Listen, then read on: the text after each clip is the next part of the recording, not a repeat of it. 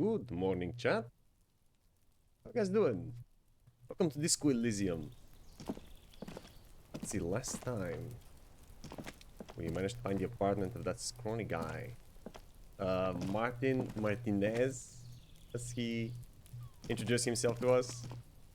This door is made of metal and appears to be reinforced. Someone here really values their security.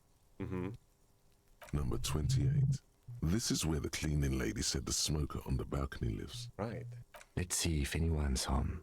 Knock on the door. No one answers. Looks like the young man we are looking for isn't home. I think Or- our best chance to catch him is in the evening. Looks around, taking in the cold spring air. Well, it is the evening, isn't it? It's like 8 o'clock. Almost. We should return tomorrow after we have finished with our day's work. How about 9 p.m.? Sound good? Tomorrow. Okay. Tomorrow, 9 p.m., right here. Apartment number 28. Good, let's go. Damn. Turns out it's quite tricky finding someone in a big apartment building. Don't worry. You'll get him. I know where he is. Remember, tomorrow. He's probably gone for today. I can just wait for him, right? To return tomorrow. Okay. There's the smoker on the balcony.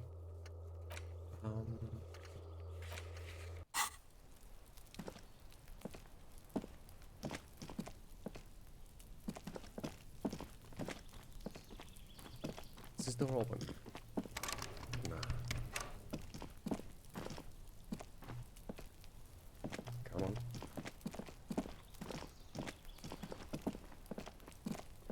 These are all inaccessible for now. Wait, where is the entrance to the rest of the building? Was that? Yeah.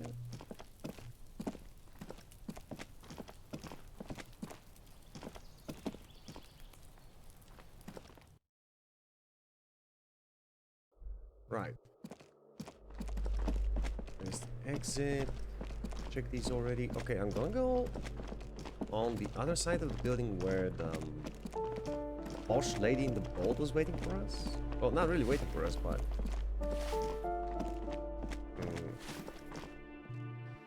I do want to speak with her. What's that?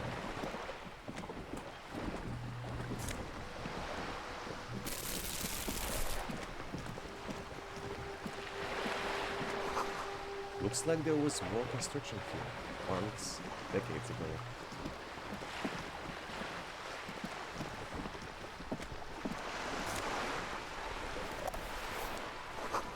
The belly of this boat shines like it was recently painted. What if I think? This is a walking resort for residents of Rue de Saint-Ghislain, 33A. Your room in the whirling isn't much bigger than this. This is worth more than you'll ever earn in all your life. Wow. A striking woman leans against the cabin top of her sailing boat, smiling as you approach. Her green raincoat glistens with droplets. A silk scarf is tied around her throat. Good evening, officers. I'm Joyce. Joyce. She extends her hand to greet me. Hi, Ivan. Good morning, man. Real nice art here. I'm digging the art of this game. Joyce L. Messier. I represent the board of Wild Pines, the owners of the harbor. You gentlemen must be from the RCM. She represents the board of Wild Pine. Wasn't the union retaliating against Wild Pine's policies? Silk Scarf. Hollow Knight reference? I don't know. It could be. It could. Joyce L. What does L stand for? What exactly is the RCM? I remember hearing it from somewhere. What gives way?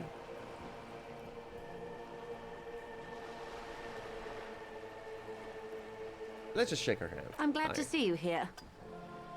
Her grip is tight but cold. Like steel. There is strength there. If she wanted, she could sink her nails deep into your skin. Yee. I was dispatched to handle a strike, not a lynching. Anything I can do to assist the RCM in this matter, I will, gladly. That is good to hear, madame. My colleague will take the lead on this interview. I should let you know that he is recovering from an unusual medical episode. Very unusual. But I can assure you of his ultimate competency. Oh man. Kimmy's like the only guy that believes in us and our capabilities. You know what's strange? We forgot some basic things like who we are. What are we fighting for? Like, how old are we? Our name? Where do we live, right? Everything about us. But that memory loss doesn't seem to affect our detective skills. Just convenient. And interesting. I can also sink my nails into someone's Shut hand up and whenever take my I do a money. handshake. She ain't special. Yeah, you tell her, man. Maybe we should... Oh. Hey, Master. Welcome, bro. Hey, thank you for the result. How's your day, Master?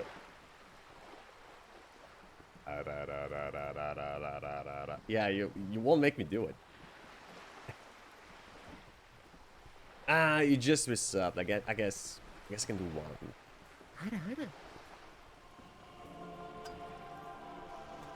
Just for you, Master. How's your day, bro? There's a trace of irony in his voice. Mischief, even. This is a tactic. Wait, what? Trace of irony. Kim. How interesting.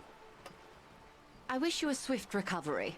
In the meanwhile, you have my full cooperation, and the full cooperation of the Wild Pines group.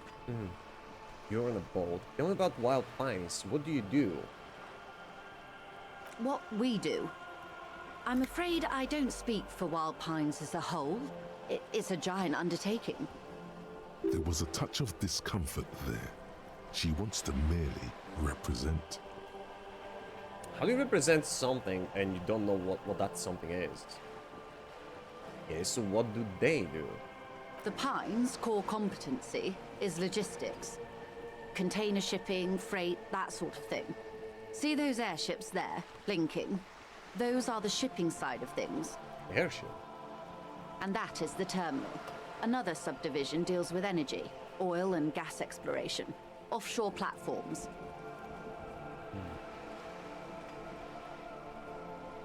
Oh my god, now it's much better. What is? Oh, your day? You're welcome, bro. Why the rivers different with the same column in Discord? I'm not sure I understand. Wait, what?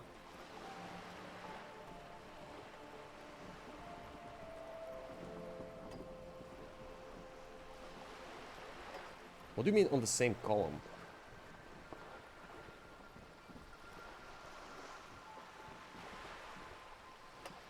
Oh, well, because the Twitch subscribers are also regulars. You know? You can differentiate them by the color of their names. The blue ones are regulars, the Twitch subscribers are purple.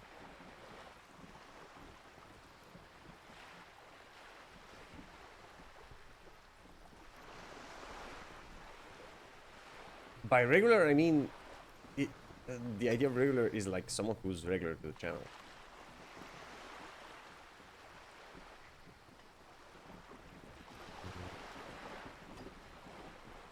You're still a newcomer. What? Man, I changed you a long time ago. What do you mean?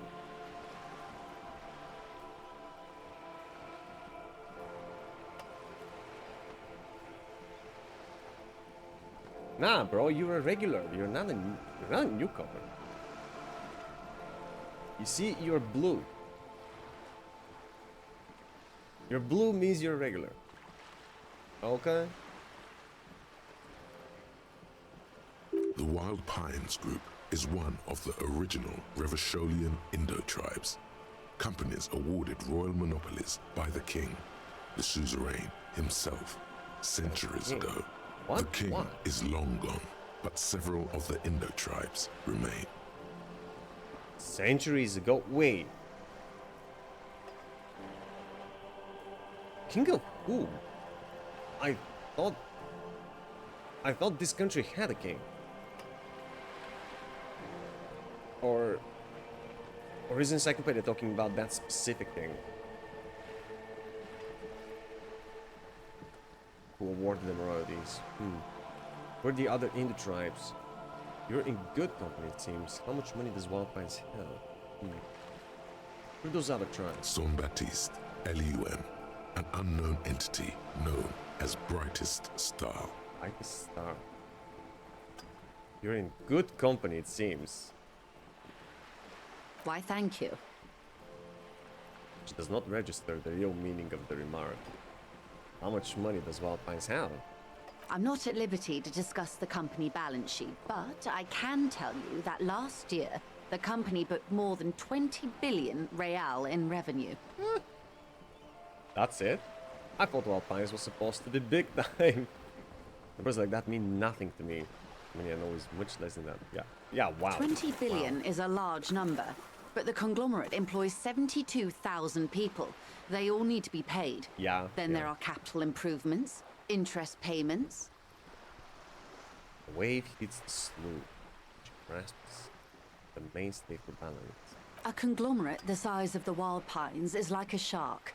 If it stops moving, it will die. Then what becomes of those 72,000 families? It's a tremendous responsibility. She's not wrong. Where does Wild Pines get all these billions? They started as an exploration and cargo fleet conducting trade between the Samaran and Insulindian Isolas 250 years ago, when Pine ships explored the South Seminese and charted Lomantang on behalf of the suzerain. Centuries of care, deliberation, and madness have gone into this endeavor. Vessels pass through the great unrest to re-emerge with apricots in tow. The logic of the system is totalizing. It's taken everything from its employees to build it. Probably helps to start out with a royal monopoly, yeah. Why did it receive royalties like that from the crown? What is such a huge system wanted a place like this? Yeah, the royalties probably You help. know more than you let on. Certainly it helped, but most of the original Indo tribes have failed or been absorbed. To survive, Wild Pines had to grow and adapt. No suzerain did that. True, okay. But they had a huge push. You mean aside from being the terminal's legal owners, who are responsible for moving 8% of the world's cargo? Oh, wow. 8% of all cargo in the world. That's quite the endeavor indeed. Don't keep it moving. The workers do. The company's nothing without them. But also, the workers are nothing without the company. We built this district. You did that, huh? We. There it is. She owns up to it. We. I thought she merely wants to represent.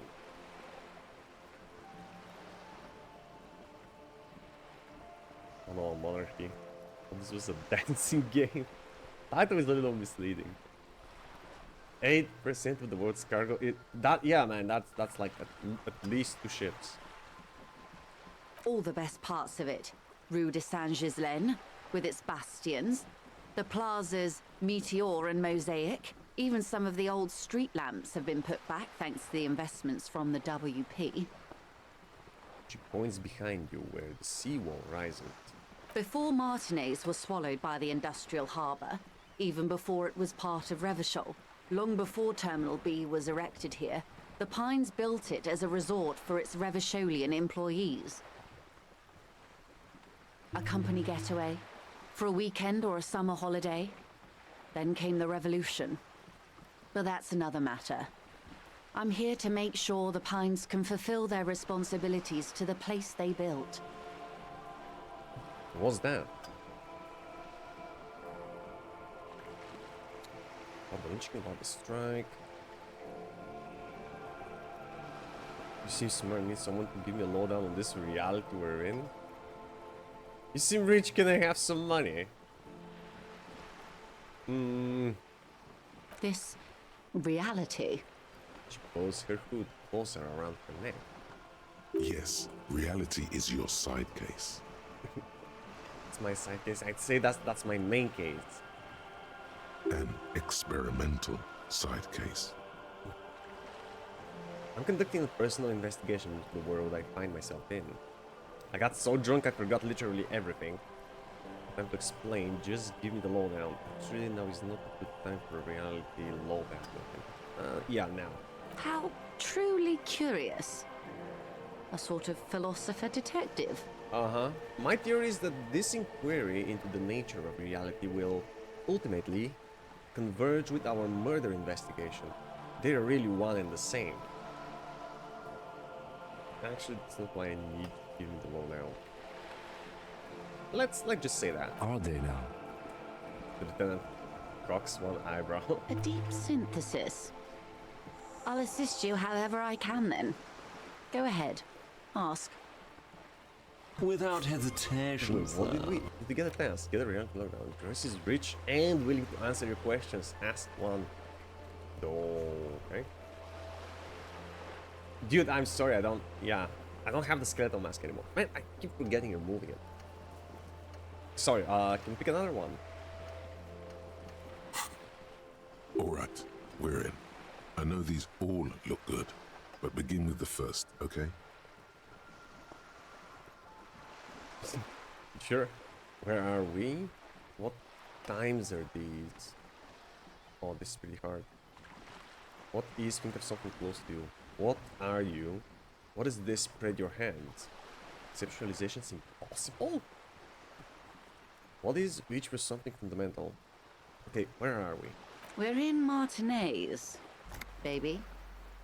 Baby? A casual term of endearment popular among the 50-plus crowd. It's a disco holdover, pay it no heed. Yeah. Did you just assume I'm over 50 years old? I am a disco holdover myself. Aren't we all? She refers to your corresponding ages. Yeah, I know this. What is Martinez? Martinez is a district of Revachol. A very small district tucked away near the industrial harbour, north of the 881 and Jamrock.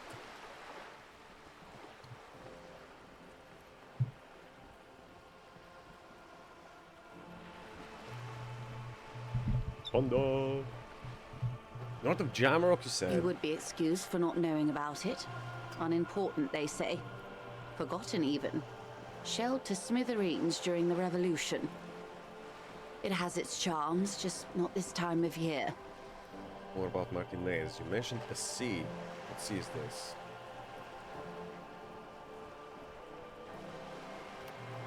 I'm not a good ambassador.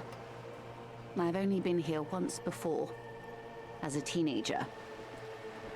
Not a lot has changed. There are ruins, a terminal, fishing boats, reeds, boys with boxy shoulders. As I told you, Martinez used to be a province, a workers' resort before the city swallowed it and the artillery did its part. Now the reeds are the real star of the show here. The further down the coast, the wilder it gets. Reeds. Okay, you mentioned the sea. What sea is this? It's not really a sea, it's the Bay of Revachol. And the bay feeds into the ocean. Are we near the ocean? Yes. We're on an island in an ocean. The world's largest body of water. The Insulindic. The Insulindic... That's the ocean? I was left with the impression it's a continent or an island or a country. Okay, so that's the ocean. Known to the early Revacholians as Les Immensités Bleues, the Blue Immensities. Blue immensities. Beautiful. What's the name of this island? Caillou. Imagine a pebble. A smoothed over pebble amidst a great blue sea, misshapen, cracked. The cracks are the river Esperance. We're in the delta of this river, on the 6th branch, the Martinez distributary. Okay. What is Martinez? That's Martinez. What's Revachol? Or perhaps even more than the regular aspect of the game.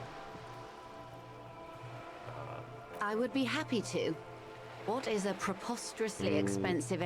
We're in Martinez. Martinez, you would be excused for not knowing about it. Okay, Revachol. Revachol is what you call a city. What kind of a city? The great kind. Okay, what makes it so great? History detective. They built this city to resolve history.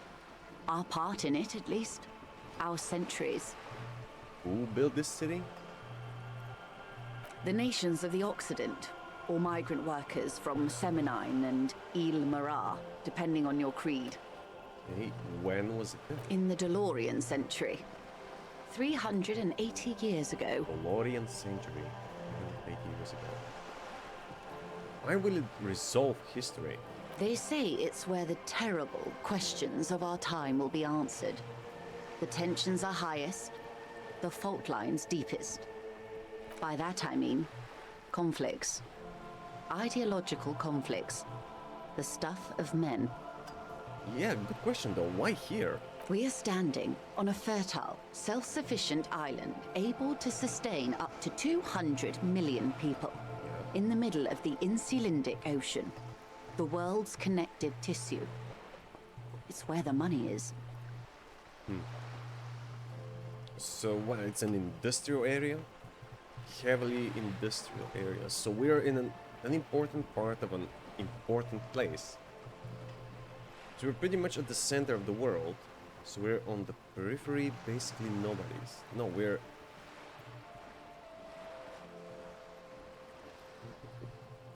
an important place. I think it's fair to say so. Martinez is about... She points across the water where the skyscrapers rise. We've got skyscrapers? A sparkle of lights on the horizon, like evening stars above the curvature of the planet. 22 kilometers from the center of the world. That soldering iron is the bank of the world building. The bottom floors are Insiacom. Coalition government, Insulindian Mission Command. That center of the world, does she mean it figuratively, or is geographically possible in this world to have a center? Silence. She lowers her hand. The water, the light. It's as though you're seeing it for the first time. There is no recognition, only the immensity of the sea and the cold radiating from it. Where are we? We are where we are. I have no truer answer to give, unfortunately. She watches you closely as you scan the horizon. Is that a thought? Oh. J'aimez-vous? Derealization. Oh, such numbers. This River Show Special Administrative Region. Kail.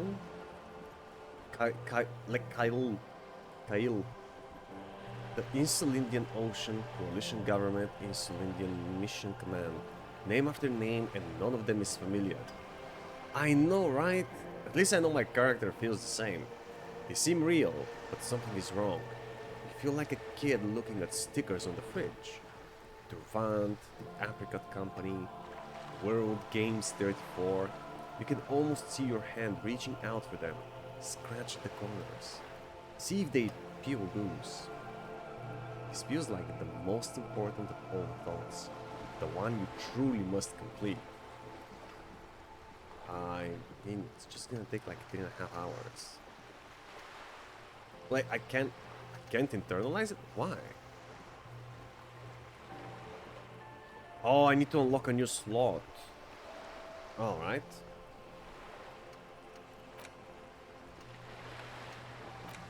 I can just forget, right?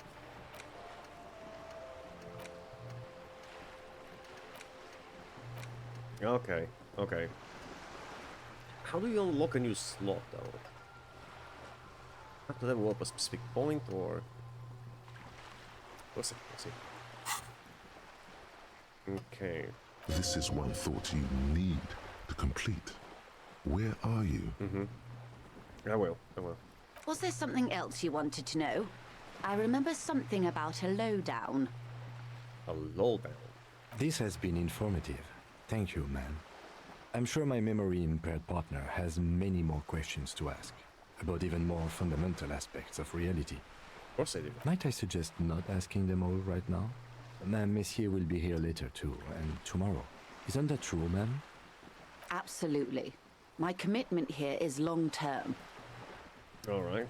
You're a light lieutenant, I'll continue later. But I want to know everything now. I should probably listen to the lieutenant, right? It's better not to eat all your candy at once. Agreed. Indeed. But there's such a I'm tasty always at your candy. service.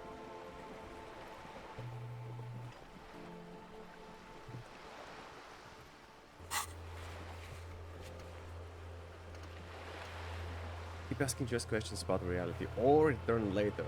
So here whenever you need the info.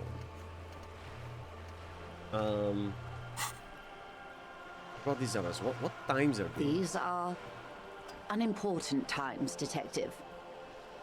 You and I were born after the dust had settled. 1,000th of a second too late. Too late for what? For the big time. Her eyes light up. There's a flash of teeth. What's the big time? The revolution. Why would you want to be part of it? I mean, those were disturbing times, right?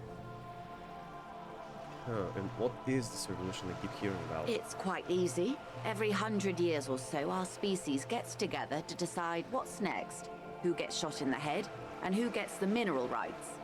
It's a real kerfuffle. Kerfuffle! Oh my god, that's such a lovely word. One of my favorite English words, bro. Kerfuffle. Who got shot in the head? Those would be the communists. Generally speaking, 40 million people got shot in the head during the World Revolution. But the communists, they all got shot in the head. Good. Oh, and the anarchists too. Good. They shot them well. So well, one forgets they even existed. Very good. She likes the totality of it. Yeah, me too. Already liking this lady. You could say they got totally shot in the head.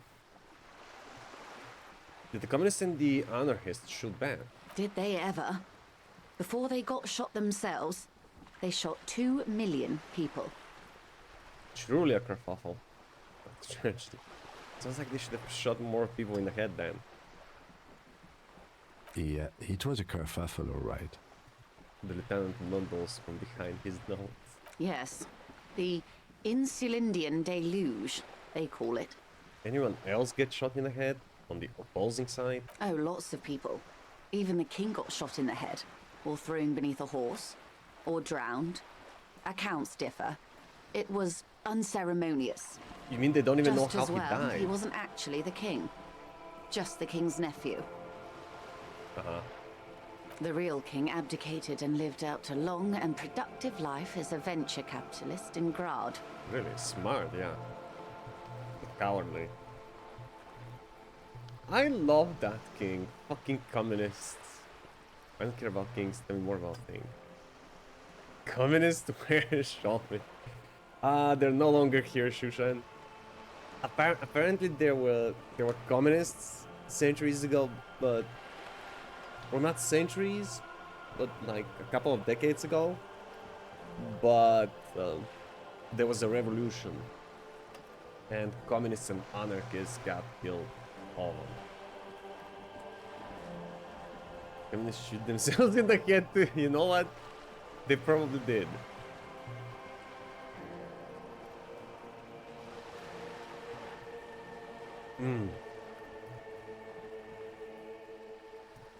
Smart and cowardly.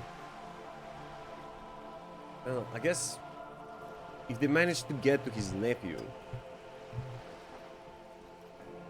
what good would would it be for him to stay, right? Yeah, I think he was smart. Yes.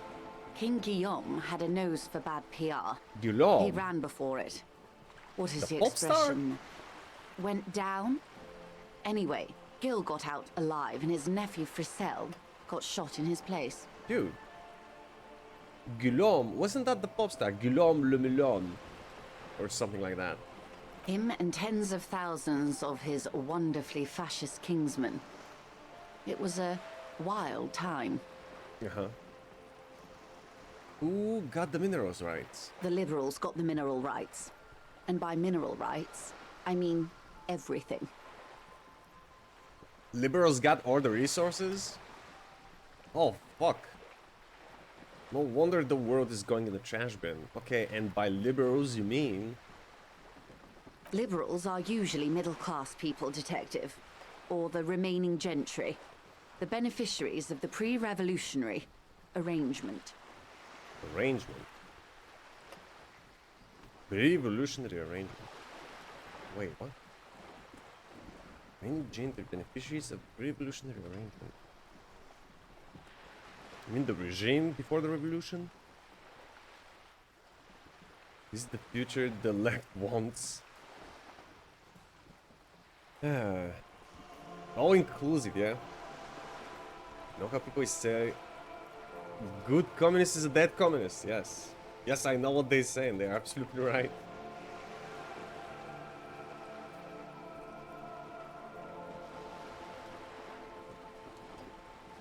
Anybody who wants communism in their country hasn't lived in a communist regime.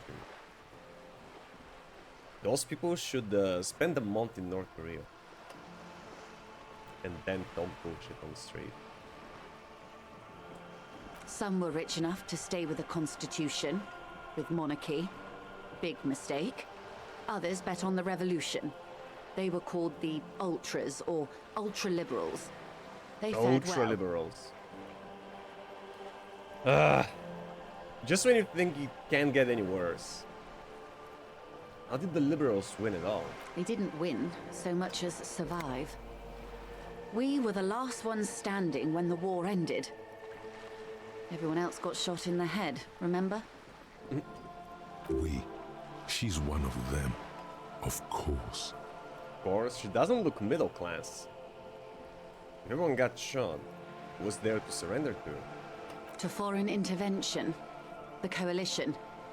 Those people really took the mineral rights. The coalition. Foreign intervention, the coalition. It's like super Nazis and Omega Democrats and Omega Crats. Super Nazis. Omega Crats. Yeah. I'm not just a regular Democrat, I'm a Megacrat. Wait, you just said the liberals already took everything. The liberals took everything that wasn't nailed to the ground. Right. The coalition Took the ground. The ocean, the laws, and the people. Fuck me. Who are these? The coalition of nations. Grad, Mesk, Vesper, Messina, Oranje, and Sur-le-Clay. The armed center of the world. They landed here and ended the revolution. It was the moralist thing to do.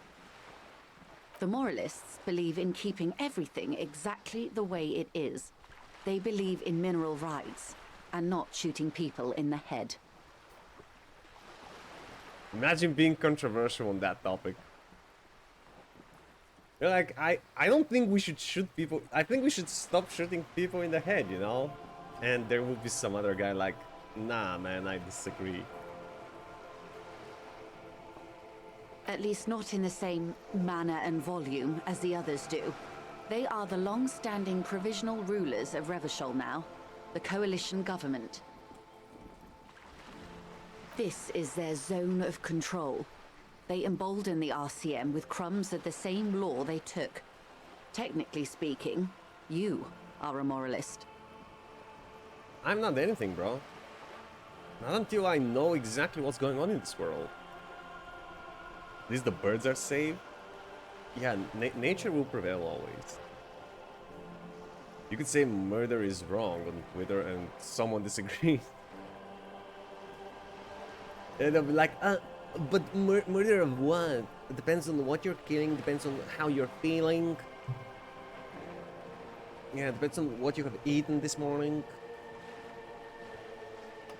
A political moment. The color of moralism is blue. The official motto of Moral Intern, or Moralist International, is a blue forget-me-not, a piece of grey sky. Unofficial. For a moment, there was hope. I don't think I'm a moralist, man. Yeah, see, the thing is, I don't know what to say because moralists believe that things should be kept exactly as they are, right? That there should be no changing. I don't know how things work in this world. Not just technically, practically. For a moment there was hope.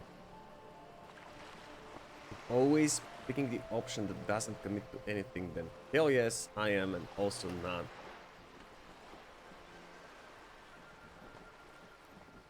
Open the Elysium with crumbs and the same law they took. Technically speaking, you're a moralist. I don't know what a moralist, man. Of course. Not easy to be moderate about head shooting in your line of work. What? Rooty tooty, pointy shooty. Really? That's all you can say? That's the way of history. Rooty tooty, pointy shooty.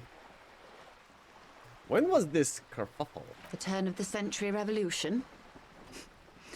Don't answer it. It's a trick question. Don't answer. Who are you talking to? Smiles mischievously. Don't answer it. It's a trick question. The revolution began in '02 on the Isla of Grad, though by the end, nearly the whole world had gotten involved. It wasn't a who, but a what. A pandemic of Zarat, a particularly virulent prion disease, which the authorities in Grad proved unable to contain. Then Mazov came along and overthrew the government. Mazov. What did this Tsaran do? It made people overthrow their governments. What? How did... What? How? Of course not.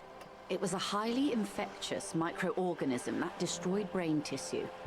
The actual causes of the revolution were material. The pandemic only provided the spark. Well, because people were like pushed to the corner. It was a funny time in history. They discovered transistors and rock music, but they didn't know anything about prions. Nobody did. Where did it spread from there? From Revachol and Grad? Not far. The world managed to cauterize itself. Oh, good. Mazov's government was overthrown in '08, and the coalition crushed the Revachol commune 2 years later. It was the end. What came next? Why? You and I, officer. Our lives in the zone of control. Right, so what is the zone of control? A city-state divided into free market zones under the everlasting interregnum of the Coalition of Nations. And you, of course, the citizens' militia. The zone of control is the third incarnation of Revachol, after the failure of the suzerain and the commune. Right. And what happened in the rest of the world? Modernity. They developed the marvels of the inter-eslary communication, telematic milieus, radiation, colored plastics. Meanwhile, in Revachol West, the aftermath continues for the 5th decade. 51 minus 8 equals 43. But you're saying it's been like that, it's been like this for 43 years. Time flies.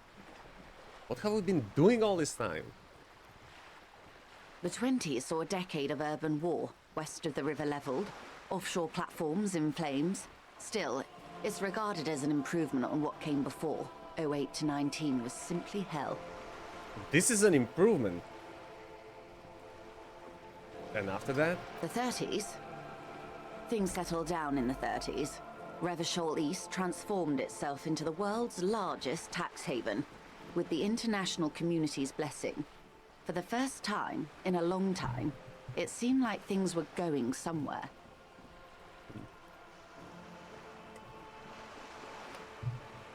All that untaxed income must have fueled the new. That can only mean one thing. That's when they discovered disco. Yes, and quantitative easing. It was a market mirage, unfortunately. The 40s dispelled it. An Isla-wide hangover, you might say. So, here we are.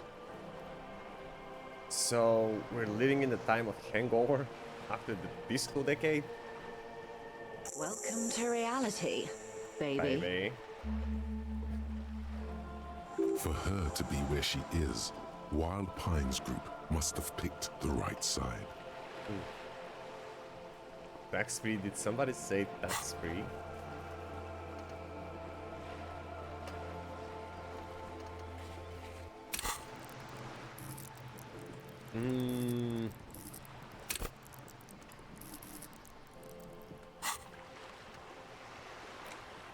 Unlock. Open a sword. Spend one skill point to unlock a sword. Okay, you know what? Yes. And now I can turn on this pistol.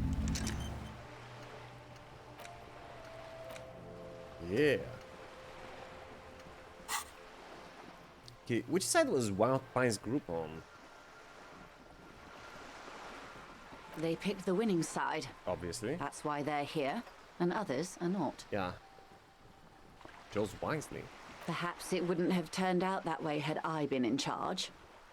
I might have bet on the king and led the Pines to doom. You would have sided with the king? I would have sided with the cannons. If you'd seen the calibers of the things, you might have too. Perhaps it's better I was born when I was. 10 of the 14 Indo tribes got it wrong. Feld, Kupri, Tricentennial. So I suppose I would have been in good company. What would you have done differently? Good question. What would you have done differently? Hey, I asked first. I asked you, who are you in all of this? I would have sought a medical solution? Sounds like Sarat drove those people mad. I would have killed more 400 million if that's what it took. I would have positioned myself very precisely. I would have made it out with the mineral rights. Well, yeah, maybe there was a medical solution to that Sarat. So a quarter of humanity simply lost their minds. And how would you stop a prion, a complex folding protein, unlife, with the technology 50 years ago? I don't even know the technology today. Hey, Blem Lucio, good morning, man. What's up? How you doing, Lucio? Welcome, welcome. I'm just interrogating an old posh lady on a boat. Somebody called her last time. Called her the lore lady. Yeah, she gives us a lot of info about the world. With some hygiene, modest social care, and perhaps a little research program. Yeah, liquidate the rabbit prion infested dogs who want to kill everyone. Cleansing artillery fire. Why the dogs? Privatized healthcare and a work ethic that does not turn your brain into sponge tissue. I mean, all three of these could work. Some hygiene for starts, a little research program. Good hygiene. Really. Yeah. A very moderate solution to an extreme problem. Was it that It's those extreme? sort of half measures that doomed the authorities in Grad. When they failed to step up, Marzov and his party stepped in. In this particular case, maybe a more robust state response might have been appropriate. Did you have? Oh man, I slept like a log. Oh. Yeah. The night before I got, I couldn't sleep until like 5 in the morning. I don't remember when exactly I posted that message in Discord. Like, I went to bed 5 minutes after that. And I was still up in bed for like half an hour after that, maybe. But after that, the next day I got a really good sleep. Really good. Yeah, and now I'm revitalized. Opinions expressed here do not reflect the official position of the RCM. Opinions when it comes to the game. This particular case may be a more robust state response might have been appropriate. Official positions of the RCM. And what is your official position, Lieutenant? My position, ma'am? My parents got ripped to shreds in the revolution. I would have gone the same way. I was saved by being 2 years old. That's my position. The abattoir. Understandable. They are what they are. Who knows? An afterbloom may yet come. Anyway, enough sentimentality. Is there anything else you want to know? Not so fast. Who is she in all this? Ask her who she is. She owes you an answer. Bro. I want to know what you are. What? What are you? I am the vilest of the vile. A traitor. A devourer of nations and infants. You what? I am an Ultra. She raises the corner of her mouth, smirking, revealing a canine. What? Wait, what's an ultra? Dios mío, draw a cross. A liberal. Cool. I liberate pretty hard myself. An ultra-liberal. It's a type of liberal. From the revolution. It's, not the moderate kind. It's an ultra kind. Yes. I am the nether creature of the Forbidden Swamp. I pushed the king under a shit wagon and betrayed the revolution. My kind surrendered the nation to financial colonists. I can see you thought we'd gone extinct. After all, no sane person identifies as an ultra-liberal anymore. Not in broad daylight. You're a centrist at heart. A real moralist, no? Tell me, now that I've uncoiled myself, do you find me frightening? No. No. I could give you, but only because you're charming. I do hope so. I hope we're able to remain collegial despite it. Remember, we were partners, whether you like to admit it or not. There's blood on many hands, I assure you. Man, just because you're liberal doesn't mean you are responsible for the state of the country right now. When the dust settled, the liberals were the only ones left to clean up the mess. By virtue of their survival, they were handed enormous power to shape the future. This was all our last generation managed. Would you have done something differently? With due respect to our overlords, the eternal caretaker government that keeps Martinez a monument to the efficacy of its artillery, I would not have relinquished sovereignty to the Coalition. Not here in Martinez, and not in the Stella Maris or Delta Beachheads either. If not for my own sake. She realizes her small, cold fists are clenched. She loosens them. Then for my daughters. We had an obligation to defend our sovereignty. We should have burned the whole Isla down rather than let them have it. I agree. I absolutely agree. Perhaps Badass woman. my intellectual vanity will be my undoing. You're no dummy yourself. So am I.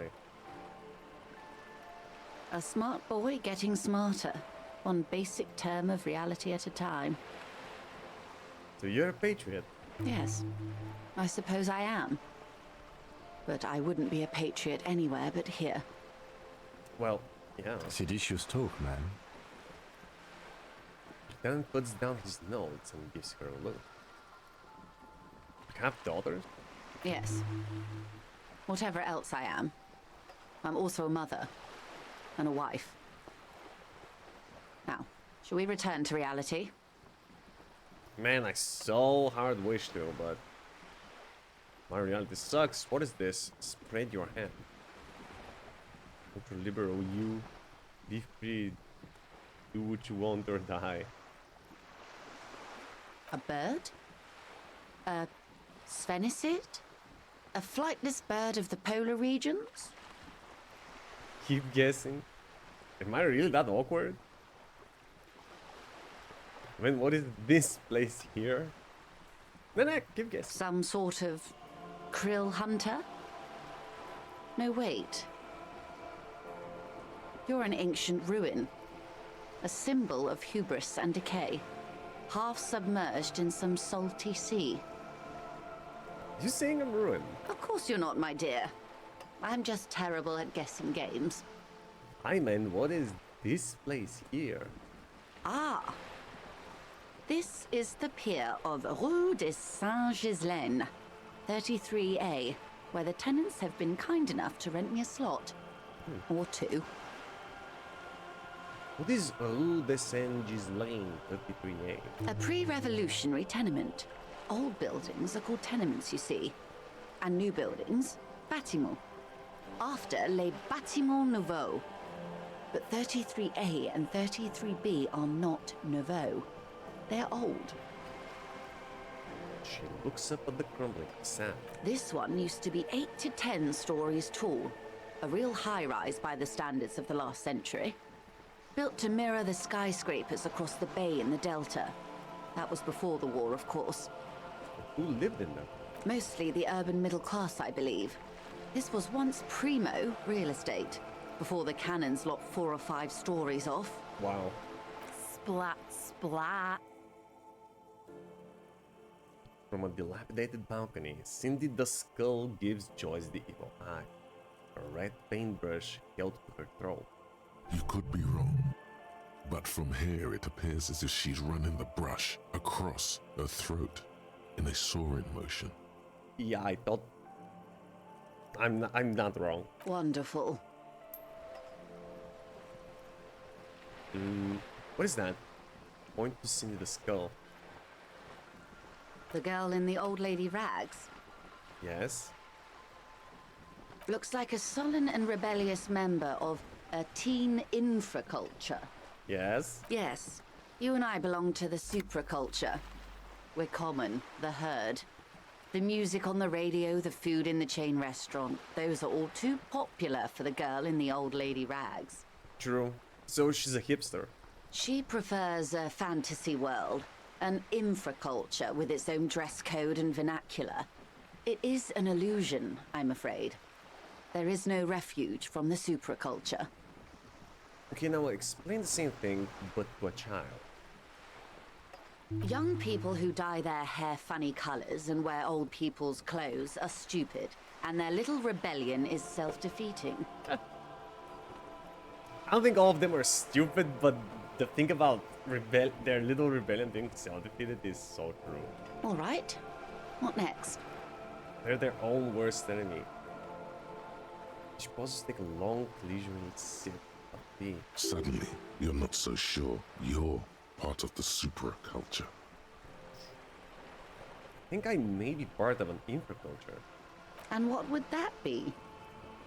Cop? Disco? I don't know. I just feel it. Do you feel? I feel disco. I can see that, yes. I dabbled in those dark arts myself. Dark Not arts? so long ago. What do you mean? I assure you, it was a thoroughly Disco. supracultural phenomenon. All permeating. Downright mandatory. Nothing infra about disco, baby. Right? It was a super culture at one point. You're a disco? Those days are long behind me. And even in the early 30s, I would say I was more of a new girl. Disco was a minor, but still enjoyable facet of the whole thing for me. Get Snape, we gotta learn defense of the dark arts. Yeah, apparently disco is considered a dark art in this universe. The new, a cultural era, and the name of the decade it ravished, the 30s. It came out of post-revolutionary Revachol. It was ultra-liberal. Perfect world for her. It involved lots of partying, as you might imagine, and champagne-colored everything. By the looks of it, that would have been when you came of age. Now, Yeah. Okay, thank you, glad lady. to have been of assistance. The little that I know. Anything else I can do? You're on the boat. Why, yes I am. Yeah. She looks at the deck under her feet. Green and white sails flutter overhead. Not a lot of people on boats, are there? Of course there are. We're on an archipelago. How else are you supposed to get around? Right, I forgot. Wait, we're on an archipelago? Yes, we are. We are on Le Caillou. Locayo. Man, why? Caillou. I will never, chat, forgive me, but I will never learn the names, the French name, ever. Because they pronounce it in such a different way, I can't. Caillou. Technically, I really just want to say Ozone Kylo. and Fast Alamere island groups are archipelagos, while La Caillou, by contrast, is a single fertile landmass, the fourth largest island in the world. It is not an archipelago. Why is it not? An archipelago, a group of islands. Neighboring zone and island groups are archipelagos, while Kylo, by contrast, is a single fertile landmass. But I thought Kylo was one big island. Okay, if you want to get technical. The I point do. is, we're all on islands here, and sail is still the most expedient way to get from one island to another. Right. Especially when you're in a hurry to resolve a strike. Still haven't seen anyone else sail a boat around here. I haven't seen anyone else drive a souped-up Capri Kenema motor carriage either. Wait, how do you know what car we're driving? Actually, that motor carriage has been specially issued to serve as a patrol and pursuit vehicle. Yeah, maybe that's why you haven't seen one, lady. It's for crossing long distances in the greater Ravachol industrial harbor. It's not a toy. Neither is this. A toy, I mean. It's a machine for crossing long distances in the Bay of Revachol, between the city and the islands. I use the boat. Hey, Mo. Not now, Kim. You need to make this lady admit she's only riding around on this boat because she's rich. I don't need.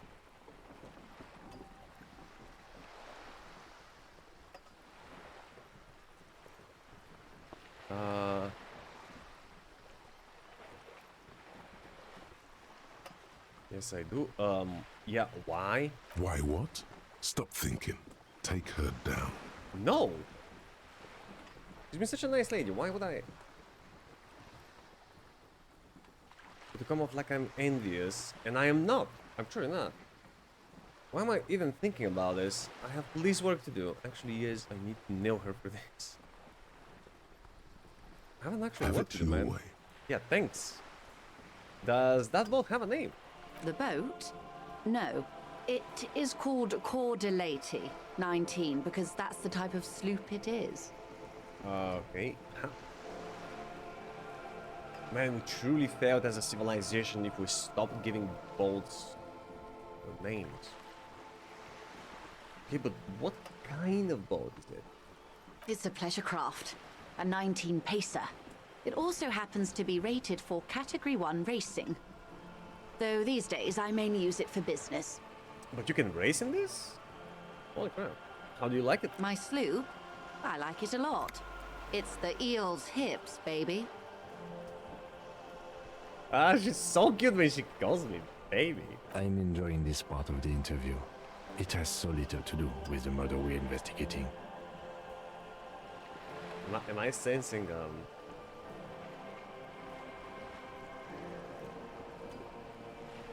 Am I sensing some hostility, Kim? You have a license for this boat. Oi! Oi, love! You got license for that boat? Officer, I assure you I'm a highly qualified pleasure craft operator. Leisure craft operator. That sounds kinky. The crowns of her teeth are porcelain, white as the boat's hull as she smiles.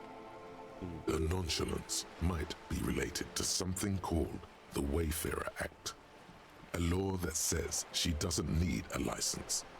Sly Fox, What? you're not aggressive enough to harass her further on this. What do you mean she doesn't need a license?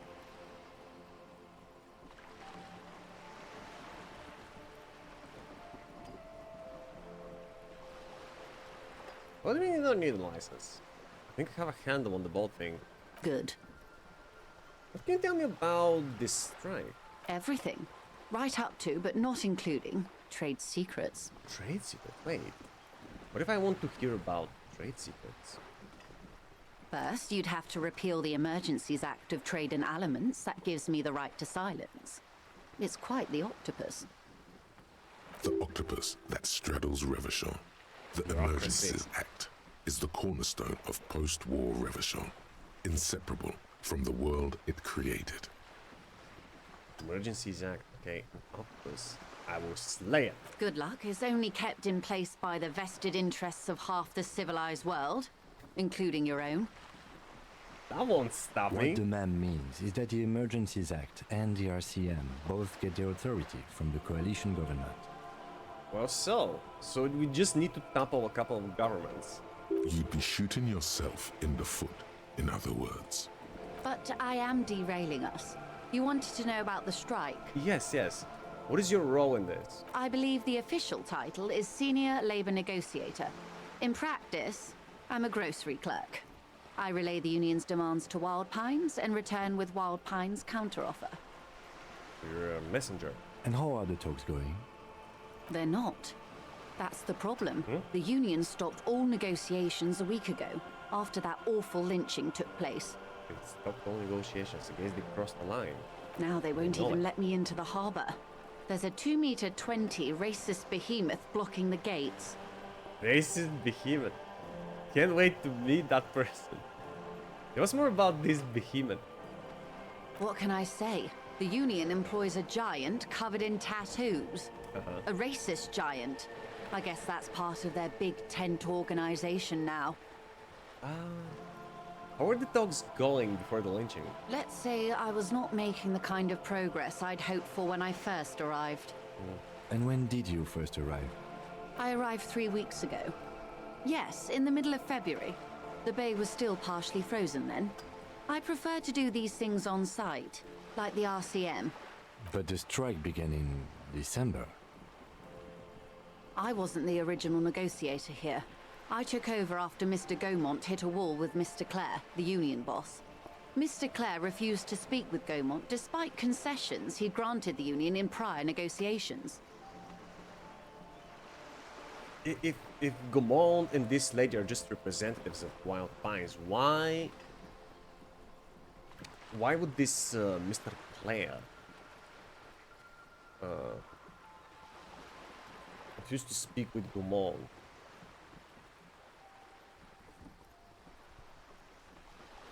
It sounds personal. Poor rich woman. 2 weeks of sleeping in a tiny boat like this. Yeah. Trust me, it's not very fun. I don't know, man.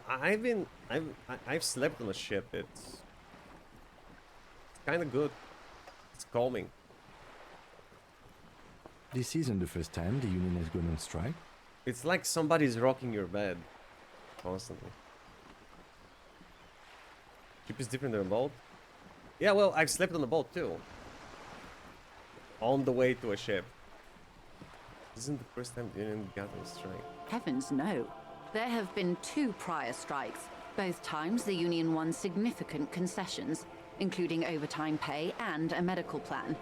This time their demands are more, I guess you could say, aggressive. Yeah. Ludicrous even. It's meant. What kind of demands?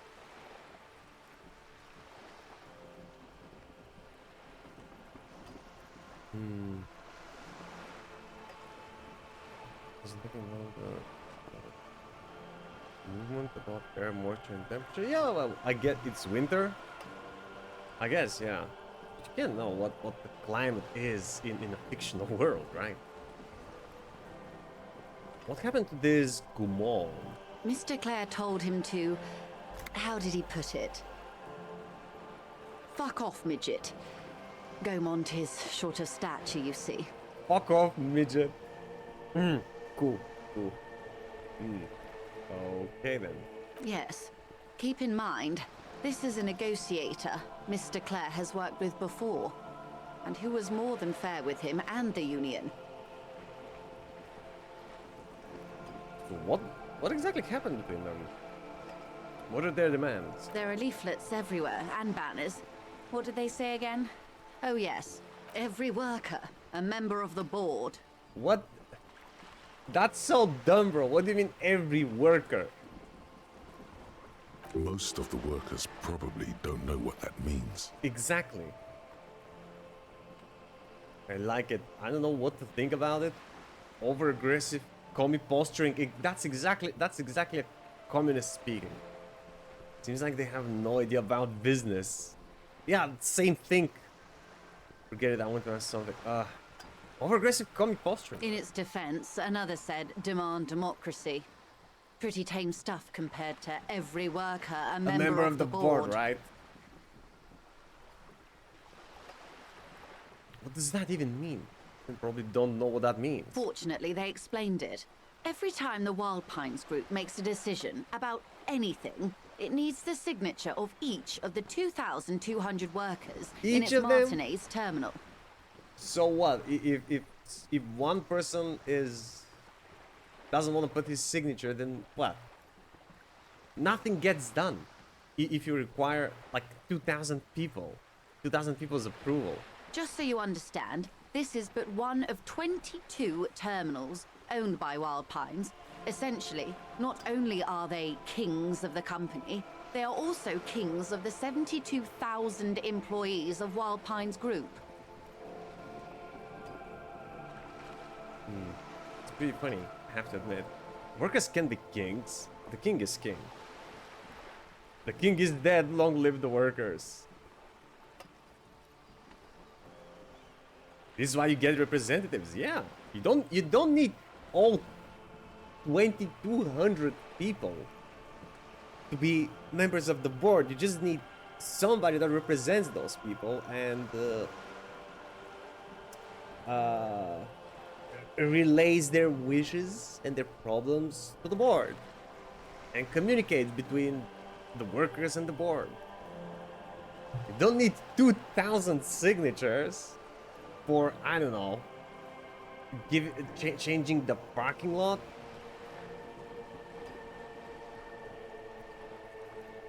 Under yellow is so hard. Alright, I'll try it.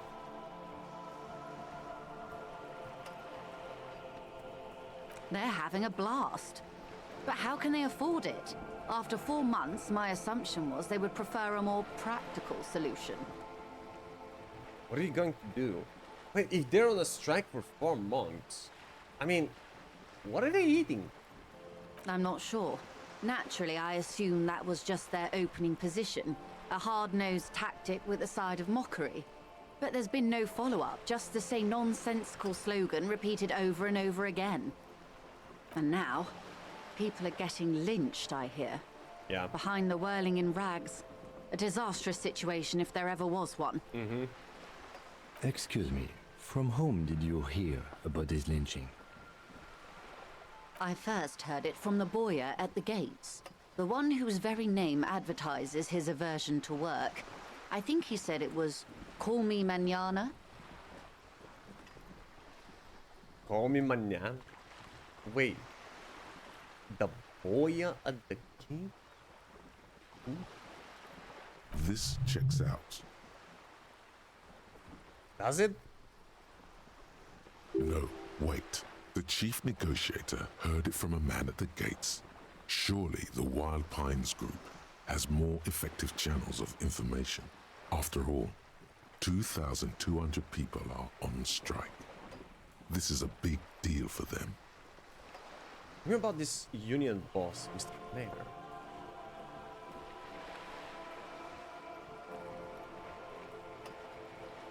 Lynching is only a problem if you have done anything wrong. It's a problem when you've got a huge angry mob against you and they're done listening to reason. Everard Clare is a man of the utmost integrity. If you can say one thing about him, it's that he always puts the interests of the workers first.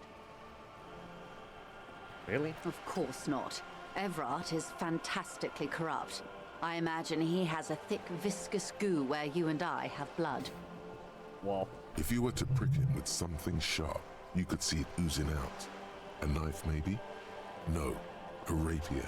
No, a shotgun. You sound like you're about to take a rapier to him. Is he that bad?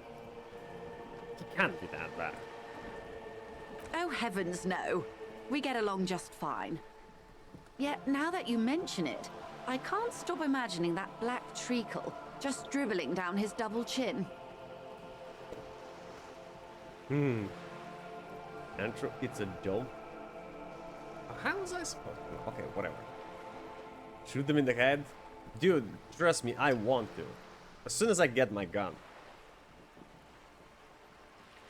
You love to say that in surveillance argument.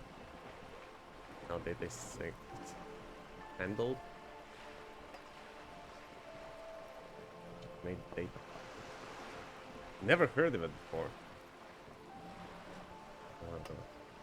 Is he that bad? He is the most corrupt individual I have ever seen, and I deal with men like him for a living. If there is anyone more venal, more irredeemably nepotistic, then it's his twin brother, Edgar. Wow. Where can I find... Yeah, where can I find both of them? Yes, Edgar looks exactly like his brother, except for that lazy eye. He also talks exactly like Everard does, and when one's term as foreman is up, the other takes over. It's how they circumvent the term limits, you see, with a funny little switcheroo. While in office, they've embezzled God knows how much of their workers' dues. Switcheroo. What about the union itself, outside the Brothers Clare? The Débardeurs Union was once a perfectly normal institution. 20 years ago, anyway. It must not have been easy to establish under the Emergency Act, but they did it. I can respect that.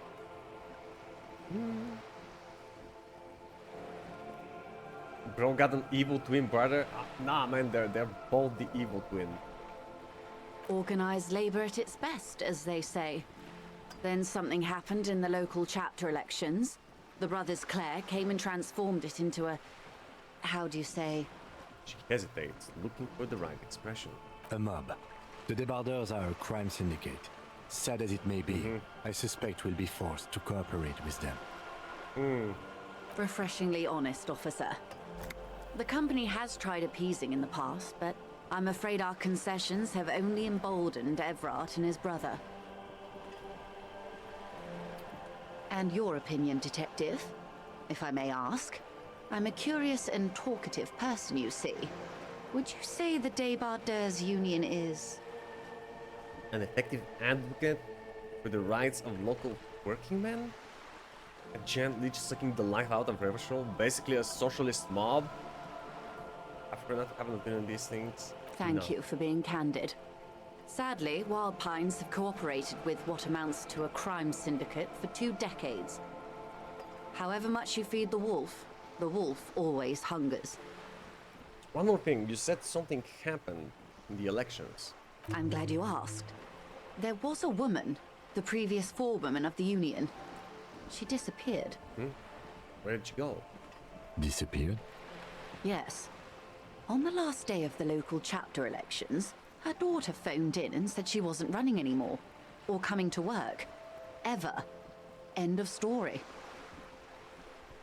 Some kind of extortion, probably? Indeed. The company suspects foul play, but there's nothing they could do. It was a union matter. The point of the presentation is, these kinds of things happen around the Clares. Watch out when you're dealing with him. No, they should be watching out for me. Thank you for your concern, ma'am. We'll be just fine. That's all I need here. Change the Of course. What How can you else tell can me I help? about this lynching? Quite a few things, I'm afraid. Chief falls silent for a moment, contemplating something. The information I'm to share with you includes sensitive trade secrets. For the sake of my employer, I have to ask for your names and badge numbers.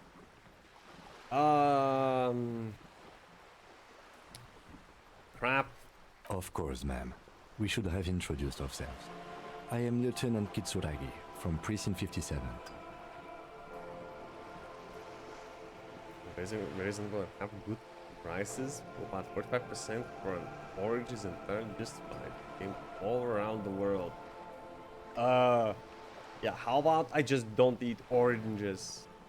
Fuck them prices, man. No, because something is just too expensive in the market. I'm just gonna go somewhere else or buy something else.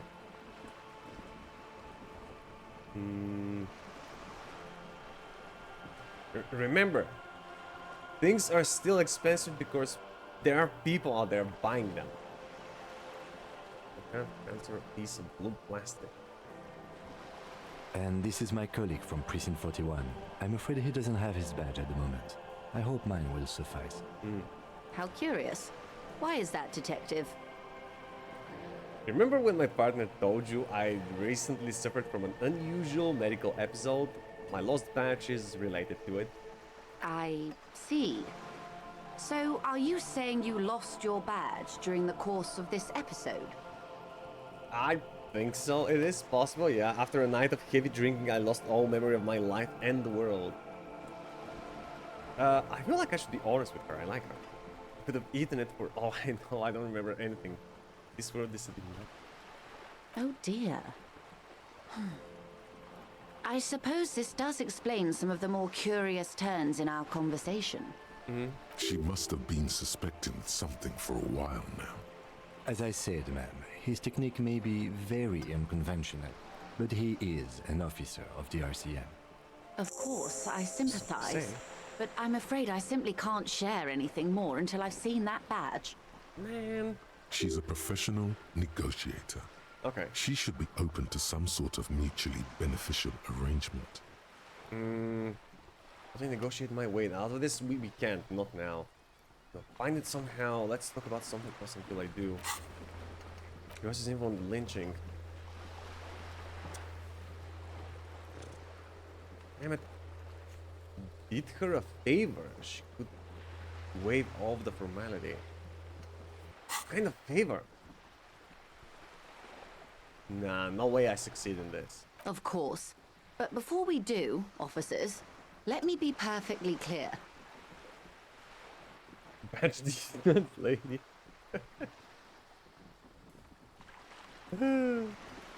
Actually, what do you think of the live action Avatar? I haven't seen it. I stay away from live action. Cause like, listen, even if they make like the best live action adaptation, we have the cartoon, which is superb in any way. So why would I even waste my time watching the adaptation? It won't be better. It could be enjoyable. It might have interesting effects and even top-notch acting. But why would I, even if it's that good, why would I go watch the second best version of Avatar rather than the best? Know what I mean? I haven't watched the One Piece live action either, so even though I've seen some shots, it looks interesting, it looks cool even. I've seen One Piece and I love it. I don't need to go watch the live action as well. Hi Blipsqueak, how you doing, bro? Few weeks? I've been doing good, man. Just started Disco Elysium a couple of streams ago. But I ask you, why is there a live action remake of a work of art that is all about celebrating the medium of anime? Well, what are you talking about?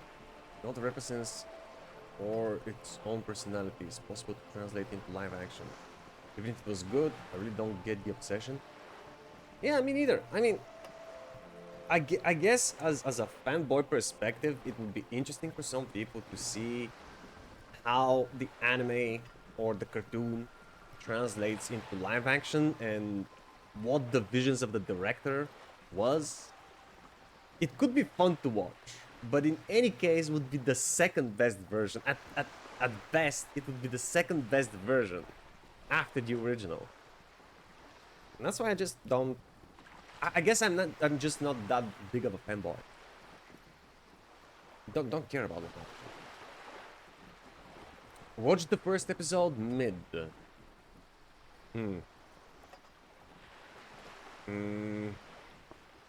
There has an incredible amount of anime references direct on the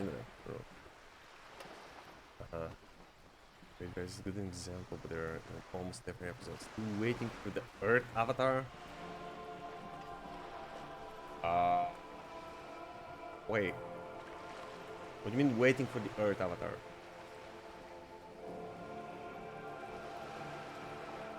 The one before Aang, right? Yoshi? Because money, Blib knows it.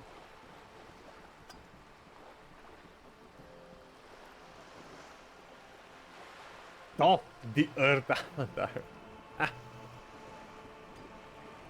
Oh, you're talking about Toph? Oh man, yeah. You know what? I would go watch some Toph scenes in the live action, just because it's Toph.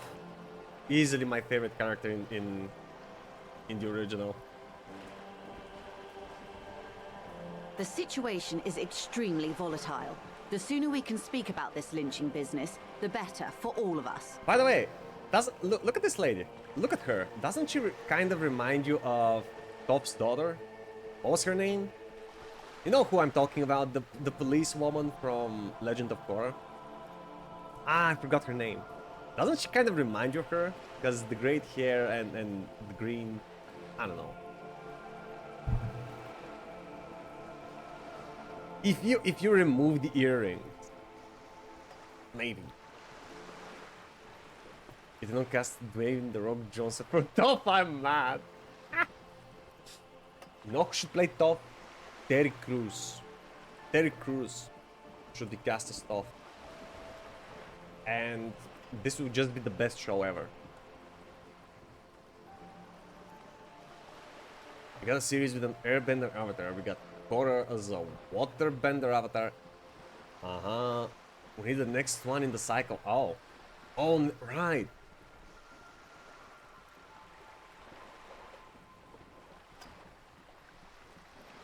Next one should be Earth. Ah. Oh. They came close with the movie. What do you mean? First and last time I ever cared about adaptations. What, the movie Last Airbender? I haven't seen it at all, but I heard from people that it sucked a lot. The movie. The live action movie. Not a political rating. It reminds me of Ursula von der Leyen. Who that? Tushen? Just don't, it's beyond horrible. Ah, yeah, I'm not eager to watch them, don't worry. I have better ways to spend my time. German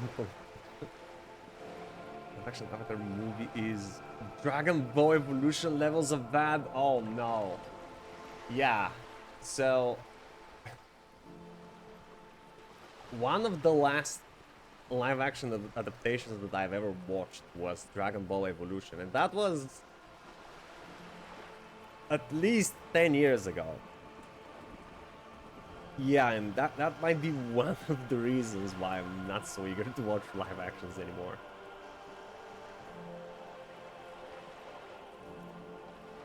I remember Evolution, yeah, I don't think I'll ever be able to forget it. If they ever made a book to movie, that would probably be an average earthbender in the show. Let's not speculate. I don't want to know. I don't want to know in how many different ways they could screw up the live action. In Evolution, they at least knew they were straying from the source material. Yeah, but that doesn't make it good. Are you sure they knew?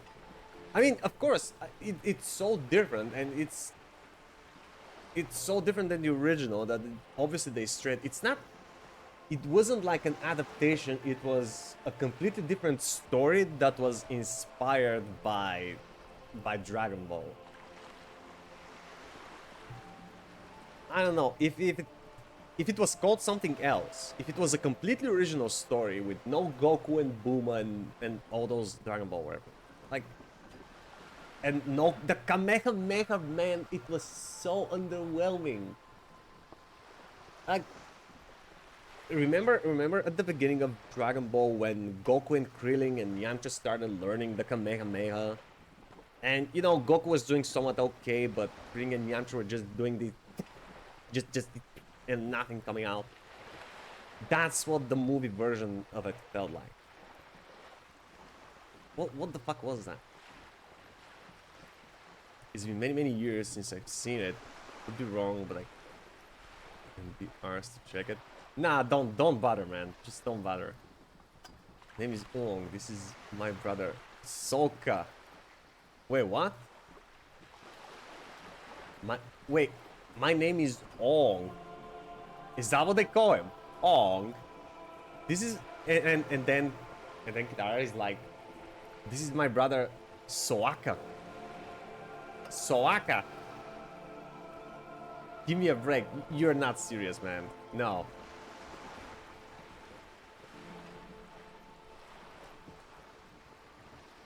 Oh no. It's kind of like the Final Fantasy remake. But imagine if you call your work a love letter to the original and it's an insult in every way possible. You have to let Goku apologize for his involvement in the movie. Good guy. I mean, he didn't know what would come out of it, right? Maybe he even wasn't, I don't know, was he a Dragon Ball fan before going into the movie? It's like Shyamalan didn't understand Atla at all. Who's Shyamalan? The director of that thing? So the actor for Zuko? Well, is the actor for Zuko sucking? Oh, he apologized. He apologized for Avatar. Good guys. You know, it's not up to them. They do whatever they can to convey the script to the public, and they act as best as they can. But like when the script is trash, when the story is not coherent, and that, yeah, it's when the show sucks. Most of the time it will be because of the director and the writers, you know, not the actors.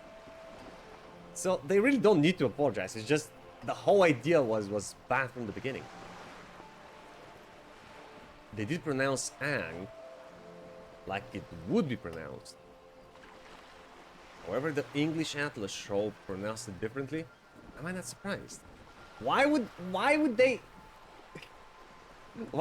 force themselves to pronounce it properly, right? How hard it is. Aang. Just say Aang. Don't say Ong. Don't say Ong. Just say Aang. It's right there.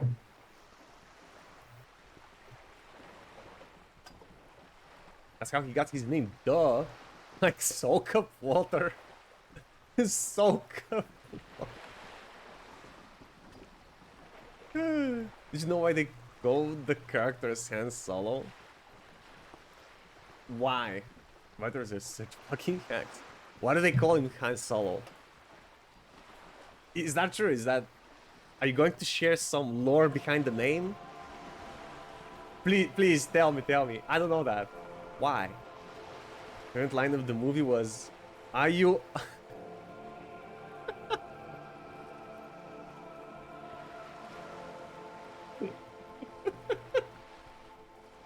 Are you? Are you Avatar wrong?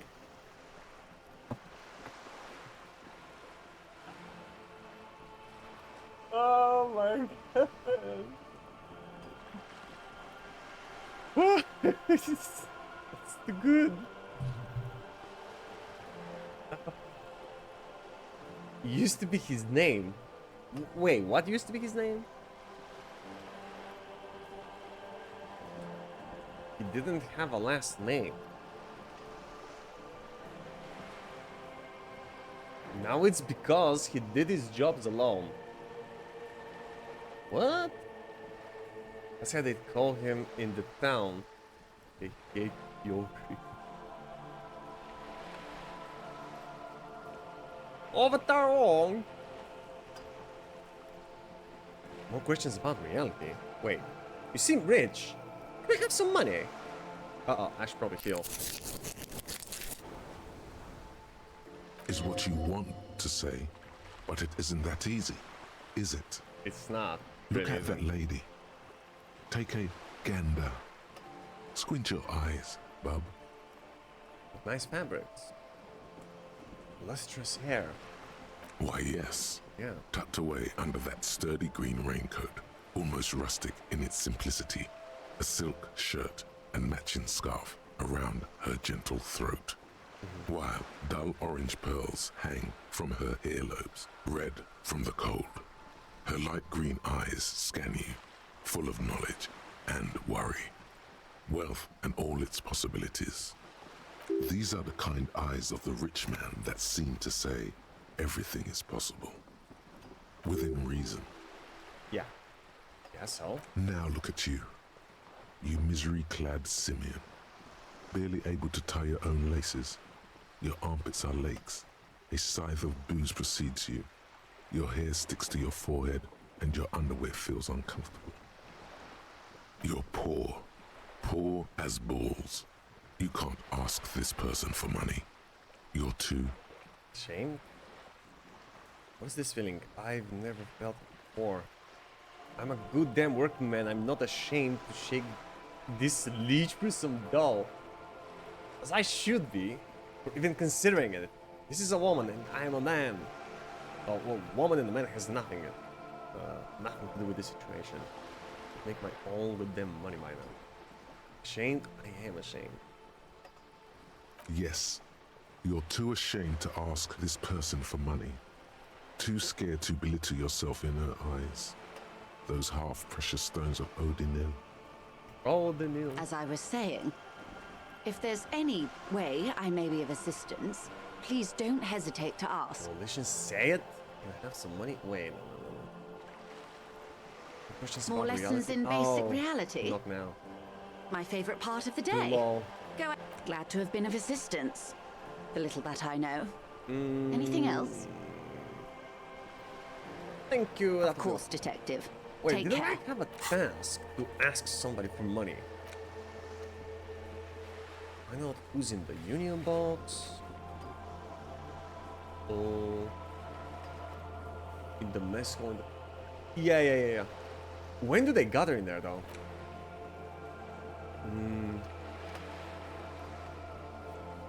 Ask him about this. Especially. Pissing match between pressing. Find booze and drink it. Should we? I guess to complete the task, we should drink just a little bit of booze. And the magic will happen by its own. After, I don't want the old lady to see me like this.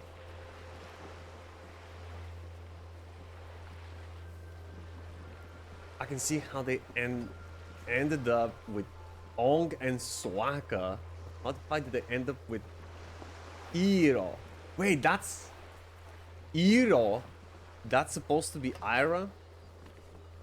Uncle Iro? Iro. Iro? Okay, listen. Have those people seen the original series? Have they heard the names pronunciations? What's that about? Iro?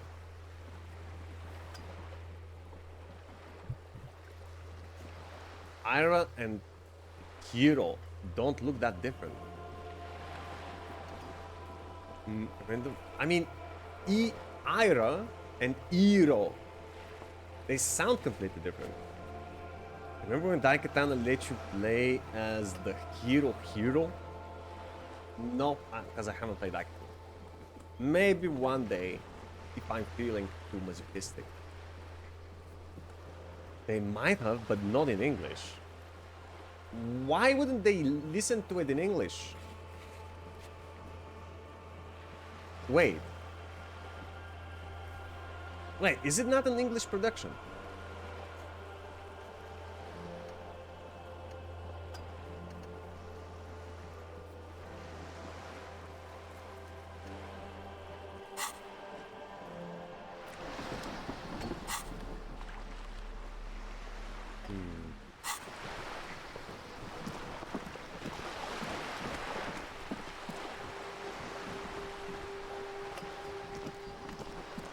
Maybe we should go back to the bell. Need to sleep.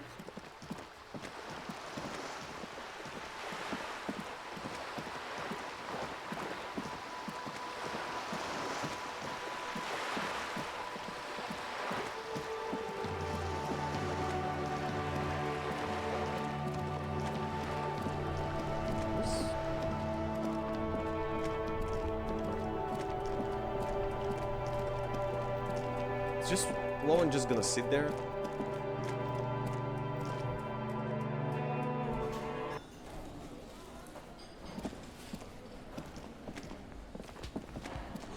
Ooh, lots of people in here tonight.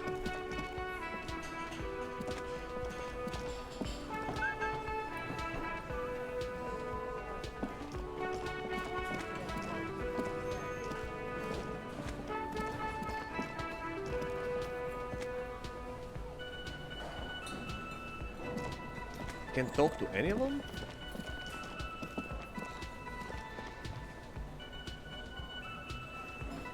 It's all about money, you know. How about you, boy? You've been sleeping here the The entire worker day. is in a deep slumber. Wake him up.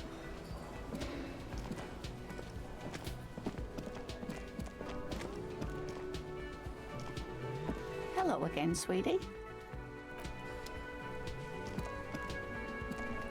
Peace go! Hell yeah, man.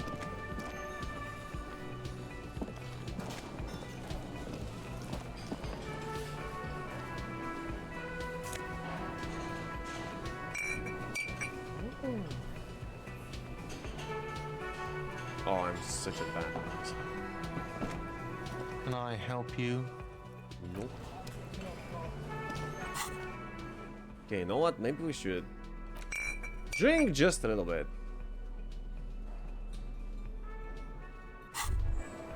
Well, hello. Someone seems to have found himself a bottle of alcohol. Here's where the magic happens. Uh-huh.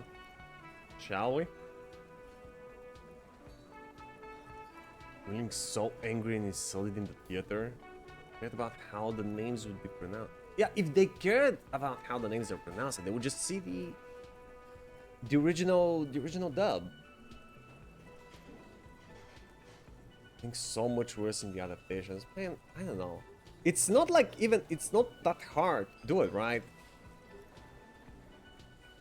All we want is for everyone involved in the adaptation to have watched the original once. This would take you like, what, a week? A week to binge watch it? The entire Avatar.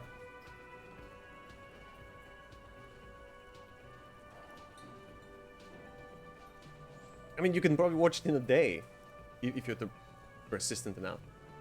I need a clip of mispronounced names in the meme channel. Please do provide. Finally, yeah, disco in this game. Finally some disco. So it wasn't a lie. You don't even have to watch the original, you just have to watch the first episode to get the names right. Yeah, I mean the names of the main characters, obviously, but you know, what about Iro? Makes sense if the written thing is T instead of Kai. Zuko got... wait, what? Got challenged to Agni Ki by Zhao. Oh, right, it was Agni Kai. Yeah, that's all. But that one I get. That one I get. But again, I mean, I'm not mad about that one, but they could have they could have pronounced it properly if they just watched the original. Look at the bottle. Light reflects off the green glass of the Commodore red. The gods have been generous. Better pop it open before they change their minds. Wow, the gods of mass Just for a production second. have made this alcohol container laughably easy to open. A child could have done it. Open the bottle. I want to finish the task, just There's a because of that. satisfying pop as the cork jumps out, and the hair on your back rises like an army at attention. You've been here before. Welcome back, detective. You're home now. What will be the repercussions if I take that sip? Nothing. Some mental stuff. Ah, I don't care Nothing about to be that. worried about. Nothing to be Physically, worried about. you'll be strong as an ox. And morally, I'll be devastated. Take a sip. A golden sun melts down your throat. Its rays filling your nostrils with sunshine. Your stomach melts from it into a happy, gooey mess. So does your mind. All the bad things are melting. You're you again. A real cop. A real detective. Incredibly well done. You're not yourself when you're sober. Drink some alcohol. Gained experience 31. In the bottom right corner of the screen, there's an alcohol button. Alcohol gives +1 to physique skills. Physical instrument, half light, electrochemistry, endurance, pain threshold, and shivers. This is good before rolling a white check, but damages your morale. And remember, From the void we came, and to the void we must return. Man, I'm scared of this game. I don't want to drink any more alcohol. Yeah, I'm done. I'm done with the booze. I choose violence.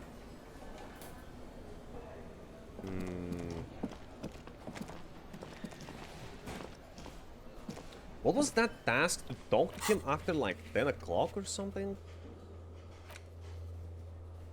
Congress and any lingering question you may have about the case in the RCM in the Whirling Rags balcony after 10 o'clock.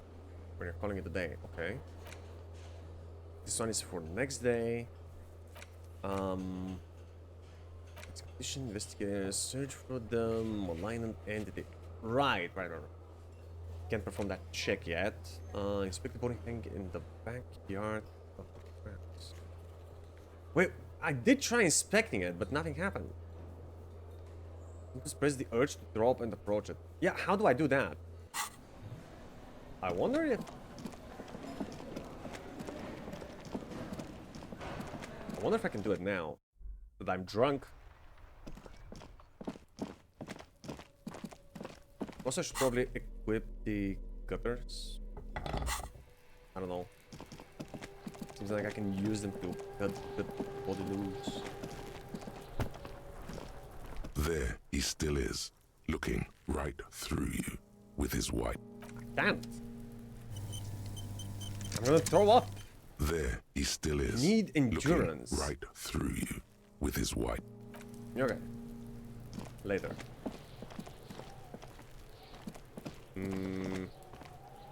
Oh, what I haven't checked. I'll go up here. So, in Kuno's house... What is it? Didn't we see that already? An empty tube of magnesium supplement. Magnesium supplement you rub on your chest to live a happy magnesium-rich life.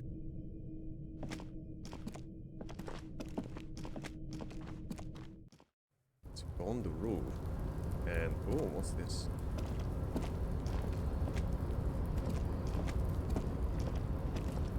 Dude, what the fuck? Can you just walk normally? Can't jump down.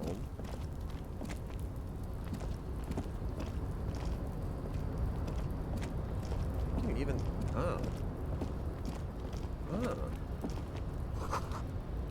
It's always going to collapse soon? Oh.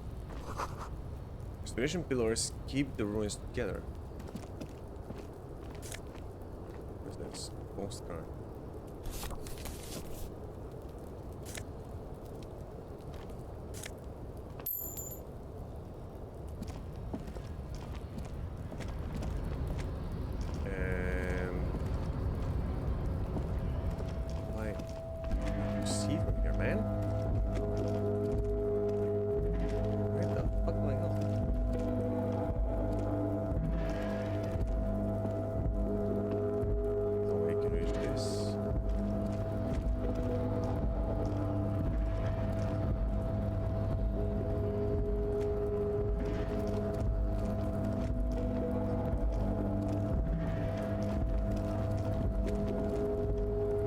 Place, man.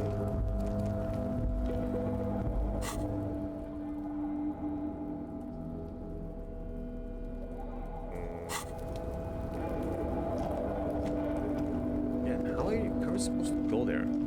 I wonder.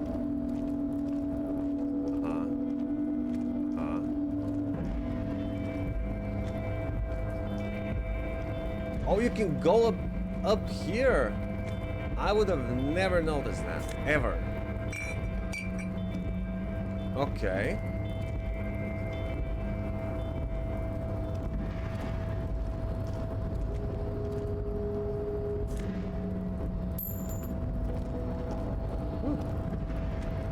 Hitting the alcohol button. Hell yeah.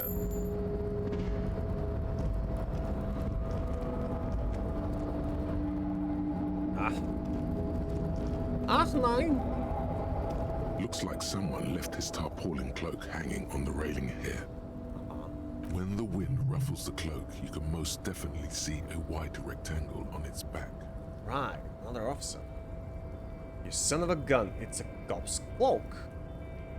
Cloak does not concern you. It does. Yes, it's probably yours. What? It bears the RCM insignia, and you have a habit of being careless with your equipment. You could probably make the jump. You look like you've done some track and field in your day. You think? Look around. What exactly are we doing up here? Wait. 58%? Maybe?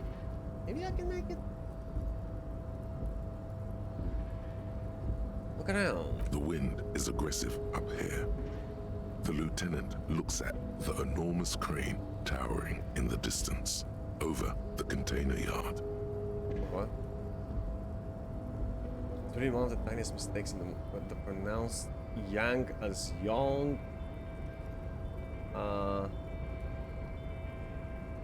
They basically butchered the foreign names, yeah.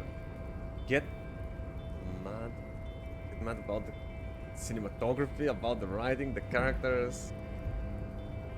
Laughable bending. Not the names, the jokes, the acting itself.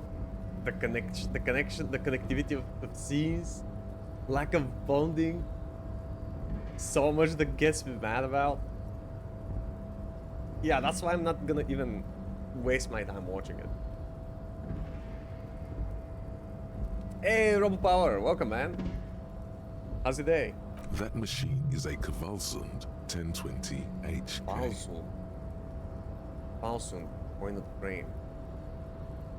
Motherfucker. Now that's a huge brain. It's just a machine, Lieutenant.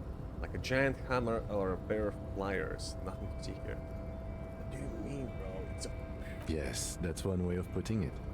It's certainly an impressive achievement of engineering. But I digress. We were focusing on your cloak here. They can use the crane to get it? Okay, so what exactly are we doing here? What are we doing? We're awfully close to breaking into the industrial harbor. They're bound to have information for us. I thought that was our intention. Or it could be that we are just exploring.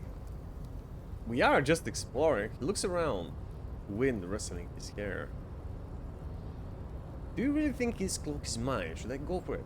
Jump? The cloak? I do think it's yours, yes. As to whether you should go for it? He looks over the ledge at the cold pavement below. Well, it doesn't seem too dangerous. 2 meter stops.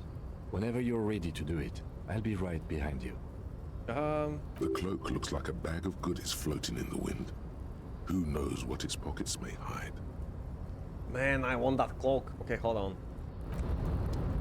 I'm just gonna stay here first. Right? Thank you, Robo. You too, man. The tarpaulin cloak with possible RCM markings is still caught on the railing. I think... As you leap in the air, a chilly breeze engulfs you, sharpening your senses. Close your eyes. Let your senses take in the world around you. Continue the voyage through the salty air. Ankles tingling from the tension, blood roaring in your ears. You are ready for your rendezvous with the concrete pavement below. What? No, I'm not. Continue the voyage through the salty air. Yes! As the concrete floor welcomes you, you realize it's been a while since you felt so alive, alert, capable. Must be the adrenaline. I knew you could do it. My climbing down might not have been as disco as your jump, but at least we can explore the harbor now. My climbing down might not have been as disco. With your feet firmly planted on the concrete, the noise of the harbor rushes back in. Very well executed, man.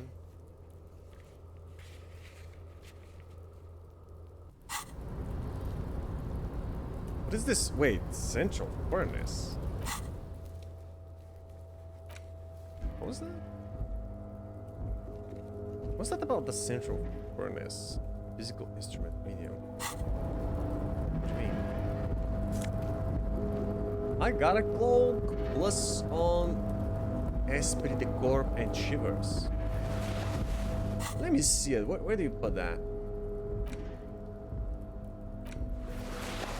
Ooh. Values conceptualization. Fine. Hell yeah. Starting to look like a detective. Oh, postcard. This postcard depicts an ill-advised residential area overlooking the Jamrock water.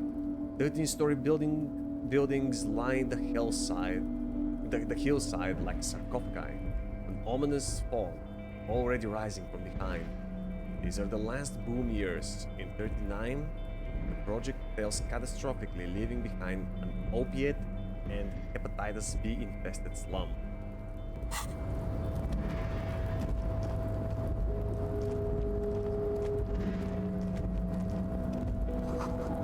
Like rainwater. Dude, I think I'm about to break into the harbor. The docks, I don't know if I... What if I just go through here? Right, you know what? I'm gonna go down there, but before we do, let's do a quick 5-minute break, huh? Alright, 5 minutes. I'll see you guys pretty soon.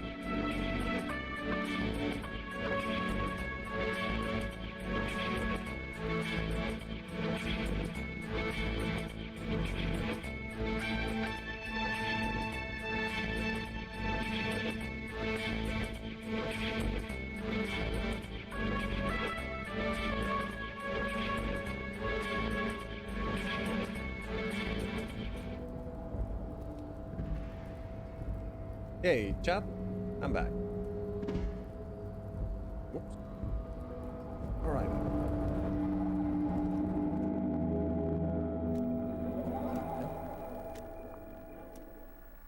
What is this place?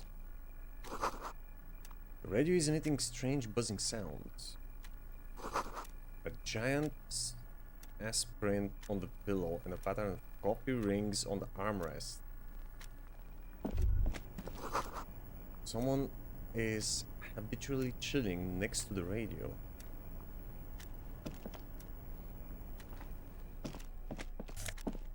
What is this? Book. La Film. Volume 1, number 4. Sure.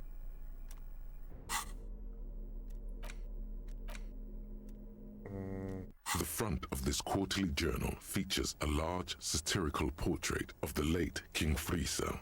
From the sides of his head, a pair of white antlers spread to the corners of the cover. The Communist King? Is that him? From the side of his head. Or is it a caricature? Why Friesel? Because Friesel was incompetent, foolish, and cruel. In short, the embodiment of everything the communards wished to overthrow. It's satire, you see. Yeah, I get it. Flip through the pages, see what catches your eye. To your disappointment, there aren't any full-color pictures to direct your attention. Oh. Just column after column of closely set text, interrupted occasionally by little doodles in black and white. No advertisements, you notice. So who's funding this radical commentary? Maybe just for amusement for the owner of this journal? After rifling the pages with your thumb several times, you return to the table of contents. The magazine is divided into several sections: international developments, Kunst und Kultur, and local concerns. Just inside the cover, there's also an editor's note. Editor's note. Hold on. Quarterly journal. Wait, is it a journal or a magazine though? Okay. Read the editor's note. Kunst and Kultur. No, Kunst and Kultur. Kunst and culture. I guess. I don't know. My German is a little rusty. Read the note. Comrade, as you know, this journal takes its name from Mazov's immortal expression, Du cristal à la fumée.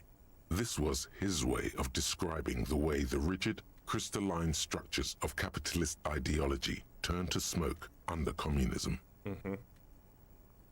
Pronunciation is funny? Yeah. But, like the structures of capitalist ideology, we too are at risk of going à la fumée. Unlike many publications which are content to spoon-feed their readers reassuring drivel, La Fumée is committed to telling the radical truth, even when that truth may drive away potential subscribers. Only 4 issues in, and it sounds like they've already alienated their readership. Gee, I wonder why. Perhaps they've overestimated the market demand for this kind of commentary. So please, if you value our radical Mazovian perspective on contemporary politics, culture, and international affairs, please consider subscribing today. Yours in struggle, the editors. Editors. Whisper Kim. I think this is a communist magazine. Let Ku pretend everything is in order. It's not. What do you expect? It was laying around the office of the Debarders Union. They're probably bankrolling the thing. You flip back to the front of the magazine. The table of contents unfolds before you. I want to catch up on international developments. This section includes a long, tedious critique of the latest round of free trade negotiations between the EPIS nations and the Free State of Semenine. You also skip over an article about heavy fuel oil smuggling along the Mesk-Messina border. Something about bear wrestling in Samara. Bear Or wrestling. riots in Yugograd. That's bear versus bear, right? Right?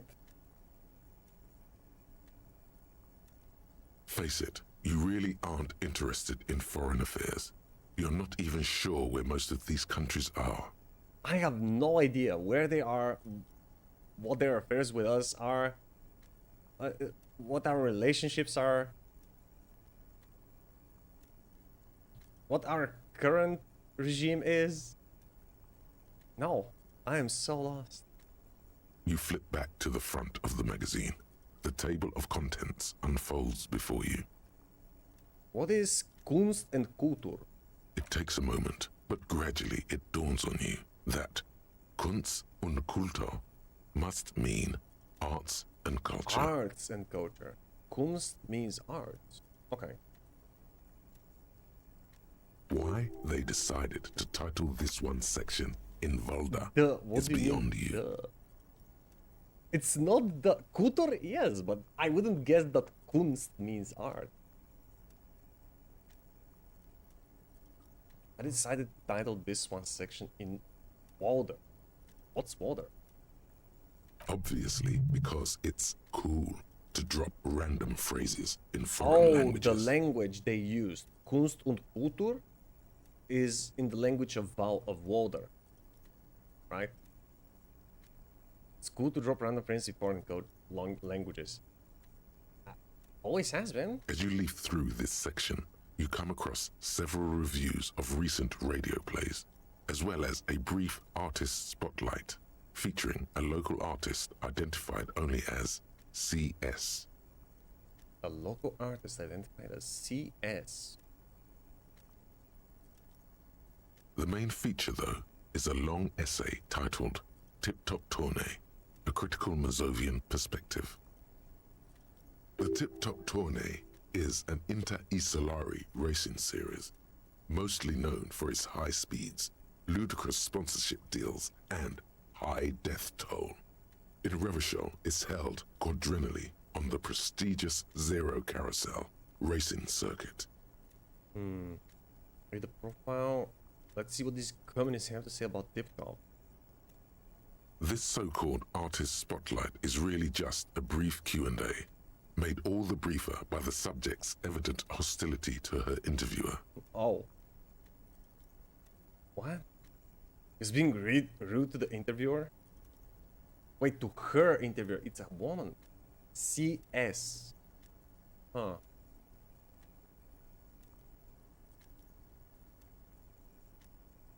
Alright. You think you're settling in for a relaxing recap of the most recent season, maybe sprinkled with some nice anecdotes about a few of the more colorful drivers.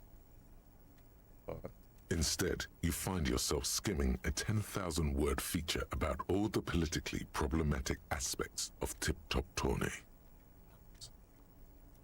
okay, so what is wrong with it? Where to even start? For one, there's the crass commercialism of its sponsorships, and then there's the practically criminal emphasis on deadly motor crashes. I mean, nobody's forcing people to take part in those rallies, right? So, all of it, basically. Hang on, who wrote this stuff? What's about sponsorship? What's wrong with a good motor crash? They just keep it interesting. That's what draws in the people, right? The crowd. Who wrote this? Oddly enough, this article has two bylines.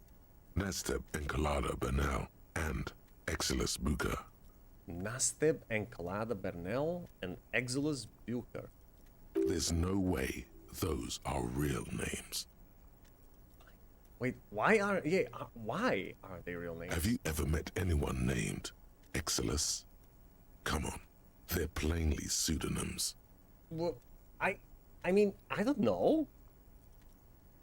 More than that, they're likely anagrams. Anagrams. No, that's interesting.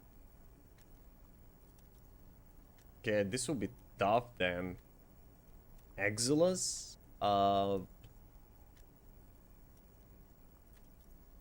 I'm good at anagrams, but then again, if you have to anagram a name, I mean, it could be anything. Who am I to say that Nastep is not? It sounds like an Indian name to me. Encalada sounds a bit Mexican. Bernal, British. But who's to say that this guy is just not with mixed origins, right? What's about sponsorships? Under capitalism, the article says, every pursuit has its price. Every pleasure, even one as elemental as the joy of racing others around a track, is reduced to an advertising opportunity. Yeah, I mean, we have the same problem today, don't we? But the thing with ads is, as much as you hate them, nobody's forcing you to watch them, right? You're entertaining yourself for free. If you don't have other options, you might as well watch some ads. And then again, I know people in that universe probably can't escape from them, but you have many means of avoiding ads. In Russia, in St. Petersburg, we have a museum called Kunstkammer. We have several displays showing cultures of the world, but the most interesting exhibition is the collection of anatomy anomalies, like conjoined twins and stuff like that. Really? A whole collection? Dude, remind me to Google that shit. I want to see some of that stuff. Yeah, as well. That too, people love to watch executions, right? It was like, yay, something interesting is happening in this muddy old town. Something apart from another person dying at the ripe old age of 35 and somebody giving a birth to their 5th child. Thus, the so-called tourney becomes a competition between increasingly meaningless brand signifiers. Your discount laundry detergent racing against a pack of Astra cigarettes, or even a fritter.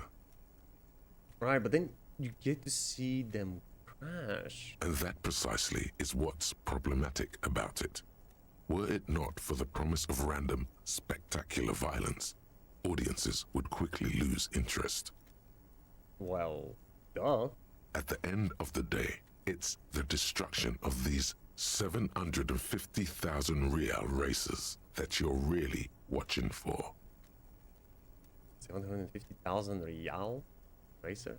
No, I'm pretty sure I like it for the racing. Whoa, you're right. I really am just in it for the violence. Well, people today are not really watching for the violence, though. I mean, sure, it's always exciting when a crash happens on the track, but I believe most people go purely for the race.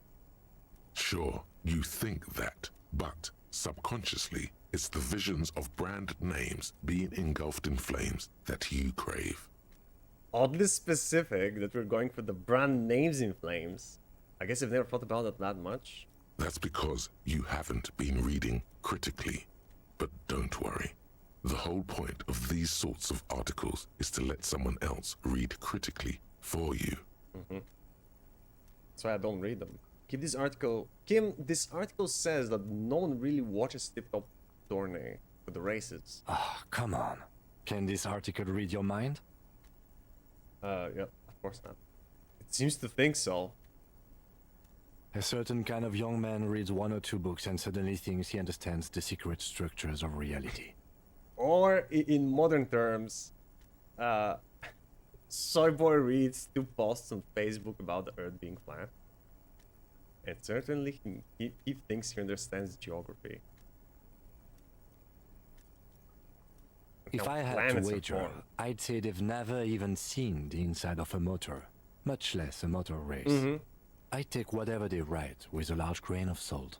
Of course, man. You flip back to the front of the magazine. the table of Let's contents see what they mean unfolds by before you. local concerns. Unsurprisingly, much of this section is taken up with articles declaring unqualified support for the dock workers' Reading strike. is for nerds. I used to be a nerd.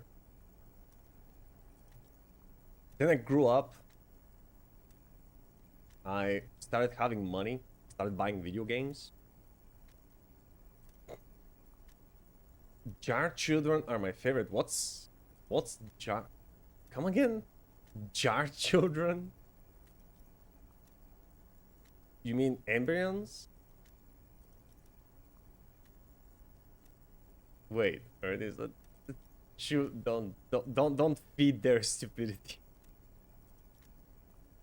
We've got enough of those out there. We don't need more.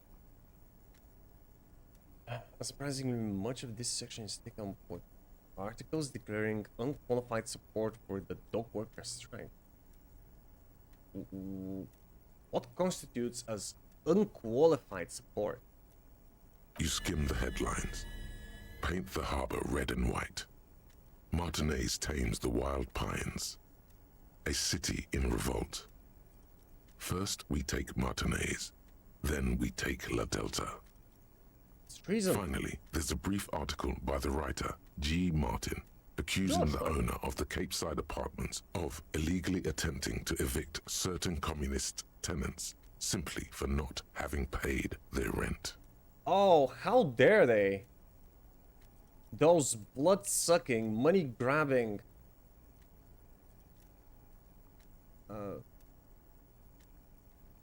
apartment owners. Yeah. Illegally attempting to evict communist tenants simply for not having paid their rent.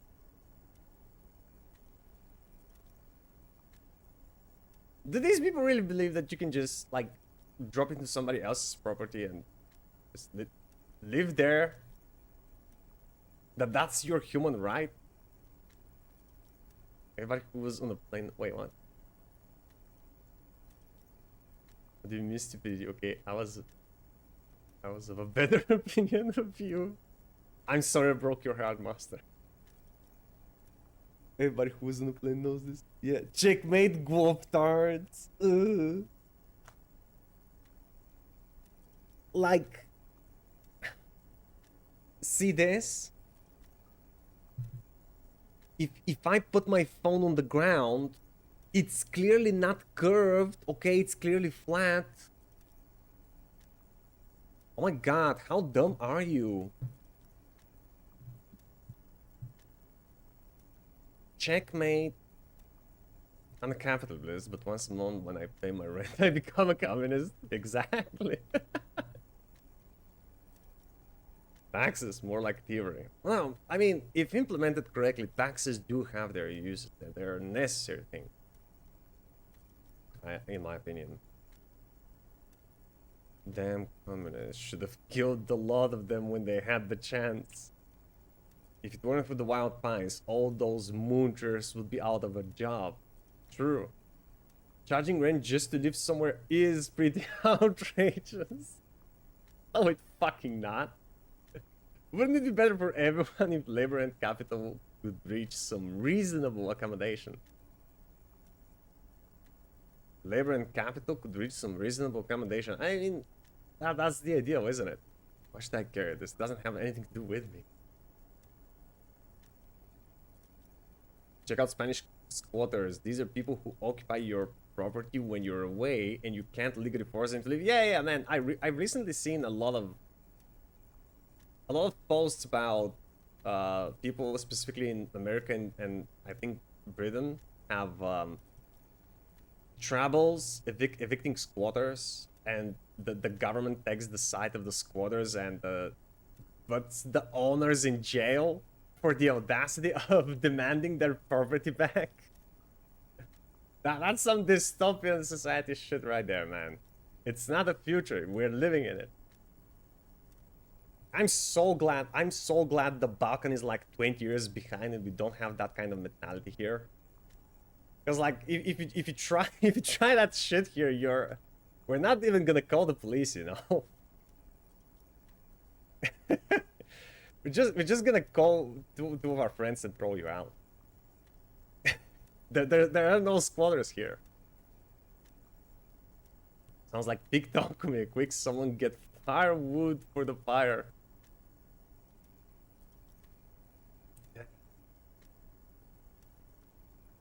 Oh man. In hindsight, living in the Balkans is great. For Balkan people. If it weren't for... Yeah, I think... Should have killed a lot of them when they had the chance. One of the editorials proclaims that the more the forces of reaction attempt to crush the body, the more defiant the spirit of communism becomes. Yeah, that's what they all say. Yeah, the harder you push us down, the harder we will push back.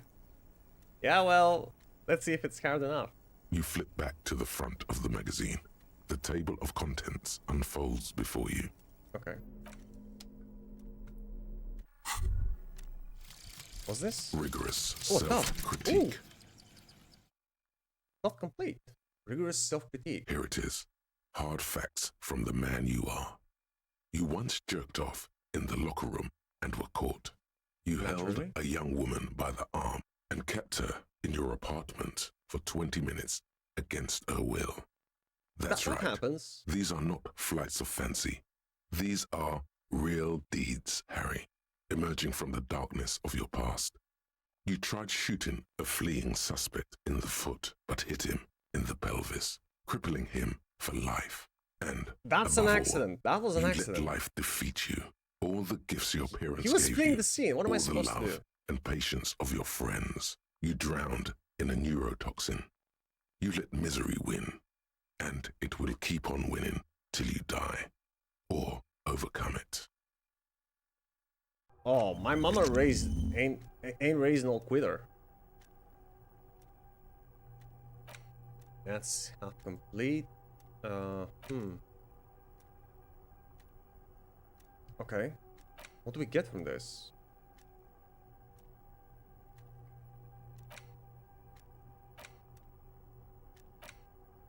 Is that this one? Bonuses from the thought... Wait, no. Rigorous self-critique, yes. Intellect and psi, red chicks failures, heal plus... Wait, red chicks failures? Heal +1 morale. They heal morale, the failures?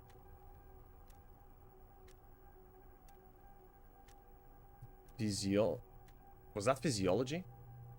Physique, yeah. Physique and motorics. Red checks failure heals 1 health. Huh. Interesting.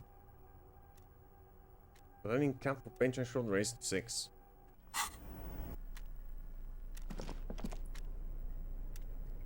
Door? Couldn't you at least do it in the toilet? Nah.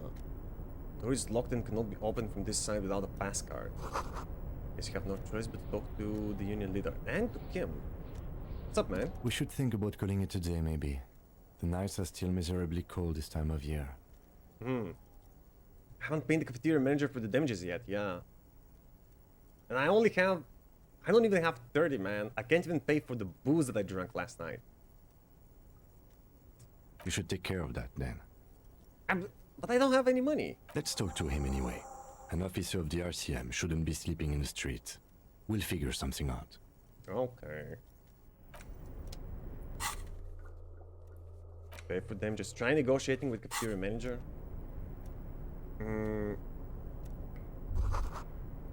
Every worker member of the board is written at the top of the flyer. And at the bottom, the union logo and demand democracy. That is actually so funny. That these both slogans exist on the same paper. That is so funny. A standard office found cabinet. The drawers seem to be locked.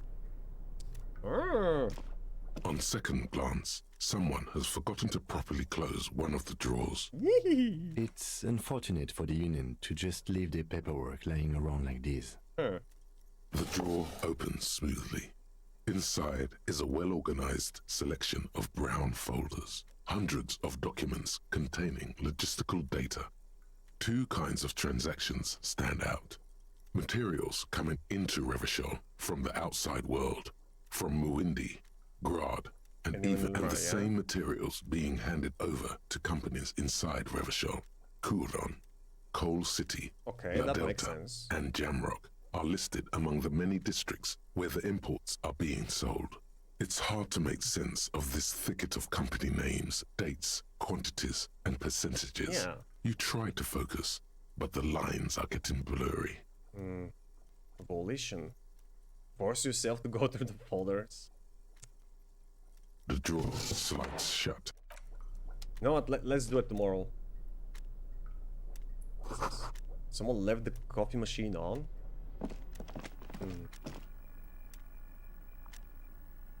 Okay, yeah, let's go to sleep. If I can find my way out, actually, because... Uh-oh. You can't go this way?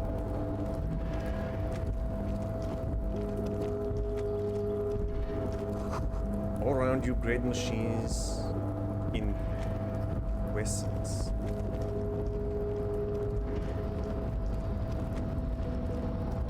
Oh no, how do I get out of here? Oh no! I have to go back to the hotel.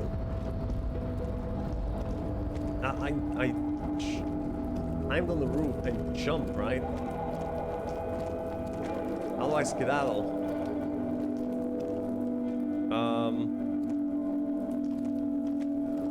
This is the night watchman's booth. The name on the door reads, René Arnaud.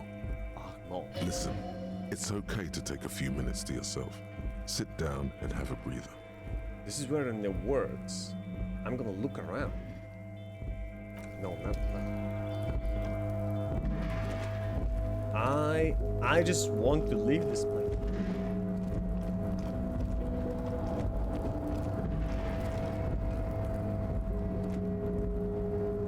I can go back.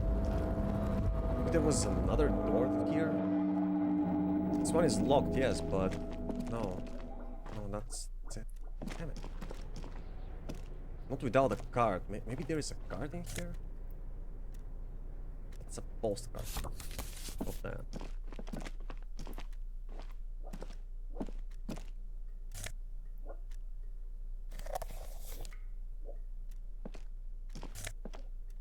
Sunglasses, cool.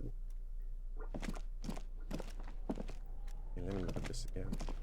The file cabinet stands steady as ever, and the unlocked drawer slides out to greet you. Hundreds of documents and the same material already went through the drawer. Slide. And first save. Actually, we could talk to this. What is this? An imposing combination of a punch clock and a payphone is looking down at you from the wall. A note on the side says, tokens unavailable due to strike. Use change. Oh. The machine swallows your coin and seems to be waiting for your next move. Interfacing. Challenging? Let your muscle memory dial a random number? What? 72% for a random number? The dial pad. Why? 005. That's the dialing code for Revachol. 4952, and a moment of hesitation before entering the final numbers. 993. That a phone number? Calling. Calling. Calling. Who am I calling? Still calling. Then. Video Revachol, 24-hour video rental. We rent 8 and 10mm film for home use. This is Lammy. How may I help you? They what? Crackle, someone picks up, they say Video Revachol, 24-hour video rental. Video rental? I don't get a rental for what? A shop for renting videos? We rent 8 and 10mm film. Oh! Millimeter film for home use. What's the difference between 8 and 10mm? This is... Lemmy, how may I help you?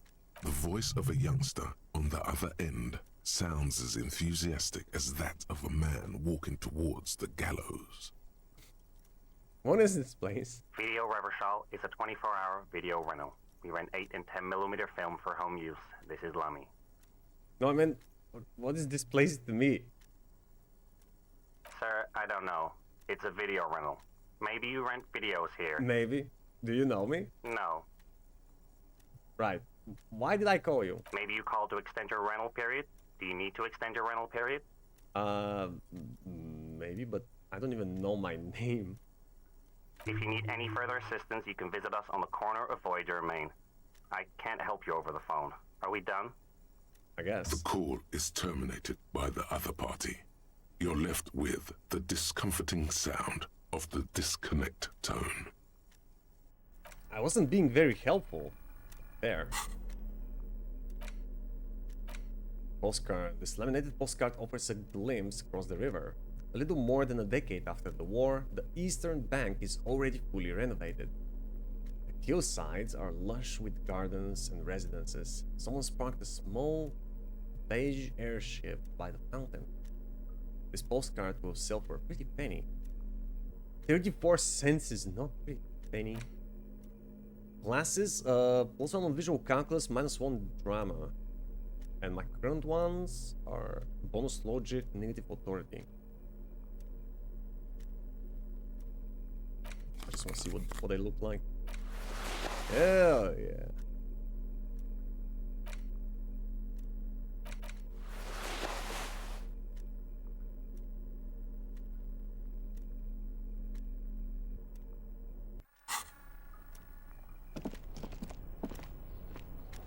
I think we saw everything and the door is locked.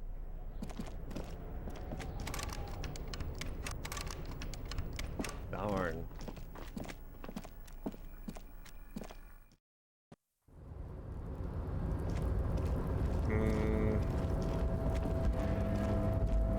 Guess we can expect that. Nice food. Numerous empty bottles of Commodore Red and potent pills. At least 3 packs worth of cigarette butts.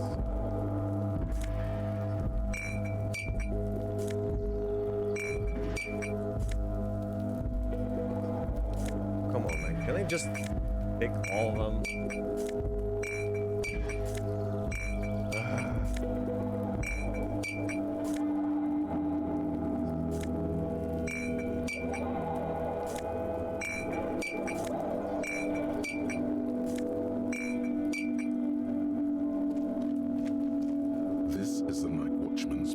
Yes, this is where the door reads. If you must. But please hurry. We are pretty easy to spot up here. Nothing incriminating catches your eye. The cabinets are clean and their sparse contents meticulously organized. There's a framed photograph on the table. Looks like the inhabitant is rather pedantic when it comes to order. Take the picture. It's a black and white photo of a young couple out in a street fair. The man, Rene, is dressed in a Royal Carabinier uniform. Yes. The girl is young and very pretty. She is smiling playfully at the camera. Why did you take that picture of René? Asks, glancing at the photo. I'm gonna ask him about it. I'm a cop. It's instinctual to collect evidence. I'm making an artistic photograph. I'm gonna ask him about You it. are really interested in that old soldier. Not sure I understand your fascination, but sure, as long as it doesn't take up a whole lot of time. I wanna know what made him so bitter. And I'm sure he has lots of interesting stories to share. If I soften him. Have a seat, rest. The chair is not as austere as the rest of the booth. A thin grey pillow is attached to the seat, secured to the stiles by black ribbons. Breathe deep. Search for a little something to help you out. Stale air floods through your nostrils. Not a single mote of dust floats inside your lungs, though. The inside of the booth is immaculate. The drawers are empty, save for old timesheets and receipts. One small box, however, does hold some cheap painkillers. They are slightly out of date. Slightly out of date. Kim, would you mind if I help myself to some meds? Oh boy. Take the painkillers. Read the side effects. Oh boy, where to start? Elevated risk of dementia, mini strokes, Yeah. prophet's disease, sudden Excellent. death, hair death, erectile malfunction, Oh no. Critical flatulence, watery blood, black mucus, uncontrollable weeping, increased sensitivity to La Opera, inoperable joint disorder, total spinal collapse. Oh, the last one sounds kind of nice. Maybe this was a bad idea. Yeah, maybe I just won. Kim, would you mind if I killed myself to some med? I'm not here to tell you what to do, detective. Yeah, I guess I'll just leave him. You stand and exit the booth. Ask Renee about the photo. Will do. Huh. Black and white photo of a couple posing in front of a Ferris wheel. The girl is young and pretty, the man clad in a fancy uniform and smiling. On the back, a very steady hand has written the words Revachol Fair, Summer of 91. 91. 91, that's definitely in the previous century, right? And currently it's 51, so that's 60 years ago. Young indeed. Let's say he's 20 here. He's at least 8 years old now. Oh. Hardcore soldier. Beware of old soldiers.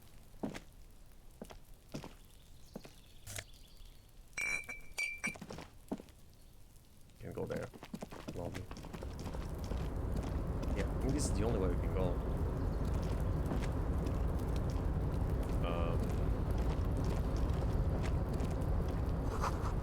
White pine trees are printed on the screen cover. Looks like a forest under snow. Composite eye of halogen lights watches you, emitting a low buzz.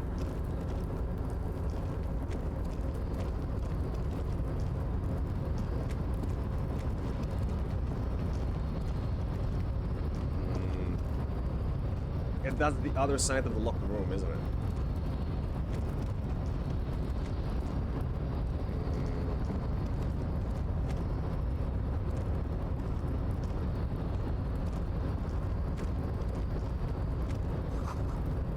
You see faded industrial lettering on the platform.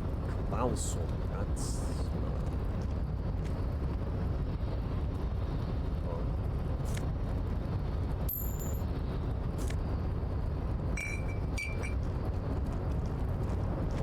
This way, let's... No. Go down. Why? Why are you not going back? Let's try this. Is this how you operate the lift? A rusting control panel with several knobs. 2 buttons marked Marche and Arrête are faded with use. It seems to control the large crane above. Yeah. A container is attached to its hook block. Marche. On. Arrête. Off. With a loud grind, the crane shifts overhead, moving a massive metal container through the air. And what happens? Where does it move? Am I making a bridge? Or am I just gonna open it?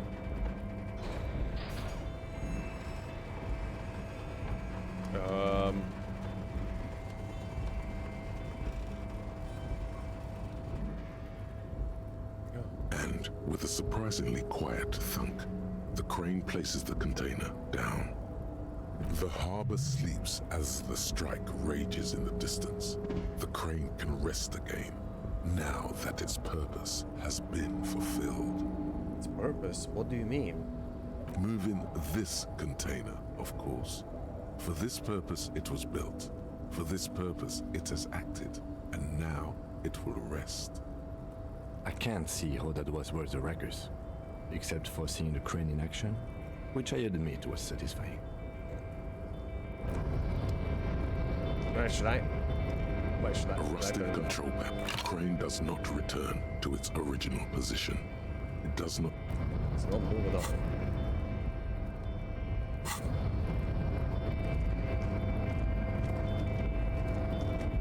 Let's see, can I open this? Before you stands a cargo container, just one of many in the yard. Hold on, something appeared above my head all the time. Maybe? Before you stands a cargo container. And I think there's just something one special of about many. this You do? container. Because I don't. Well, why not? There are a million containers here. Why are you fixating on this one? This one is in front of me. It was hanging from the crane. I don't know, Kim. It just feels special. Inspect the container. Maybe there's some contraband in there. There may very well be, but we are not here to look for that. But We are not here to interact with containers. We are here to talk to the Union, right? what if there's union members in the container, huh? Knock on the door. Open the door. You attempt to turn the handle, to no avail. The doors seem to be mechanically locked. To your left, the lieutenant considers your actions with some puzzlement. Knock on the door. No reply. The knock produces a hollow ring of metal. Doesn't sound like there's anything inside the container. What the heck? Rhetoric impossible. There's a 3% chance that you can persuade the door to open. Nothing more to do here.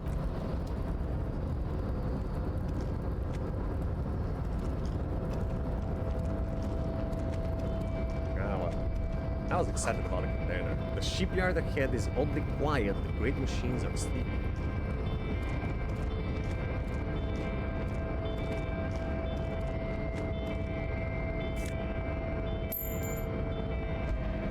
Before Hunter starts to safe scum again.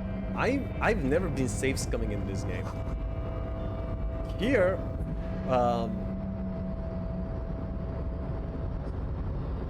unlike in Baldur's Gate, here if I fail something, I'll just leave it. Or later, eventually.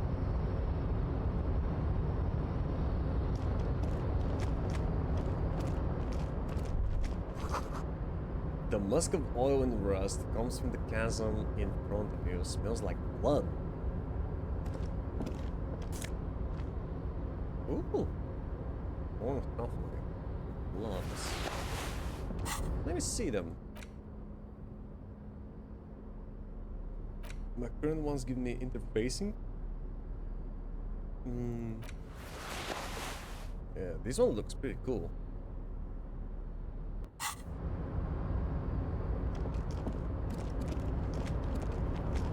Wait.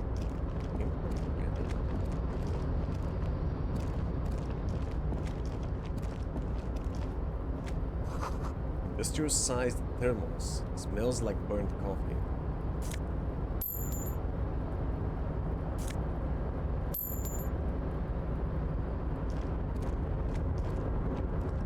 What? No.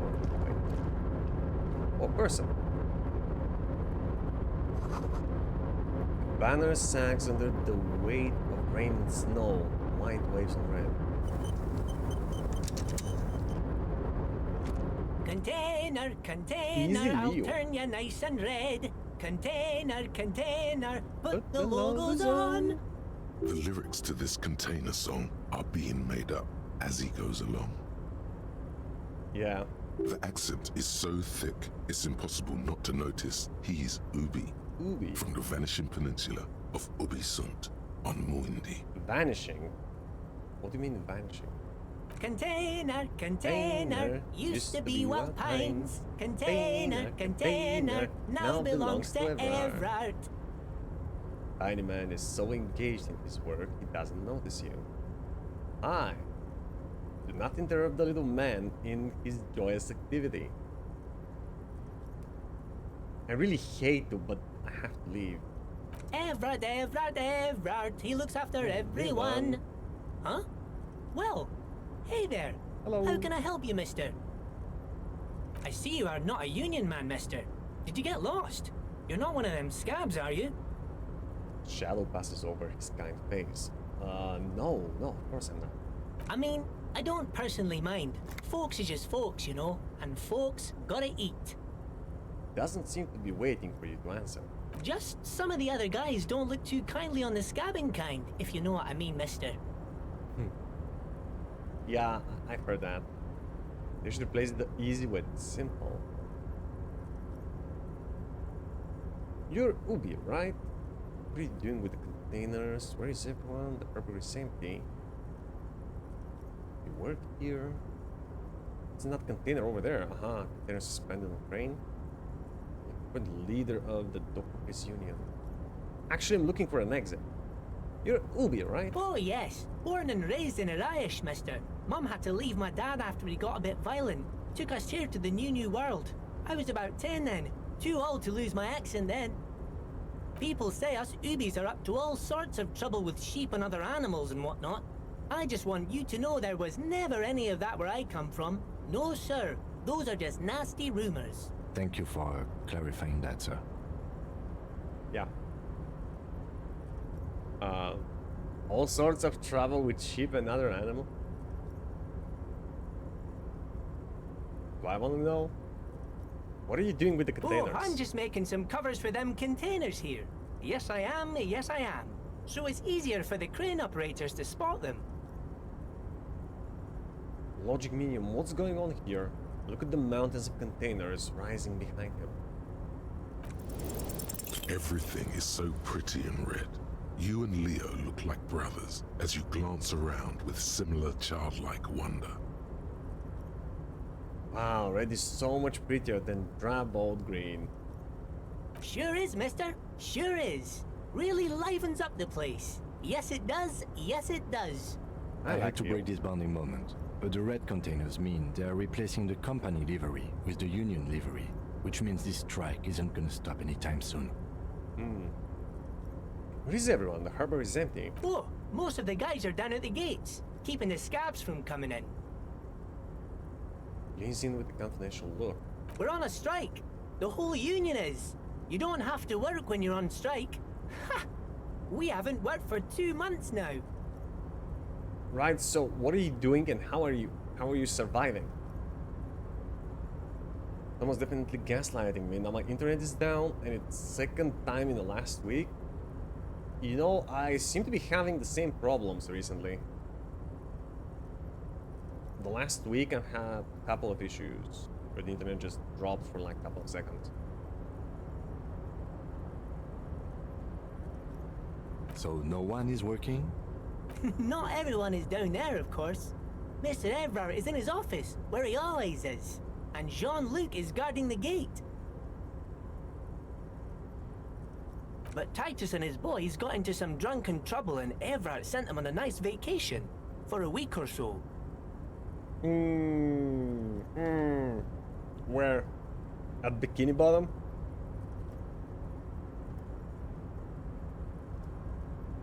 What kind of trouble did this Titus and his friends get into? Oh, I'm not really supposed to talk about that. That's union business. Well, aren't you part of the union, man? Smiles and leans closer.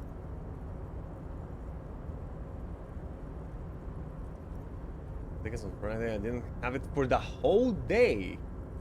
Dude, who's your internet provider? What company are you using? Are you talking just about mobile network? Wait. Are you talking about the internet on your phone or at your house? But in both, A1? Yeah, we know them. A1, I mean, it's one of the 3 biggest. It's the oldest mobile services provider in Bulgaria. Even though they rebranded it a couple of times.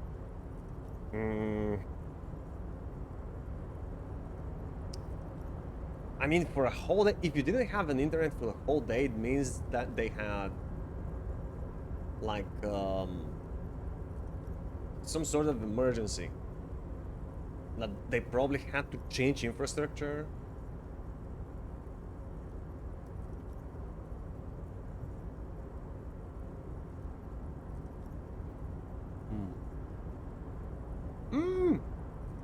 Facing east.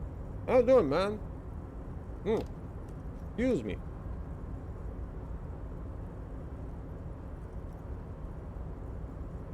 Let me give you a shout out, bro. What are you playing? Baldur's Gate 3, right. How is the playthrough going? Where are you at? We just started Disco Elysium a couple of streams ago.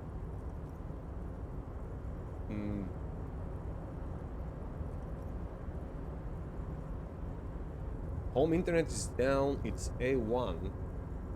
That's why at the moment I'm using mobile. Wait, at the moment you don't have internet at home? For the second time? Okay, that's odd. You should talk to them.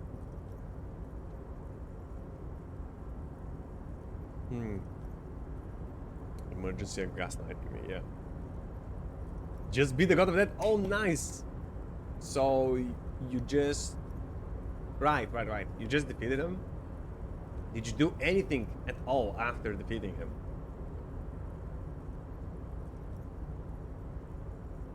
Him and his boys stirred up something in town.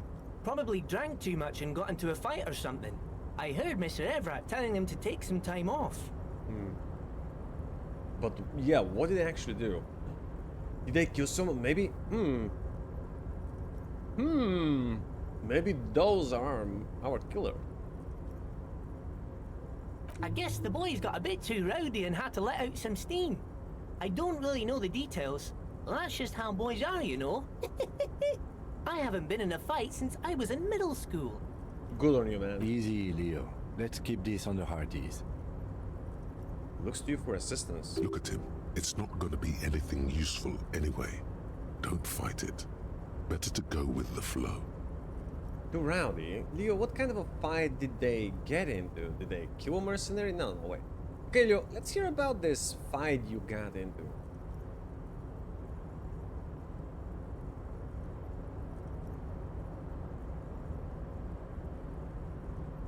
Let's keep this on the hard ease.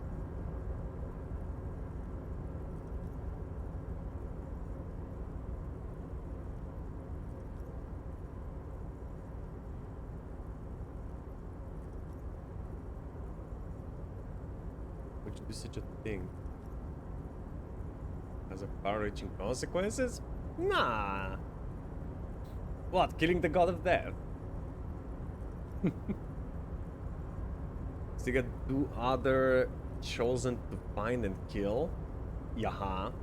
But you're right outside Baldur's Gate and met the Emperor in the Dream Realm? I cannot wait to be done with this game, to be honest. What? Why? You're not enjoying it. Man, I had such a great time. Why? All glory to I freaking love Baldur's Gate. Gate. I think it deserved every single word and attention that it got. At least you don't have to play Act 3 in 10 FPS. Is that how you played it? Hey, Velcos! Thank you for the follow, man. Welcome, welcome. How you doing, Velco? Velcos.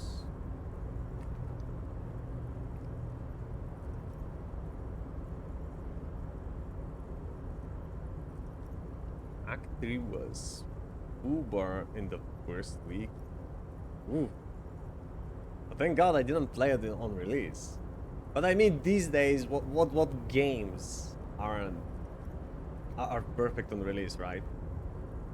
I remember people complaining about Witcher 3 when it came out. Because it had some issues, some performance issues. But look at it now. Look at it years later. Nah, they fixed it like a couple of months later, right after release. Hi, Velgos, welcome. Should have kept it in an off-stream thing. I guess playing on stream is just not fun for me because my normal viewers don't.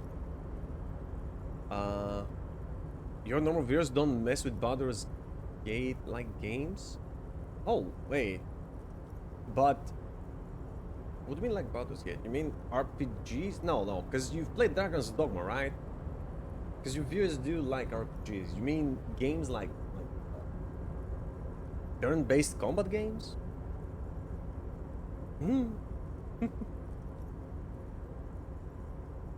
Baldur's Gate 3 was in early access for over 2 years. Yeah, I know. I've heard about that. I know how Larian games are released. They never miss their release date. They were always buggy. Yeah, well, it's not now. And I only played it... I only started playing it like 2 or 3 months after release. And, you know, I didn't have any... rage-inducing issues.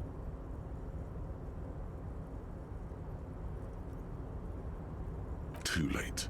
Leo's mouth is still moving, and the words are spewing forth. Oh no. Words, words, and look, even more words. This guy could go on till the end of days. Now he's talking about some drunk sawmill owner who... No, he already switched to a prized fishing rod he apparently owned at some point. You know what? Just cut in there with your questions. Like, do you work here? Yes, yes. Everybody needs a job, and this is mine. I'm Leonard, by the way. Leonard Bellick. But everyone calls me Leo. Leo. The man raises his hand in a welcoming gesture. I'm like Mr. Everett's right-hand man when Mr. Edgar is out of town, and Mr. Edgar's right-hand man when Mr. Everett is away. The writing probably still makes my blood boil. Wait, the writing of what? I'm willing to give the definitive edition a chance when it drops? The writing of Baldur's Gate makes your blood boil? What are you talking about? The writing was excellent. Current base. I also used to play a lot of random, like, 5 games a stream thing. Now just Baldur's Gate. It is. It's a pretty long game. It's enormous. Makes me jealous and put off streaming. I suppose it's more my fault than Baldur's Gate, to be fair.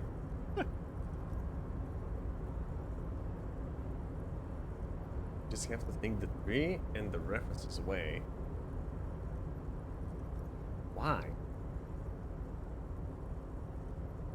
Is Elysium more of a puzzle adventure game? It's not puzzle. It's more like a visual novel. Because most of the time you're talking to people. You have some exploration, interacting with objects and shit, but so far nothing that makes your brain work. We're just following a story that unfolds in a pretty interesting way.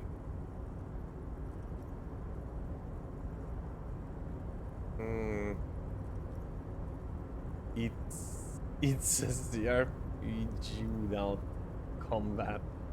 They're not taking very often time for self to give you. Yeah, I don't play at all. Forgive me for what? Actually, Miss Beaufort is the right-hand man, but she's a lady. A lady! A good-hearted chuckle. Who is this, Miss Beaufort? Miss Beaufort. A real pretty lady with a skin like those Douai Sucre candy bars my missus likes so much. Them are real nice to suckle on once the dinner is done and me and the missus sit down beside the radio. Oh, yes, Mr. Officer, me and the missus, after a good nice supper, we sit down by the radio and we suckle on them kingy do's and so. Just like the missus love them. Just know going forward, if I get into a big game like Baldur's Gate 3, I am playing it once a week, not again and again, until I'm down. Yeah, and then you never finish it. I love games I buy thinking, ooh, I'm gonna play that one on stream. As soon as I beat Baldur's Gate 3. Yeah, I'm actually glad that I started playing those games on stream, because otherwise I'll probably never finish them. Because it takes so much time. But I can't listen to the radio all the time. There's so much to do around here, and I'm always busy keeping things running here. Yes, I am. Yes, I am. Yes, you are. Hold on, who's this Mrs. Beaufort you mentioned? Oh, Lizzie. She is a Lizzie. real sharp tool. Elizabeth Mr. Beaufort. Everett put her through some fancy school and everything, east of the river. 4 years she was gone, and when she came back, she was all fancy and lawyerly. Lawyerly. He respects that word. That's obvious. Obvious. But she's a real nice girl. Grew up in this here neighborhood. Knows everybody and gets along with everyone. Real pillar of the community one day, I'm sure. You got his voice levels, bro. All goodly do. You know, kind of reminds me of Flanders. This guy. Easy Leo. Doesn't he remind you of Flanders? Both the voice and, you know, the mannerism. Much better to have a few at the same time. Yeah, I agree. It's better to have like 2 or 3 games that you play at the same time. I just don't currently have time for that. Absolutely not perino. If me missus and me was to have a child, I'd be real happy if she turned out like her. But she can't have kids. Oh no. So sad. Dr. Lemaitre said so. And she knows about such things. Been a doctor for almost 50 years she has. Sighs and falls silent, watching you meekly with his blue face. So Everard trained a lawyer named Miss Beaufort. Interesting. Ever trained a lawyer? Well, not personally, right? He sent her to a school. I think you're doing a great job around here, Leo. Yes, this place really seems to run like clockwork. Keep it up, Leo. Well, thanks a lot. Coming from you, it means a lot, really. We didn't think it was possible, but the smile becomes even wilder. Sometimes I feel some of the guys don't really get how much I bust my ass for them here. But you guys are alright. Thanks, man. You're alright, too. What's in the container over there? Oh, that one. That should be empty as far as I know. Lots of containers here have nothing in them. They're just waiting to be loaded up. Haha. Told you. I'm looking for the leader of the dock workers union. Oh, you want Mr. Everett then?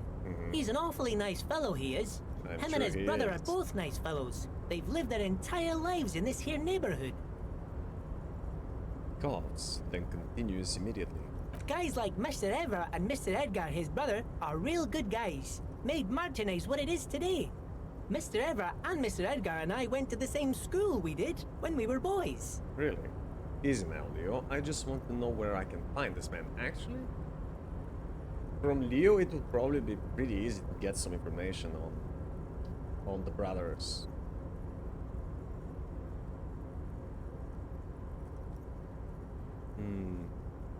Juggling game with classic dice roll and old battle. Later games are more about figuring out a singular solution. Yeah. Classing all the gun cases and picking the banjo. Like closing all the gun cases and picking the banjo. Oh, Monkey Island. No, still haven't played Monkey Island. One day. Easy now, Leo. Oh, Mr. Everett is usually in his office, of course. But he already left for the day. He always leaves around 10 p.m. Leaves around 10, okay. Bye-bye now. Totally do. Okay, I guess the only way forward is here. Dude, what the hell? Where's the exit?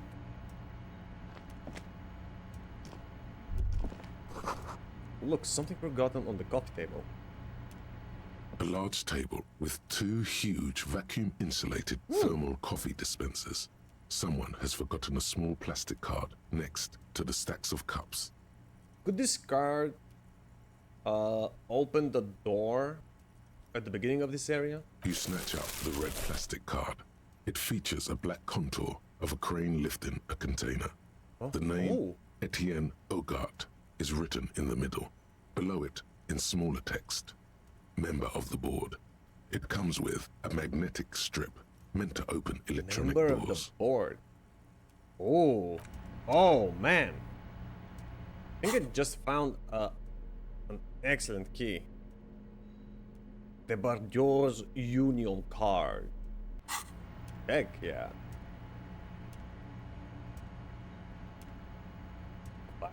Pirate I was meant to be. In the sun and then roam the sea. Definitely recommend the series. It's quite awesome. Yeah, I do have. I think I have the whole collection. I think I have all the games in my Steam account. I just haven't gotten to them. I think we should play the entire series. I trust you, chat. I trust you. I've heard that Monkey Island is really good. Never finished the 4 though.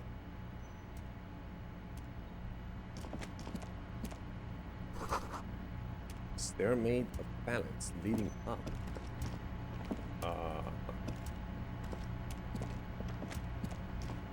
Leading where exactly though?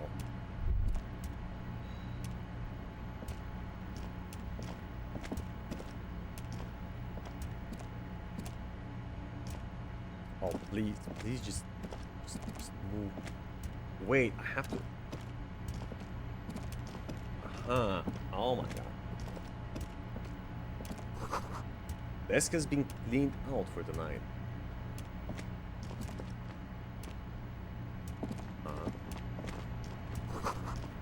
Taxidermy fish that tells time. Pretty cool. Just a quick question before heading off to bed after a night. You still in Bulgaria? Yes. Yes, I am. No, man, it's not too personal. Yeah, I'm Bulgarian. I live here. Smart man doesn't leave any incriminating documents behind. Right, probably won't find anything here. So wait, is this Everard's office?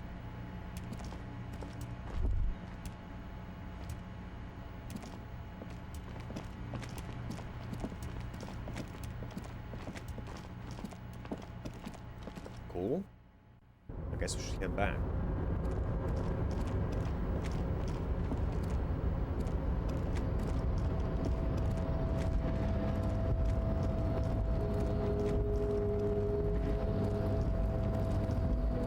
Let me see if this card works on the container. I don't know. No reply. The knock produces a hollow ring of metal. Doesn't sound like there's anything in. You attempt to turn the handle, to no avail. To your left, the lieutenant considers your actions. Well, Fjord in Arden. I think we should just go to the door.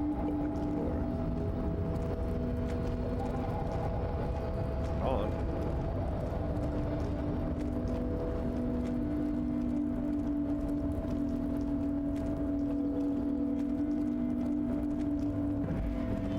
It's 11:30. I should have been in bed.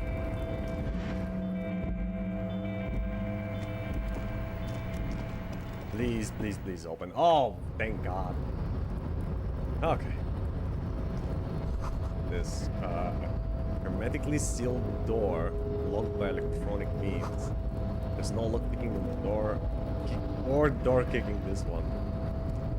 What about you? A notice. In case of strike, press button behind guard. What?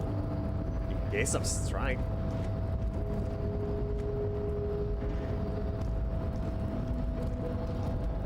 Going from M-Line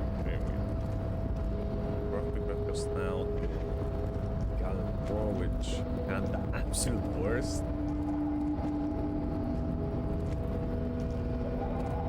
I don't know anything about the gameplay of these two games, so I believe you.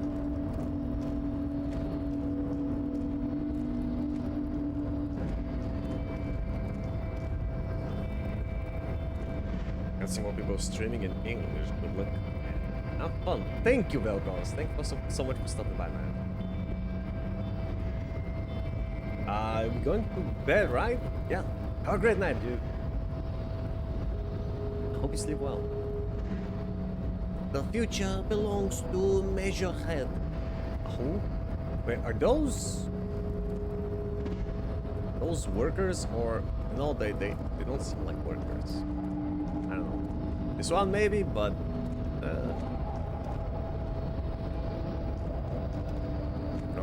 What's up, big boy? Hello, good sir. Kind sir. Nobody betrays your degeneracy. Measure head. Is this the racist giant? What betrays your degeneracy? Posture check. Think, man. Yeah, Measurehead. His body totally betrays his degeneracy. Measurehead's babe. The young woman on the giant side agreed. Say nothing. Size him up first. What do you mean my body betrays my degeneracy? My body does not betray my degeneracy. My body is unimportant. We don't have time to get into this now. Oh, we do. Oh, we so do. Size him up first. Are you admiring my morphophysiology? A ripple of muscle passes underneath his skin. He lets you look. It must be frightening to stand in the shadow of this racial pinnacle. Be calm, I'm Sandwich. I'm Sandwich. You are not in danger because you are not a threat to me. Wow. Big words for a dumb man. About your chest, still say nothing. What do you mean my body betrays my degeneracy? You have succumbed to Al Ghul. Al Ghul. His face contorts in disgust, as if he were smelling a dead rat. Who or what is Al Ghul? Back from listening to Marta was meant to be. You reek of it. An invisible sword of Al Ghul emerges from your throat. You cannot see it. Oh, he means alcohol? Others can. It is making the woman in my company sick. He means alcohol, doesn't he? Al Ghul. Smell your breath. Kim, is it really so bad? You're right, I'm an alcoholic. Now I need to enter the harbor. I don't have a problem with Al Ghul. I just drink a little on the weekend. Right. Yes, Al Ghul. Alcohol. He means alcohol. Yeah, I know. I doubt it, my microcephalic race servant. Kim, is it that bad? It's not good. Ah. It's like a rat crawled into your stomach, got drunk and drowned. Well, I think a little gum can fix. You're right, I'm an alcoholic. No, you don't. You need to get another drink. Occidental Haplogroup B4 is done giving orders around here. The influence of the ham sandwich race is waning.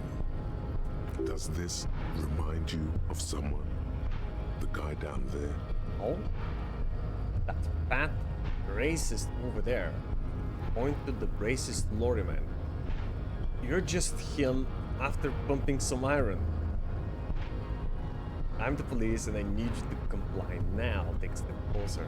The race stuff is unimportant here. I just need you to help me do my job, please. Begging for help. Attempting to pass via for cooperation. How far the Occidental Haplogroup has fallen. Excuse me, do you want me to threaten you, big guy? Powerful race.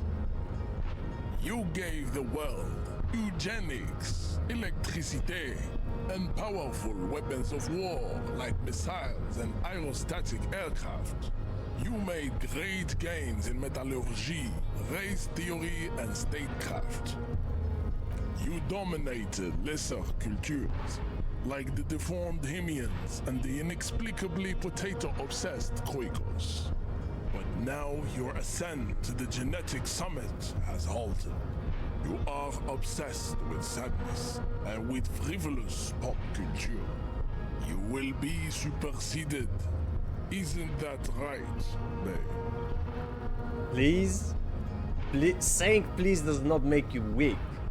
Makes you polite. There's a difference. Now you have fallen to fire water. It is, baby, yeah. You know it. Oh my god. Stacy. No, I'm sorry. Probably this girl's name is probably something like Starletta.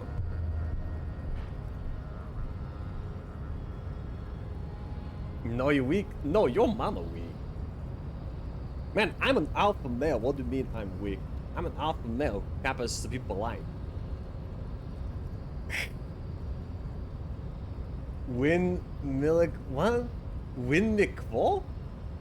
What's windmill kick or go home?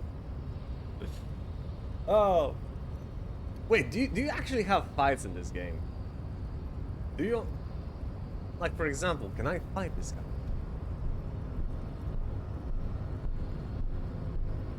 You're right about all of this. Now I just need to get with the harbor. Enough with this begging. You should leave the stage of history with dignity by inviting the other races to a great world war. Sure. Yeah. That will show those lesser races. Let's just all go to war with each other. Bring your troops to the Seminine Islands and to Boogie Street, and we will pulverize you. When you are gone, we will build a museum for you. Cool. When I pulverize you, I will make sure that nobody ever hears your name again. The walls I will be delete you lined from with history. bottles of Al-Hul, your beloved beverage. Inside, we will store the odes to homosexuality you call art, and your microcephalic skulls. Right. Could internalize Measurehead's race theory. It would enrich you rhetorically. Right, good idea. Wouldn't that mean I have to become a 70s supremacist myself? Okay, let me try adopting his idea. The best idea. The best, yeah. You serve the Union, don't you? Aren't they? Why?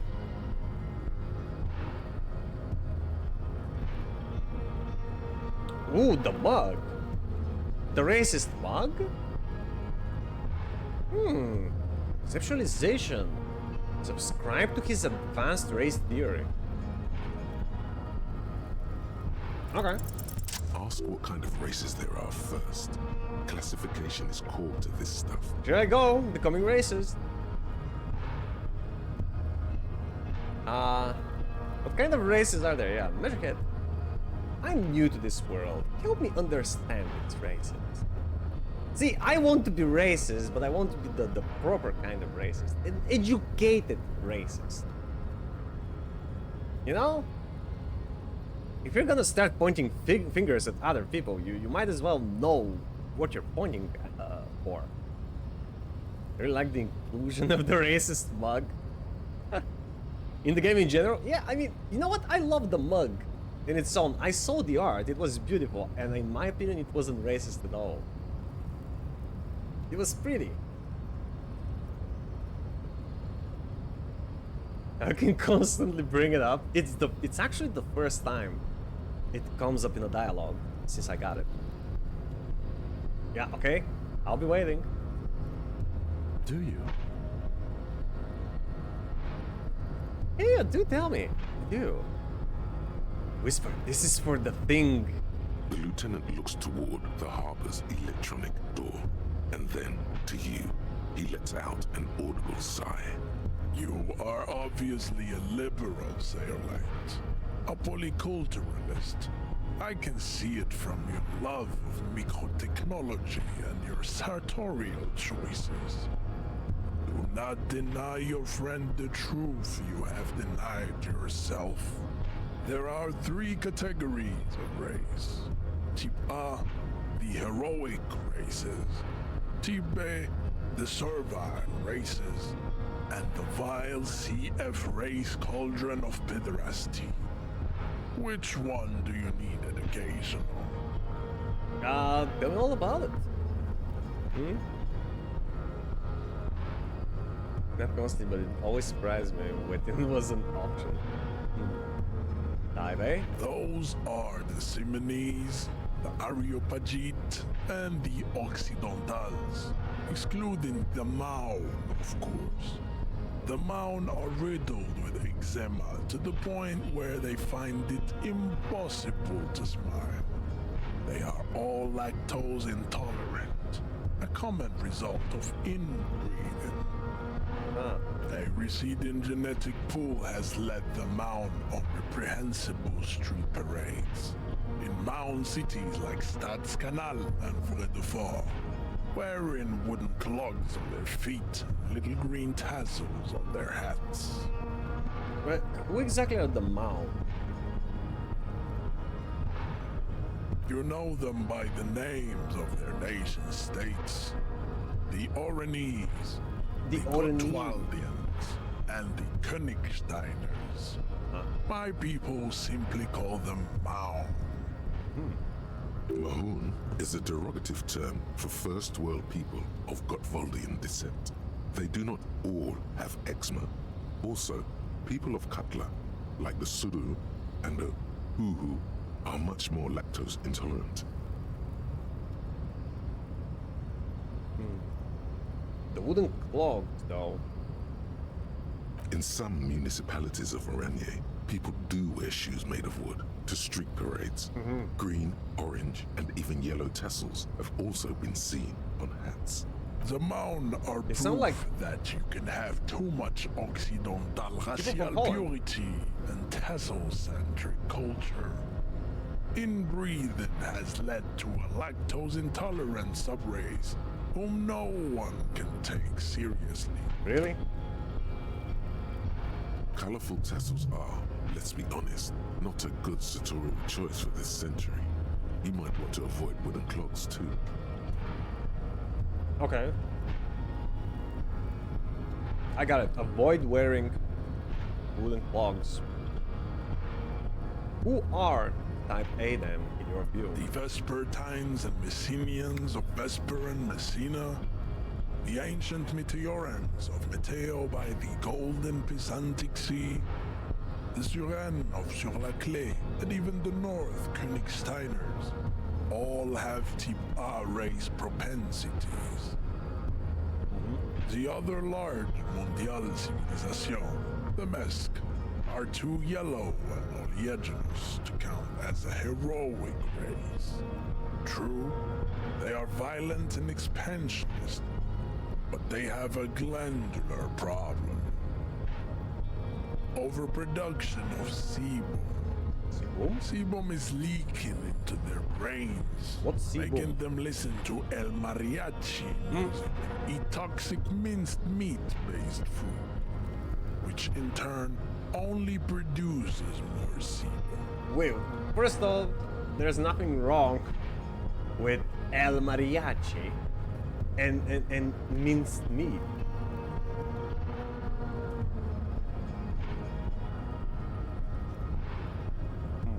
What is sebum?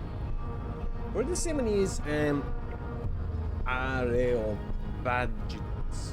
this?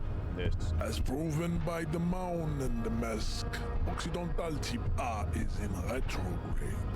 The Simonese and the Areopagite are on the ascent. Areopagi. Okay.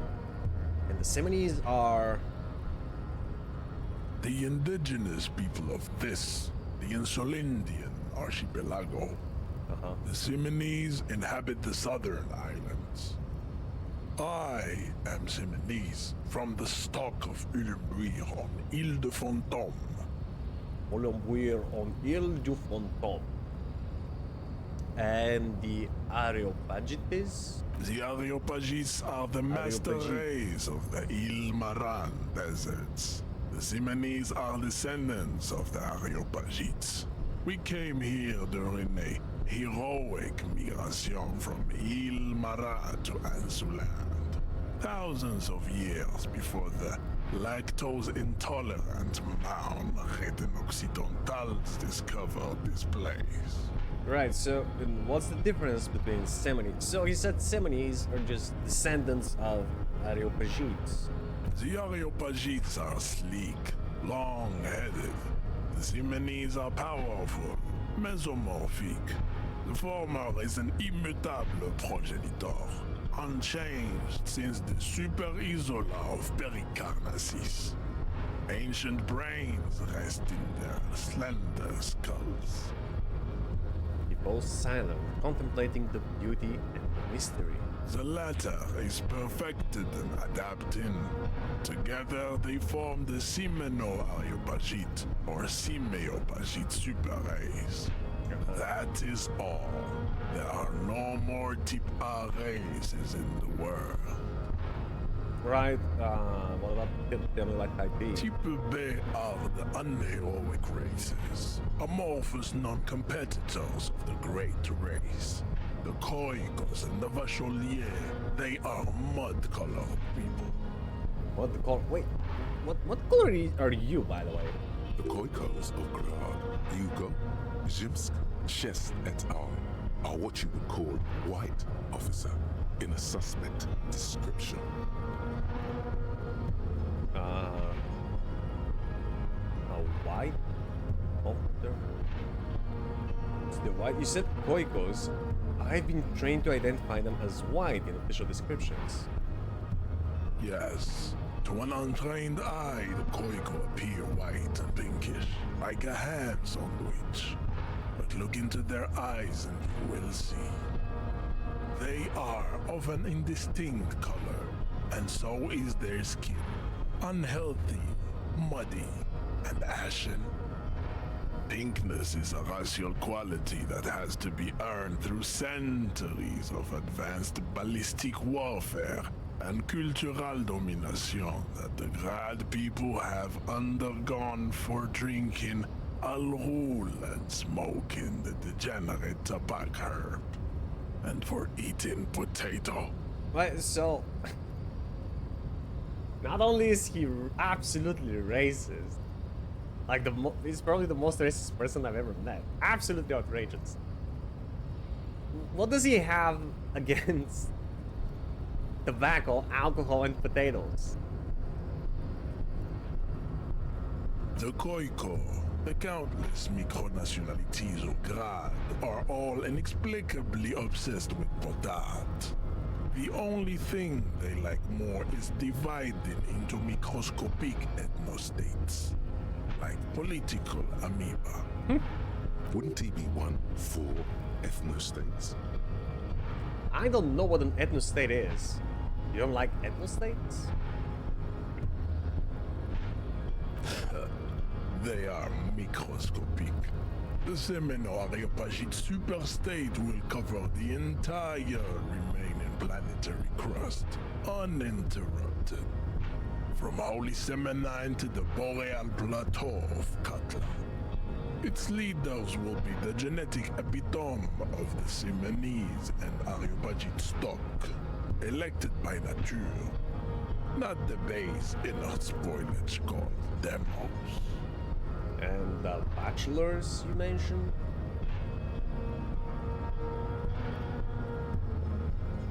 A state or one ethnicity? So like you have a country just of that ethnicity? No mixing?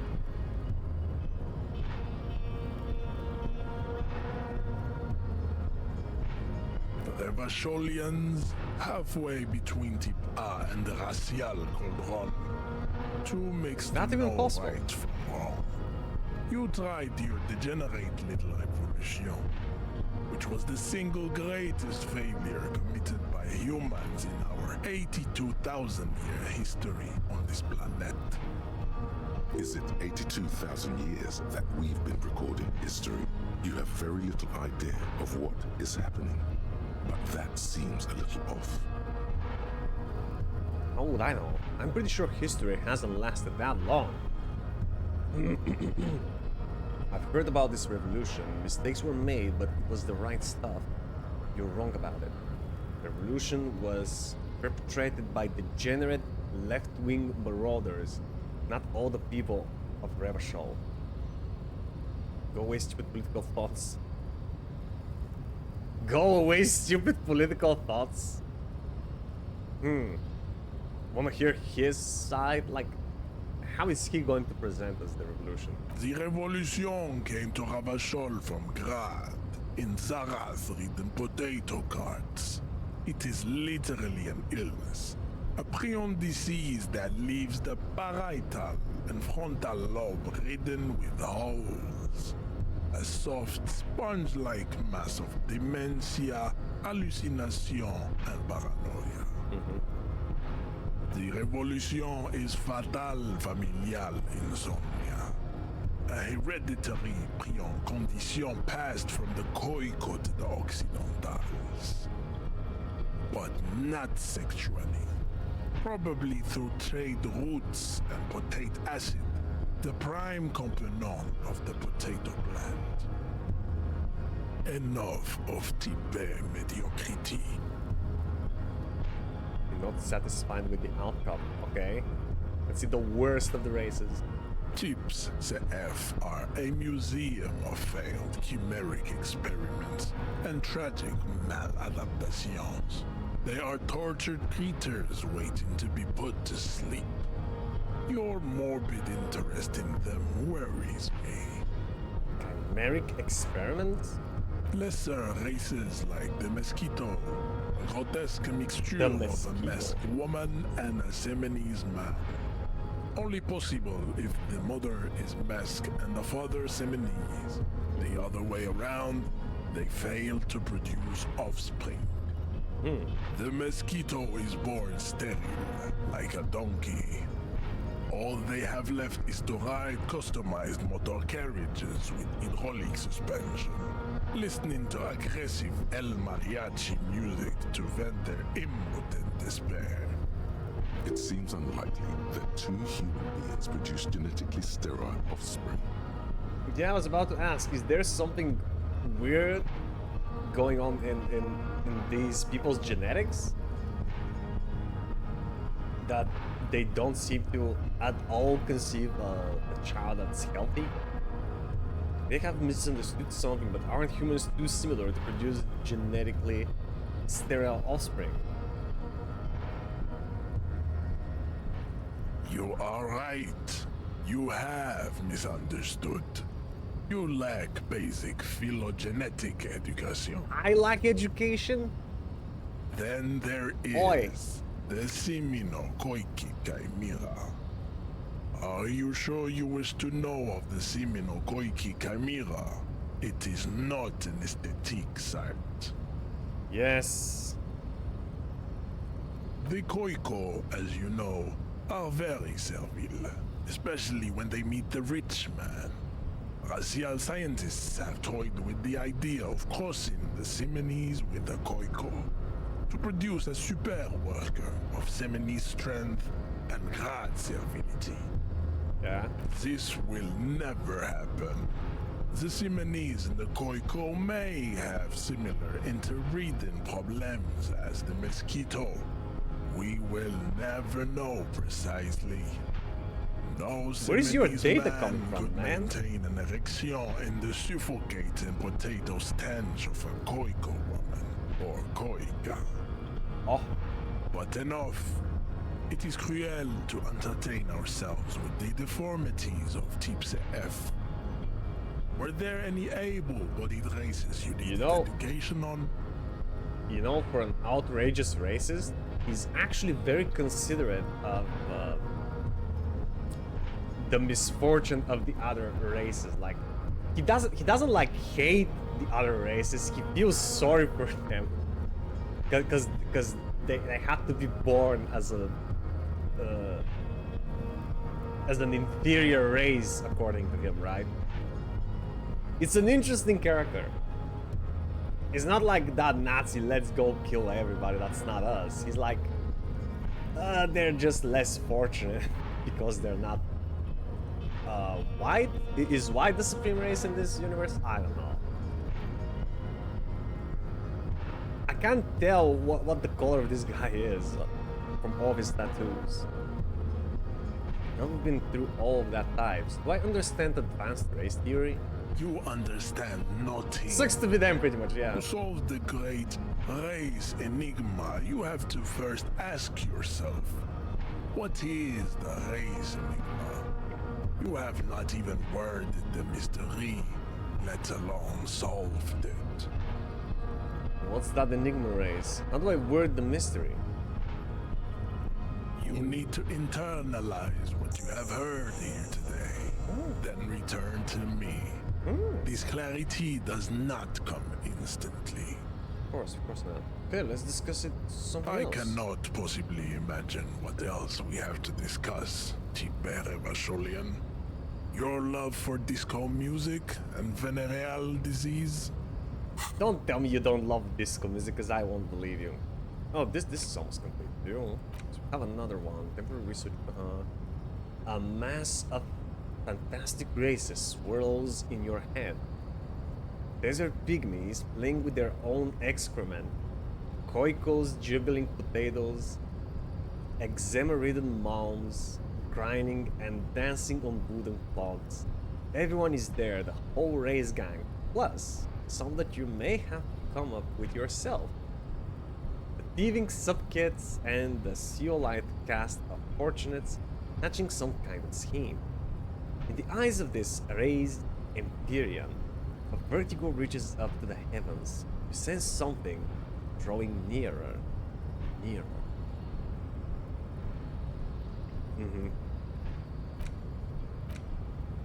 Oh, I need points. I can't internalize my thoughts.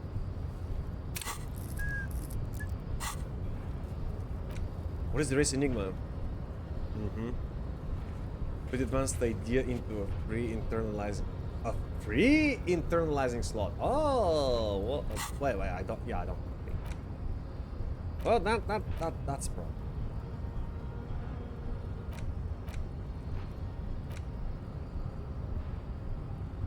Also, wait. In order to forget a thought, I also have to spend the skill point. Damn it. Right, not soon.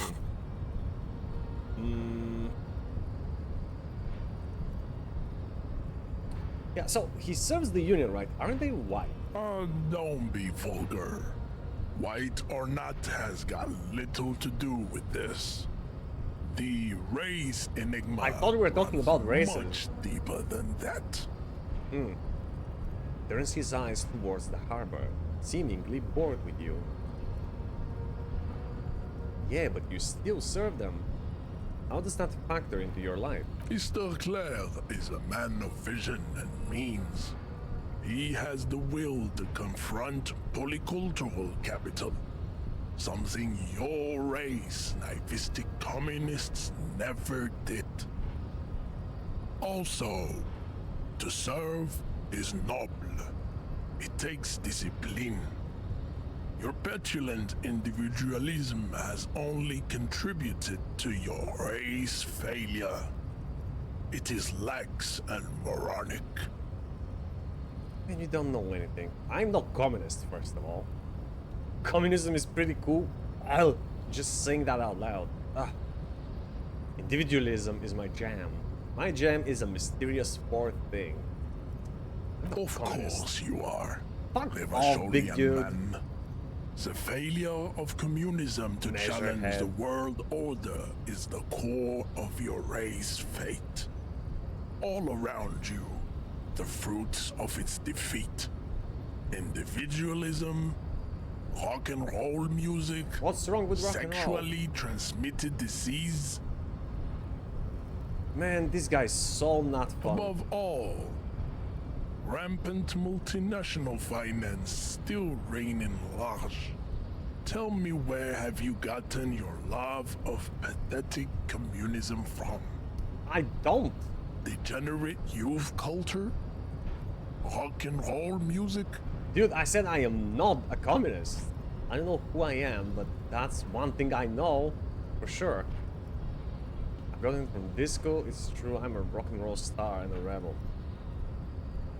I'm not a communist, man. Stop explaining yourself. This No guy just one won't listen. cares about your beliefs. The conversation has Then why should I moved care on. about yours? Tell me, what degenerate subculture has made you dress in this shameful way?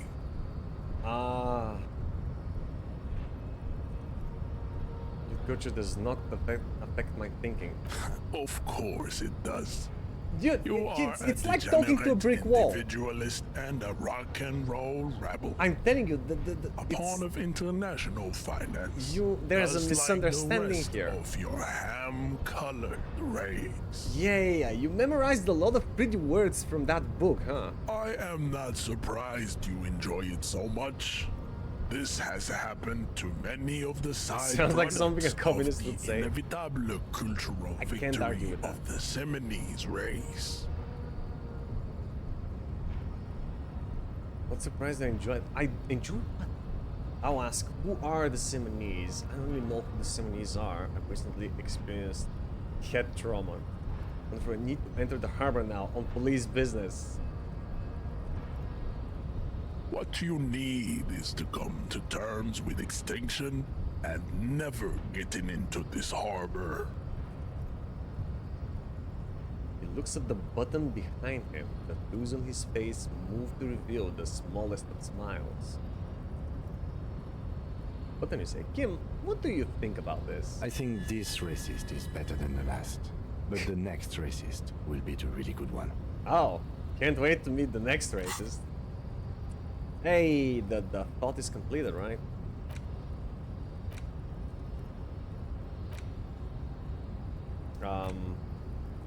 Yeah. Jamais vu. Right?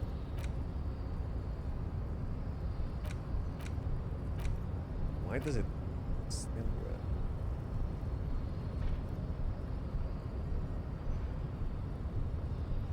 red? Research bonus non-breakthrough imminent. What does that mean?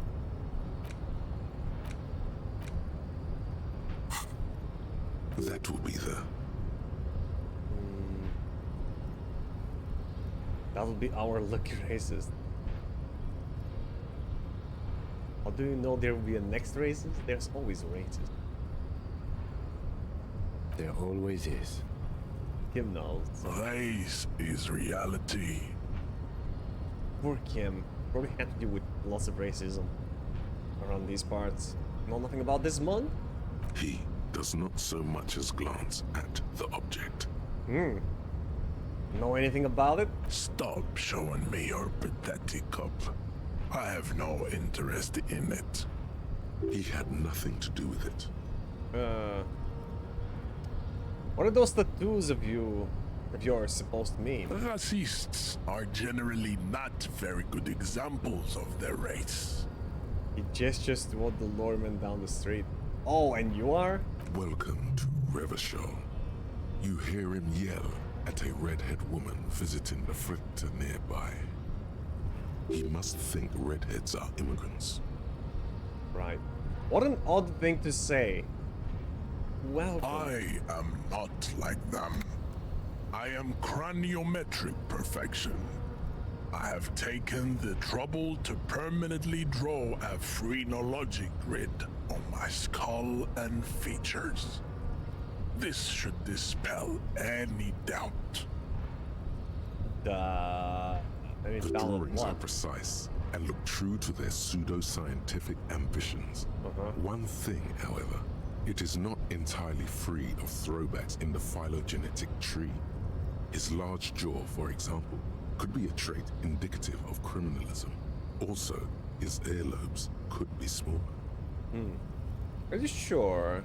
I mean, that jaw is clearly an atavistic stigmata. Your earlobes are too big. Yeah, you call yourself perfect, man?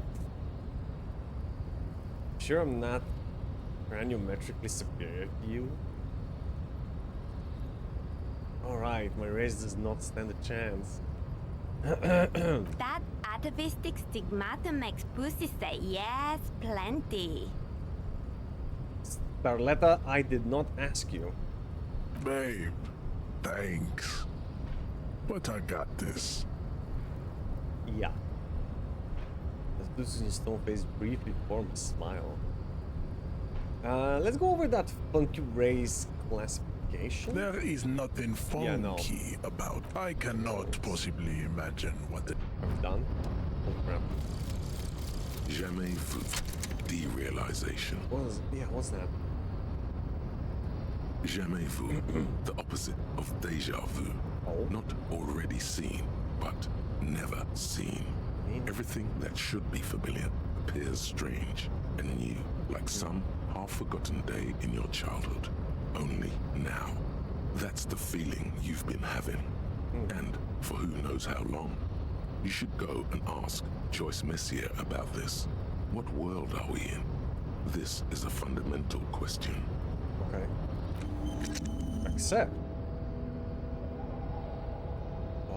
+1 XP for every orb clicked. All intellect learning caps raised by 1. Oh. And you said we can't go past him. Okay, but is there another way to go through?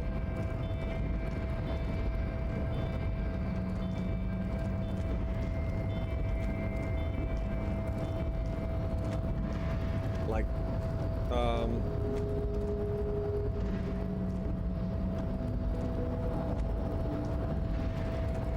oh. I don't see shit in there.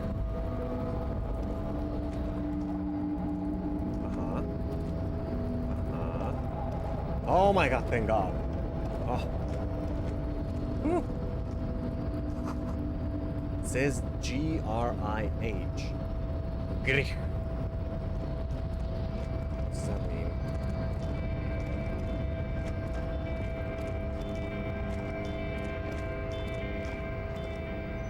Somebody say money.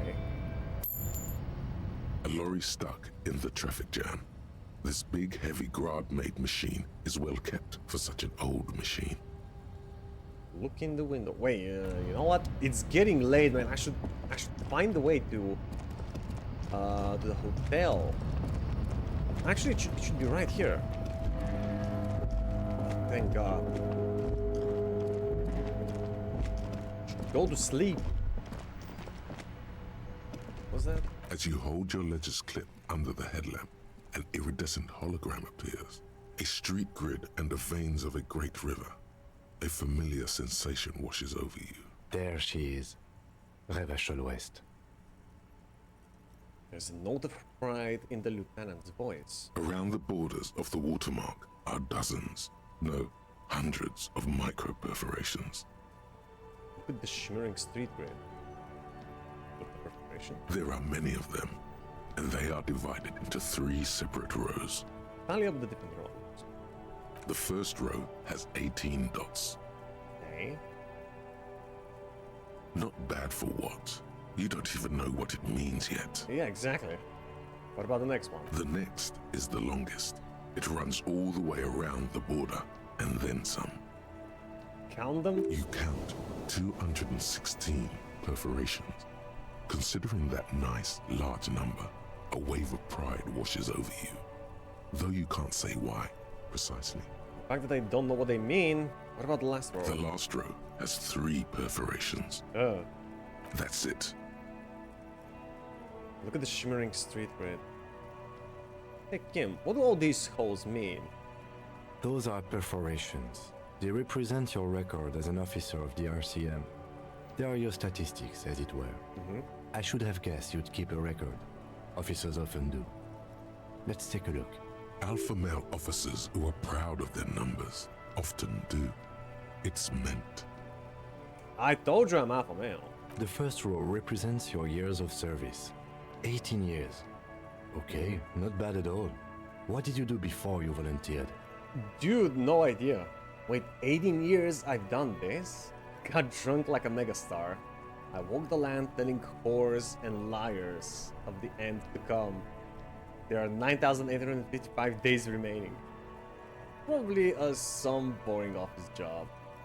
Same as everyone else. I feel like I just went around apologizing all the time. Do you think I have any idea? Yeah. I've been doing this That's for what 18 it years. says. I might have guessed even longer based on your age. What did you do all those blissful years of your youth? No idea, man. Fair point. Let's move on, shall we? This next row, the one that wraps all the way around, is your number of closed cases. Closed is good. It means finished. You've got... That's let's see. 216. Wow, more than 200. 216 to be exact. Is that a lot? It's quite a lot, even for someone who's been on the force for nearly 2 decades. Really? Usually, clearing more than 10 cases a year puts you in the 90th percentile of all RCM officers. Wow. I'm that good? So you're saying I used to be a super cop? Used to be good. That's some solace, I guess. What's the last number? I don't think I can ever re-become this person. Of course we can. Call it what you want. You were a valuable member of your precinct. Now, let's look at the last row. Right. Those are your confirmed kills. Confirmed You've kills. got precisely 3 I've killed 3 perforations people. there. So I'm a killer. I was expecting a higher number, honestly. For an RCM officer, especially Precinct 41, which is in the Jamrock quarter, Yeah. it's rather tame. I mean that in a good way. You mean it's kind of a you should kind of expect it if you work in my precinct. Have a couple of kills. There are certain officers who treat their kills like some kind of ghoulish game. If they do happen to solve a case, it's usually by accident. It's obvious the lieutenant doesn't think very highly of these officers. But it seems as though you are, or at least were, one of the good ones. So we have that to be thankful for. Have you ever killed anyone, Kim?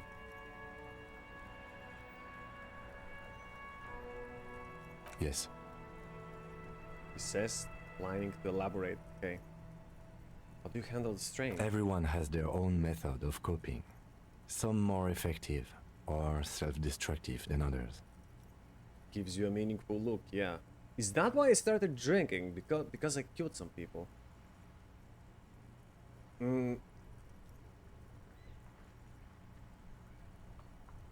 And I crippled another one, didn't I?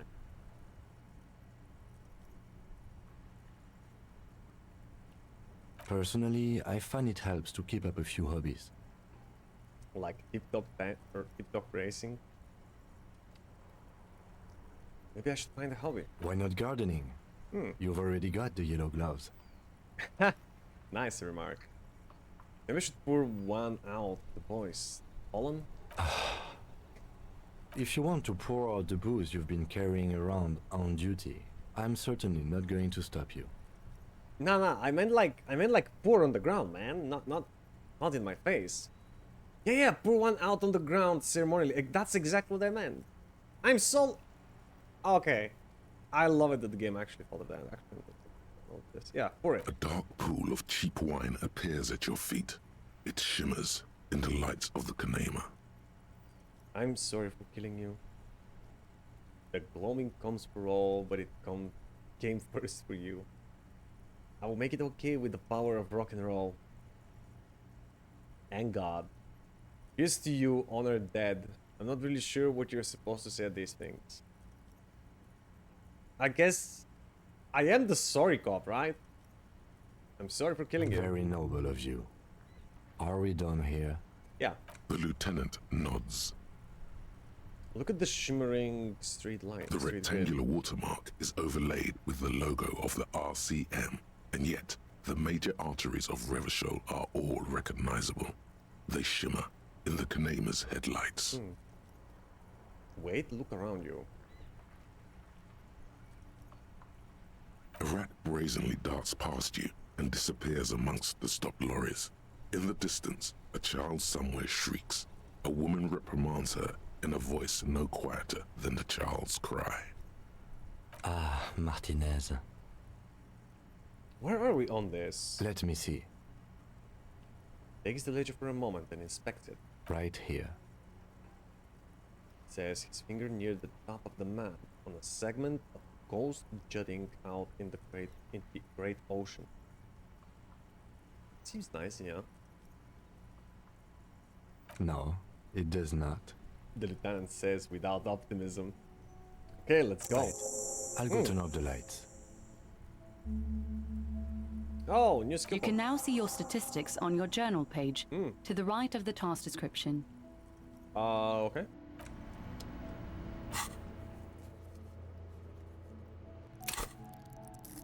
New point. We've got a new fob, right? Probably unlock one of the. Yep.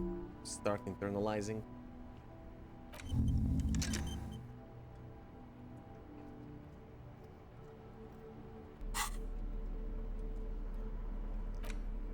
Items.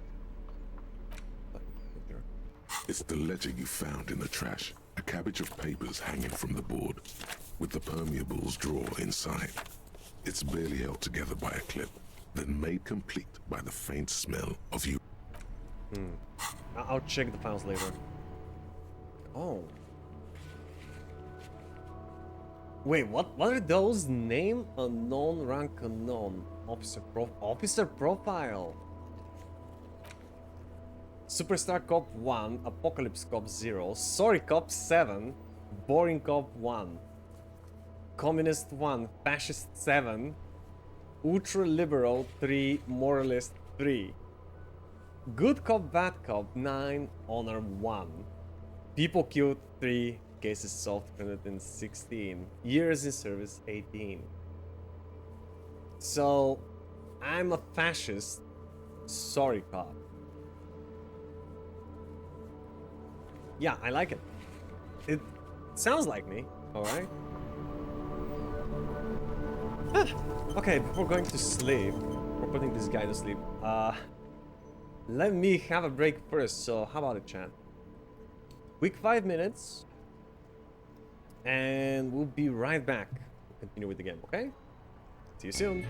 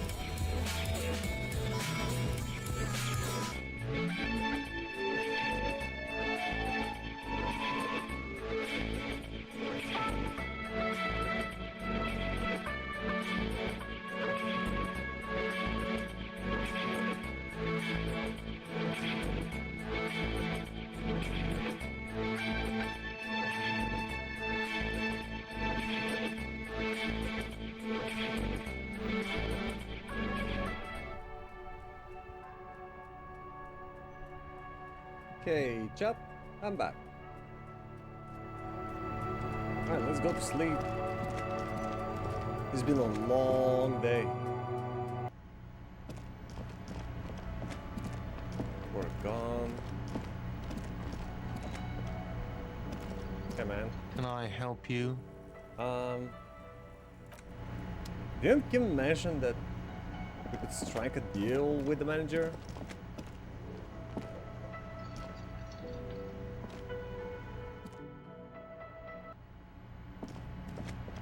Hey man, I know where I sleep. Thanks for coming. Is the girl here? The door is closed.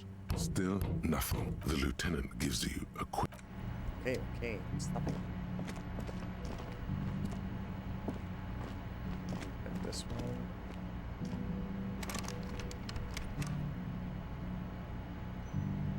What the heck? Put my place.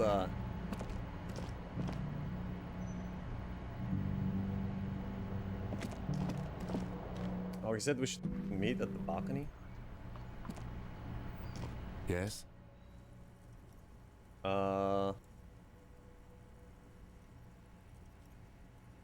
do you want to know?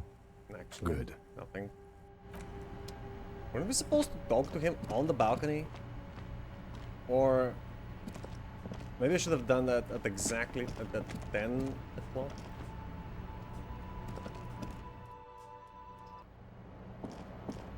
I can go back to my room.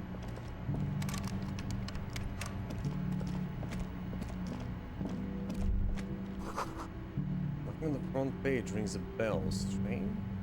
The front page of what? And why is it strange?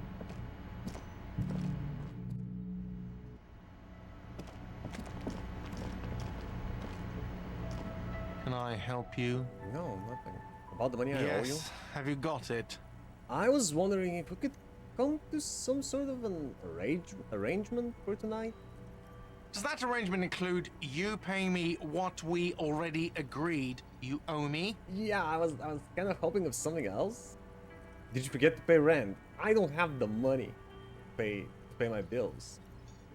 Yeah, I have to pay him like 130. I have 32. That's all I managed to gather so far. Actually, I do have some bottles on me. I could sell some items, but I doubt it I will have enough. Like, I doubt it I'll have like they were worth like 100. Yeah, I'll pay you back tomorrow. I'm an honest cop. It's cold out. I'll freeze to death because I'm losing the stupid money game. Come on, man. After everything we've been through. Kim is about to say something. Let him. I understand your predicament as the manager. However, He just his glasses. I feel I must remind you that we are here to conduct an important investigation that also affects your business. Ah, smart guy Kim. Forgive me for saying this, but your colleague seems more committed to drinking and... No, you know what? I'm over this. I'm done with alcohol. You will not hear or see me drinking ever again. I give you my word as a cop. I mean no offense. It's really nothing personal. Yeah? I just have to protect the interests of this establishment. I really fucked up, didn't I? I trashed the whole place. I was such a jerk. Hold on, I still have my key, you know? This conversation isn't going anywhere. Yeah, I do. Good luck trying to use it. I tried. Taps his foot against the metal box installed in the back of the counter. Draconian measures. Draconian measure? All the locks have an electronic component. They have to be unlocked down here with a master key before your guest key will open the lock. I see. I'll find a way in. I'll break the door down. This conversation isn't going anywhere, is it? Not until you bring me the money. Dude! Okay, I might have something in my motor carriage we can use when you're done here. Oh, Lieutenant, we're done here. Okay, for damages. Kimi heads over to help. Go to his motor carriage in front of the whirling. Okay. Good guy Kim, man. I only met the dude earlier today. And he's already done more for me than my colleagues and partners. Inside, you see a set of steering levers, a radio microphone. I have something here we could sell. Look in the back, in the suspect transport enclosure. Transport enclosure. Regular people just call it the cage. The cage. Look in the suspect transport enclosure. The cage at the back of the motor carriage looks rather uncomfortable. 4 shiny hubcaps are stacked against the seat. Their silver edges sparkle in the dark. I confiscated these 4 a little while back. We can take them to the pawn shop down by the Martinez Canal. What are those things? There are spinner hubcaps, frivolous things you put on your wheels. When the wheels come to a stop, the caps keep on spinning. There's no real use for them, it's just for vanity. Oh, it's just tuning for your car. Yeah, okay. Why would you confiscate such a thing? And what do you mean you confiscated them? A couple of weeks ago, I stopped a young man for going slower than the speed of traffic. Slower? Turns out he was some coalition official's son and high. Oh. So you took his spinner? Yeah, why? That's another thing to punish him, isn't it? Look at Kim, isn't that corruption? Look at the spinners. I get it. I would have confiscated them too. They're mesmerizing. Yeah, so why did he took his spinners? I took them and arrested him for driving under the influence. But yeah, isn't that corruption, Kim? I don't know. Is it? I was going to take them into evidence, but they weren't necessary for conviction. He never asked for them back.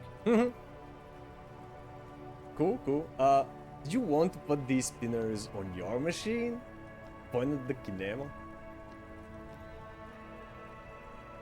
Is he a tuning freak? I would love it. Thanks, I appreciate your help. You said something about the pawn shop. Wait. No, that would be silly. Uh-huh. I don't know why I kept them. It doesn't matter. I couldn't put them on this MC anyway. A cop with spinners. That would be outrageous. Yeah, I bet you would love it, huh, Kim? Outrageously cool. He flashes a smile, barely visible in the dark. I'm sorry you have to sell them because of me. As I said, they're useless anyway. I should have got remembered an I had achievement. these earlier. Really get Kim to trust you. Awesome. I'm making friend. Is it something about the pawn shop? Yes, there's one 100 meters south of here. I think it's called Roy's Nest or something. Yeah. If I'm not mistaken, it should be open late. Okay. Items that can be pawned at Bird's Nest Roy's appear in your inventory under the Items tab. You can pawn these items when talking to Roy. Okay. Thanks, I appreciate your help. The lieutenant nods as you take the spinners. Tap on the fuel preheated gauge. As you tap on the gauge, the indicator pin jerks as if startled. It's in the large orange sector, indicating the engine is warm. Next to the gauge is a red switch labeled heat. Why is it warm? No, that's enough fun with the foldable headlights. I know they are mesmerizing. They're also fragile. I'm not going to turn it on for you again. Okay. I was just playing, man.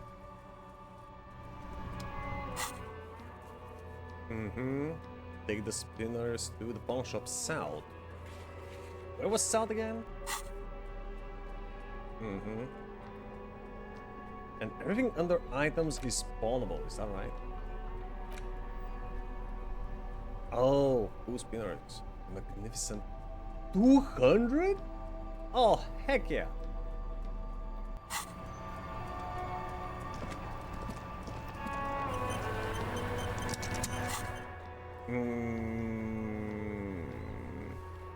Is south here?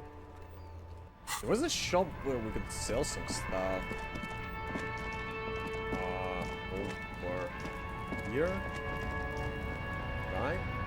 Is that the shop? Oh, it's locked. Lovely.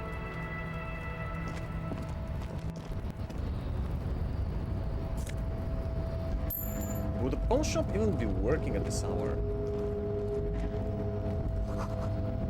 The lorries probably stored fuel here. Now they store booze.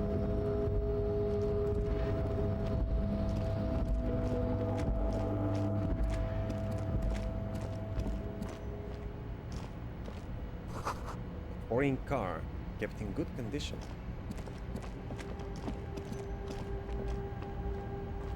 Wait, what the hell is this?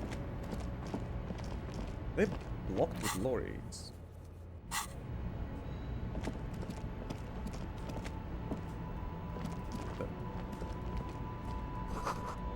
Ruins full of snow. No one lives here anymore.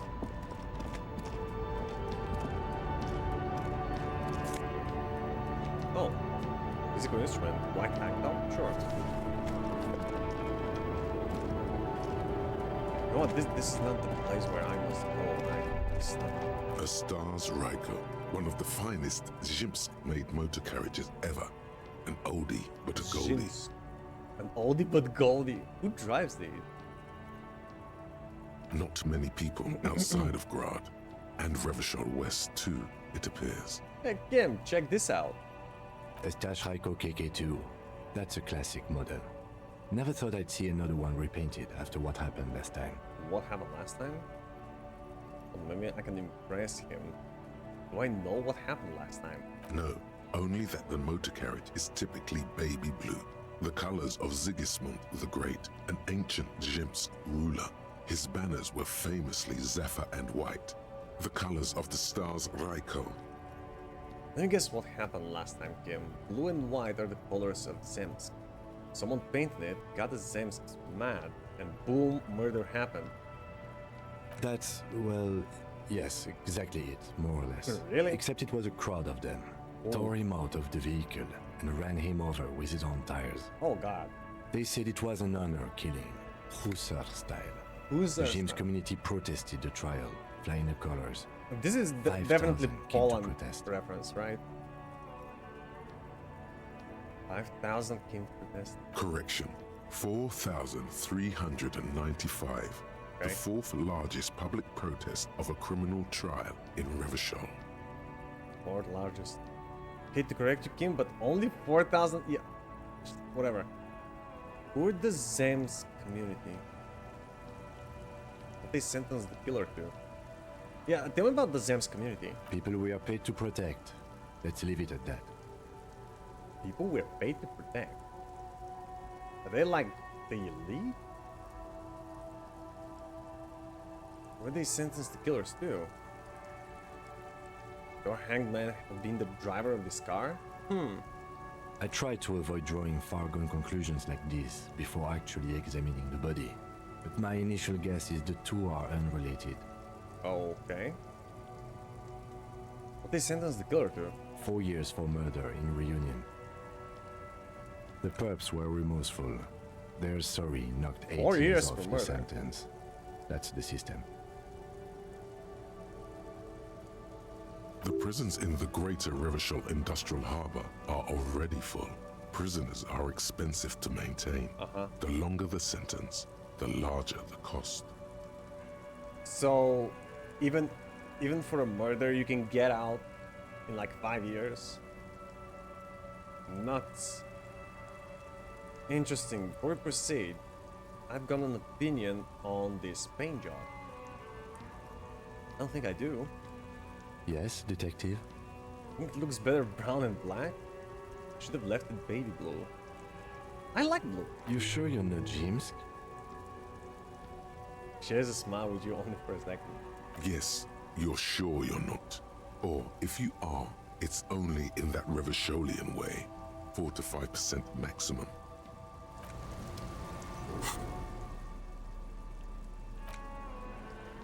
Got my tank top. Wait, what am I changing for this? Shirt. Shirt gives me conceptualization minus suggestion. Right, yeah. Put on this. I should come back here later.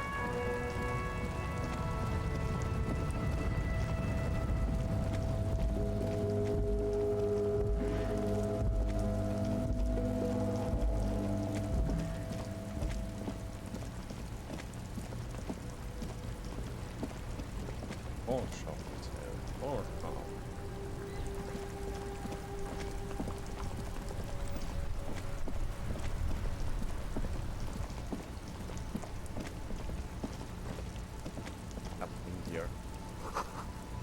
Plastic wrapped macaroni stamped with humanitarian aid. This says humanitarian aid tuna fish, not for resale. This says speakers from the people of Samara. This says food gift from the people of Elysium. A helpline to the company that controls the brokerage.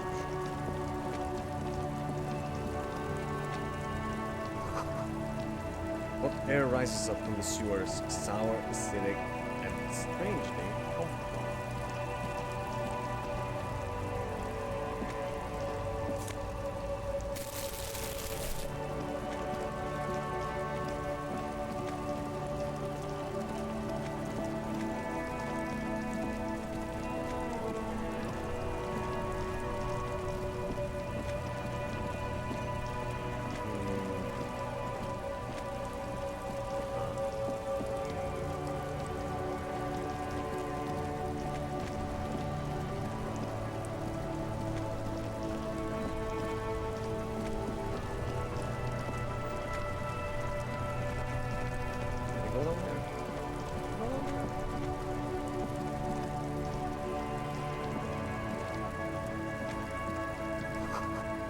Roy's Pawn Shop.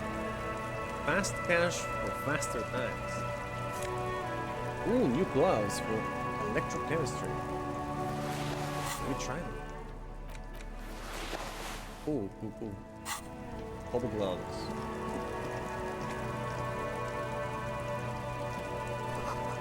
Waterlock out of order until Wednesday, 7 a.m. Wait, can we go down this tower? Yeah.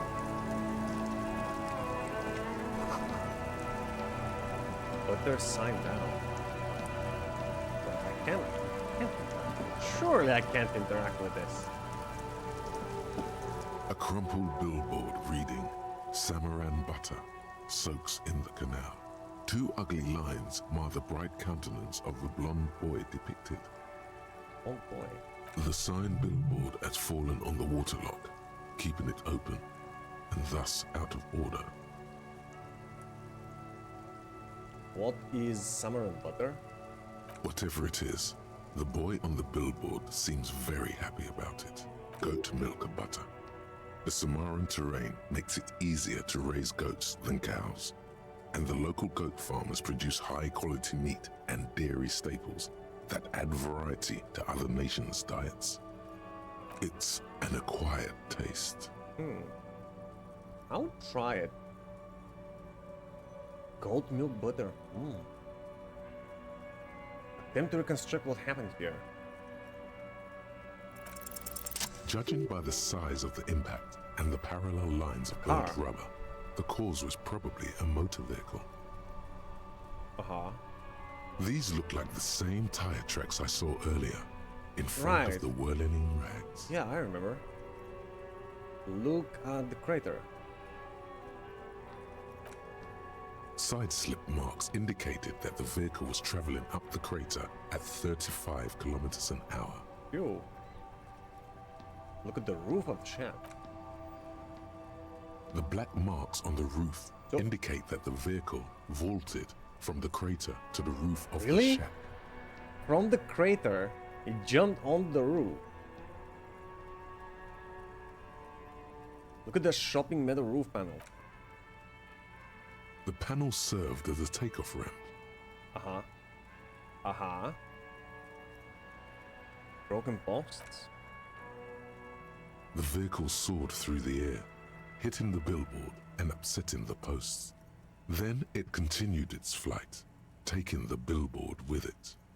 But the sign. The sign broke the vehicle's fall into the canal. Yeah, barely. And it somehow managed to escape.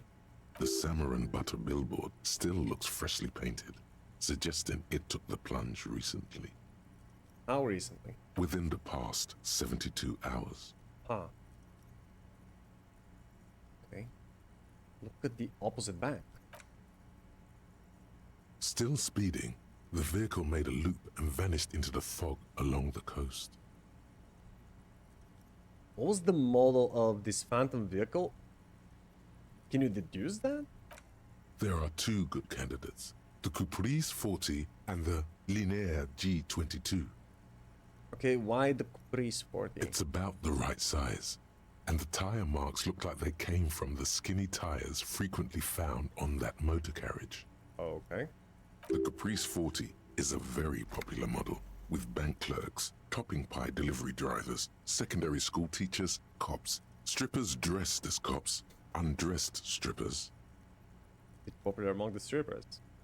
And cops. Why the Linear G22? Very sturdy but light motor carriage.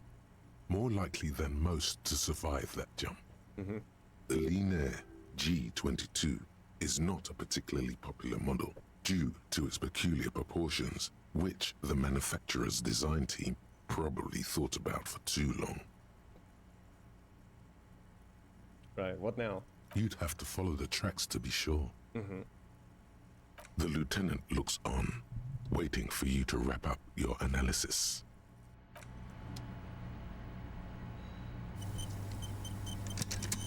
Any theories about what happened here? Looks like someone was in a real hurry. Reckless traffic, hooliganism. Some top shelf shenanigans. I want to meet the driver and shake his hand. I mean, I do. What kind of car do you think it was? I mean, it's most probably the Capri, right? Because the Linear is not that popular. That's quite likely, from what I can tell. I have some ideas about who it might have been. Oh, Not to be someone really cool and courageous. It was someone dangerous. Perhaps this is somehow connected to the murder. We're trying to connect everything to the murder. Actually, never mind. I need more evidence to come up with a list of suspects. we are That's not true. traffic cops. Should we get back to the murder? Conceptualizing way. Trying to come up with a convincing explanation for the driver's actions. I mean, Somewhere in the depths of your alcohol-addled soul, you find a few threads that you can weave into a story. oh yeah. I hope the alcohol at least makes me a good bard. This could have only been posed dramatically. Jacob Earl. The tip-top tourney champion? I guess so. After the untimely death of dear friend and fellow racer Alfie Deletraz at Fjordhammer, Jacob Earl was desperately chasing death on the racetrack, but death eluded him. That all? Hi Nitro! How you doing, man? Yeah, sometimes I do be lucky. What are you playing? The Evil Within? Great. One day I'm gonna try that game. The lieutenant patiently listens How you doing, to the Nitro? words coming from How's your the day? mouth. Listens to the words coming from your mouth. After quitting in frustration, he became a recluse, a ghost driver, searching for death on the streets of Revachol, speeding. Jumping canals at night? If I Yes. was Jacob Irv, I wouldn't drive in Martinez. The roads are awful. Exactly. In conclusion, it's a colorful theory, but I don't believe Jacob Irv did this. Should we go? No, we need to find this Jacob Earl before tragedy strikes. Take the task? Really? Yeah. If we must. Hawk is gonna be so impressed when it turns out that it's actually him. Like how did you know? Find the traffic hooligan. First you should find the vehicle the joyrider used in their escapade. Anthro is great. I came to terms with this A couple game of and indicator I lights just are want to missing explore from more of this it. control panel. Loose wires dangle from the now vacant holes. In the middle is a lever. Beneath it, a small metal plaque. Oh, This panel usually closes the waterlock, turning it into a bridge that lets you cross the canal. really? There's a crashed salmon butter sign in the way. Pulling the lever probably won't do anything. Probably is not good enough for me. You pull the lever all the way up until the metal clicks against the contact pins. You hear a soft clunk. Then, nothing happens. Push it harder. Nothing happens. A cold gust of wind blowing in from the sea interrupts the silence of the situation. The lieutenant comes to himself while staring at your activities.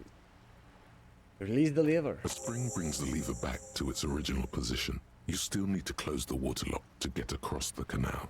Some other way.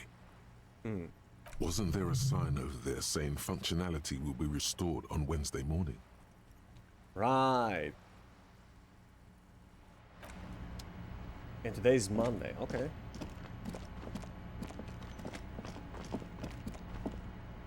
Well, Tuesday morning. Yes. Wait, no, not him. I want to click on this box.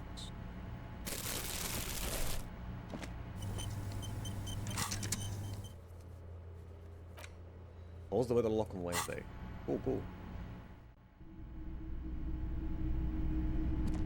How is this shop working? No. Some kind of machine, an antique cash register.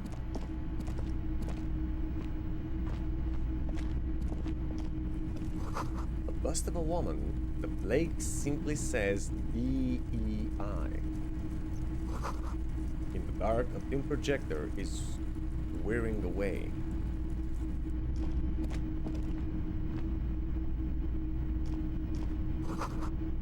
Mostly military wear, with a few more eccentric fashions thrown in. Wow, a very large red t-shirt with an impressive print stands out from the other garb. Very large red t-shirt, okay.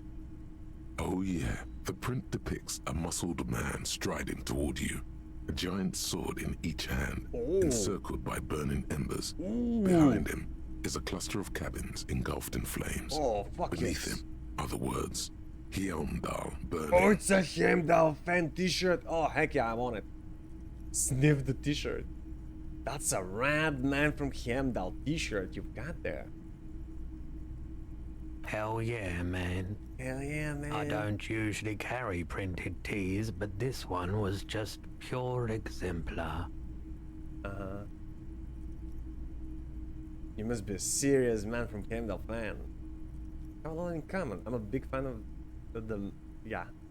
Hold on. Ultra kill got another difficulty? Oh my god, what's new? What's new? What's the difference? A fan? No, I wouldn't go that far. But I do think the Hjelmdalaman saga is an integral part of our shared reality. Most people don't think that the man from Hjelmdal really existed, but they're wrong. Dude, that's just fantasy series. Did you mean the man from Hjelmdal was real? I mean, even if the man from Hjelmdal didn't exist before the adventure novels, the stories have made it so that he has. It's simple, really. What do you mean? Okay. No. Yeah. I'm concerned. You sound skeptical. It's not that complicated. All that's required is a more robust understanding of cause and effect. You mean that some really hardcore fanboy would take the persona of Hjelmdal? Besides, I've been to Kotla, though not quite as far north as the Hjelmdal, and watched northern lights travel across the sky. Very unique, energetic tides there. Genuinely have no idea. Haven't you tried it? It's for the best, because Hjelmdal is not a real place, and thus he could not have gone there. Exactly. His theory isn't exactly incoherent, but its logic does suggest some unusual neural activity. Interesting. You want to see unusual activity? sniff the t-shirt. Smells like worn cotton and a little old sweat there. Yeah. Worn cotton with a side of flea market or trash bin. Flea market. Sniffing is okay, but please don't try anything on. Why? Can't have you leaving your photon emissions in the fabric of things you're not going to buy. You mean... What? How much are you selling this t-shirt for? 2 real. That's dirt cheap. It's true. Couldn't you just give it to me for free then? But why? Because I'm a broke cop without a cent to my name. Perhaps I could repay you in some other way. I guess I can't really think of any good reason. Yeah, maybe I deal in goods, not services. That's fair, I guess. Gives me +1 physical instruments and 1 on shivers, -2 authority. I want that t-shirt. Welcome to Hyundai, officer. Hi. Give me that. Oh man. Oh, it's epic. I love it. The man from Heimdall is standing in front of a burning village, dual-wielding his ever-present Zweihanders. He's dual-wielding Zweihanders? Dude! What a machine! Priorities. Dude, check it out, man. Conan the Barbarian be damned. Look at him. Dual-wielding Zweihanders, what an absolute god amongst chads. His muscles look ready to burst out of the 2-dimensional print and into your 3-dimensional life. Dude, I am never taking this shirt off. Ever.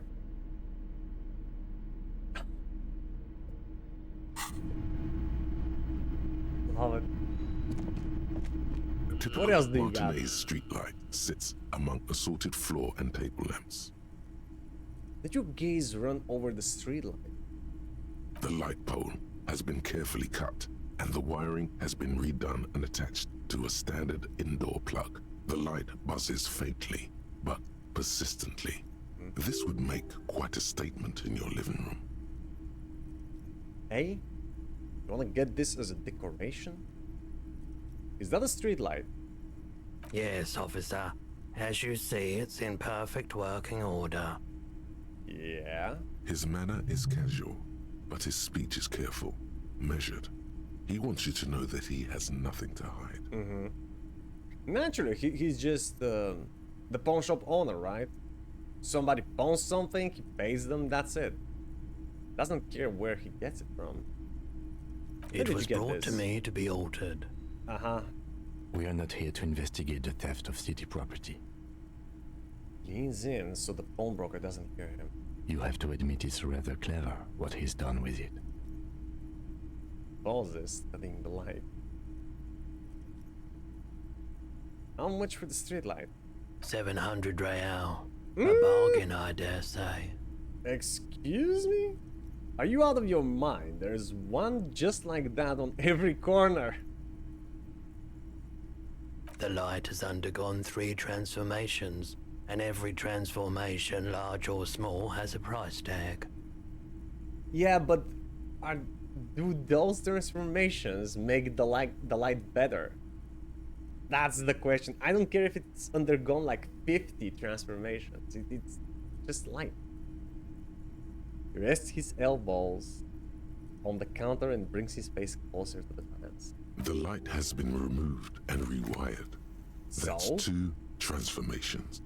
But what about the 3rd? I get how sewing it off and redoing the wiring could add the cost, but what else? The most important transformation is the light's placement among ordinary indoor fixtures, which has adjusted its morphological field. The light became suitable for use inside the home just a few days ago. Throws you a look of weary patience. Okay, that checks out. Okay, I don't have 700. And I don't think I ever will. There's nothing else you need to know about this light. Man, I got my t-shirt. I don't care about anything else. What's this? You see rows of toy soldiers guarding the rest of the trinkets displayed on the table.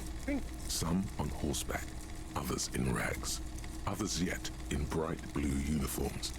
All are stern and unyielding in their duty. Wait. This will require interfacing? Hold on.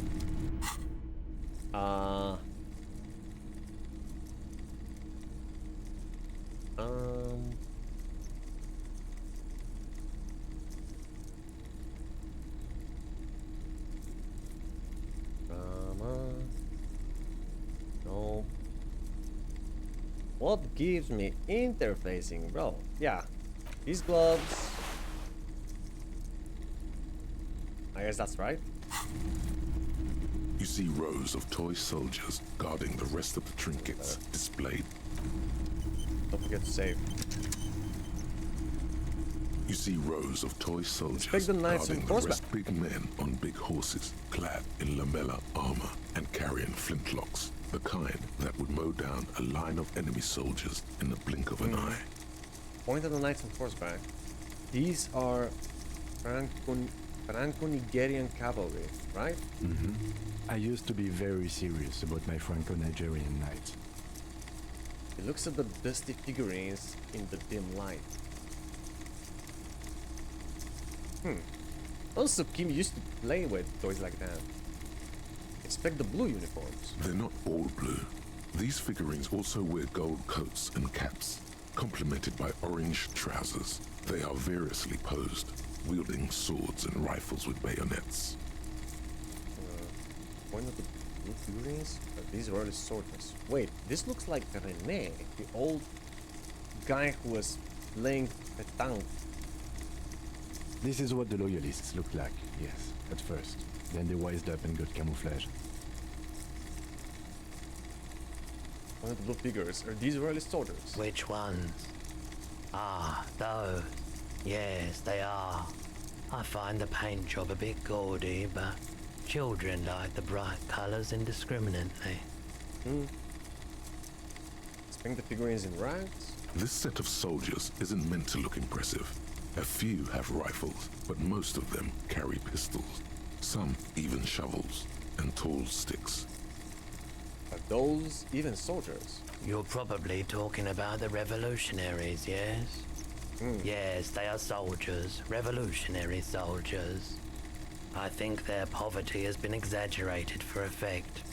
When you place them next to the royalists, it doesn't seem like they could possibly win. Propaganda toys?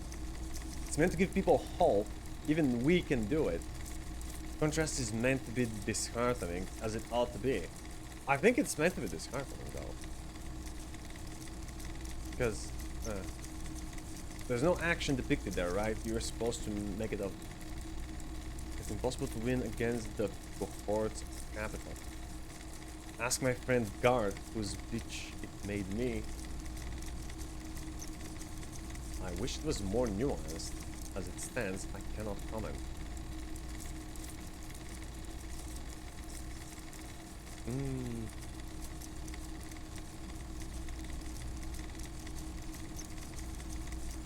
Maybe.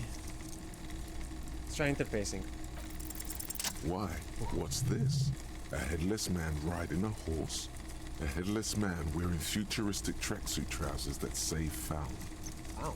What is this? Oh, that's the headless phone rider. Yeah. Of course, not knowingly. Who? The headless phone rider. It's an urban legend about a man who rides the streets of Revachol sporting a fawn tracksuit. As you see, he's missing his head. Yeah. Points at the decapitated figurine. 50 cents. Bargain price. I'll throw in the tiny cap too. I think he's looking for it, or something. That part of the story has many interpretations. He lost his cap when he lost his head. Perhaps he's looking for the head. Perhaps. Purchase the figurine, sure. Only he's riding a bull. What a badass. Did I mention that this figurine is supposed to be lucky? Always carry it with you. So I will. Let me see that. A plastic headless fawn rider sits atop his equally plastic bull, his posture indicating either desperation or pride. Comes as a set with the infamous fawn cap, for which he lost his head. The head is not included. The infamous fawn cap? Wait, do I get a cap? I do not get a cap. Where's the cap? Something new on the map? Men from Camden. Oh. Huh. Yeah, I should go back and buy those books, by the way. And the board game, too. Welcome to the pawn shop. The boomboxes on the shelf look well-loved and well-traveled. Oh. Chipped, dented, they stare at you with the unblinking eyes of their tape reels. Stand on the tips of your toes to see more. One especially catches your eye. Deep gold and amber plastic with a big old handle on top. A classic boombox that says Stereo 8 approved. Just make sure it works before you buy it. Shopkeeper, this Stereo 8 approved machine here is the Harman Welsh W2, made in Vespa, designed in Seoul. Plays all reel-to-reel formats. 2mm, 8mm, 12mm. It's even got a little radio in there. It'll set you back 12 real. What I really want to know is, could this device come handy in my police work? How should he know? If police work means playing tapes, sure. You can use it for that. Right, okay, I guess. Or any other time you'd need to play a tape. I did have a machine like that in my room, right? I don't know if it's working. There was a mess of a tape around it on the floor, but I'm not sure if I did that or it just that the machine is faulty. Are you sure this is all in working order? Absolutely. I've tested each one myself with recordings of speech, found sounds and music from a variety of genres. Even though I don't really like music. The boomboxes wait on the shelves. Okay, you know what? I got the money now. And here you are.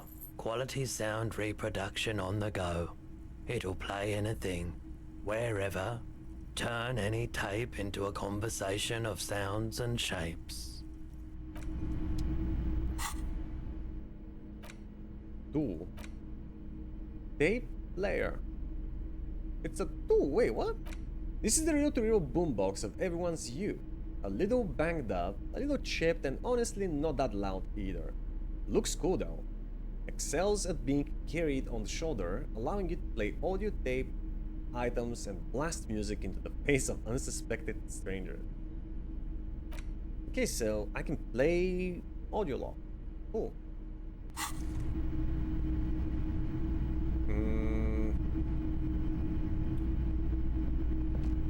It's not often that I see officers from the RCM in my pawn shop. The man at the counter turns to you slowly. What can I do for you? Sorry, I feel like I'm interrupting you. Shake your head, it's shameful how insufficient the police presence is in these parts. Well, the RCM is here. Tell me, have you had any trouble lately? Sorry, I feel like I'm interrupting you. Oh no, not at all. I guess I haven't had many customers lately. RCM or otherwise. Who are your customers usually? All kinds of people come through here. Locals, travelers, people looking for a deal, people looking for a keepsake. People who are terminally bored. As you can see, I have a wide selection of goods for everyone to choose from. Oh. I could probably spend the entire day looking through his shop and not get bored. By the collection, I may have something to add to it. Look around. Typical audacious consumerist objects. Honestly, I think some of your selections are Press your finger to your lips. More tasteful than others. Don't be that guy. This business plan is all over the place. You should specialize, zoom in, recapitalize, blah blah. Yeah, great collection. It keeps me entertained. His attention is drawn once more to the play of light and shadow on the walls behind you. I think this guy is pretty hot. The boombox I bought, it should play this tape, right? Tape? Wait, what tape? Of course. It's in working order still, isn't it? Just pick your tape and set it spinning. It all starts with the tape. Okay. Ooh, electrochemistry. There's something I'd like to sell. Wait, what is this? Is Roy high? And if yes, then what is he on? Hold on.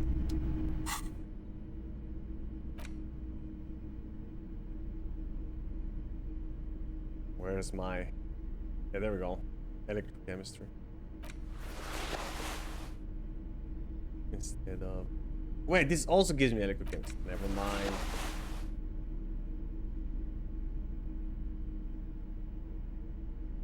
Electrochemistry from the gloves.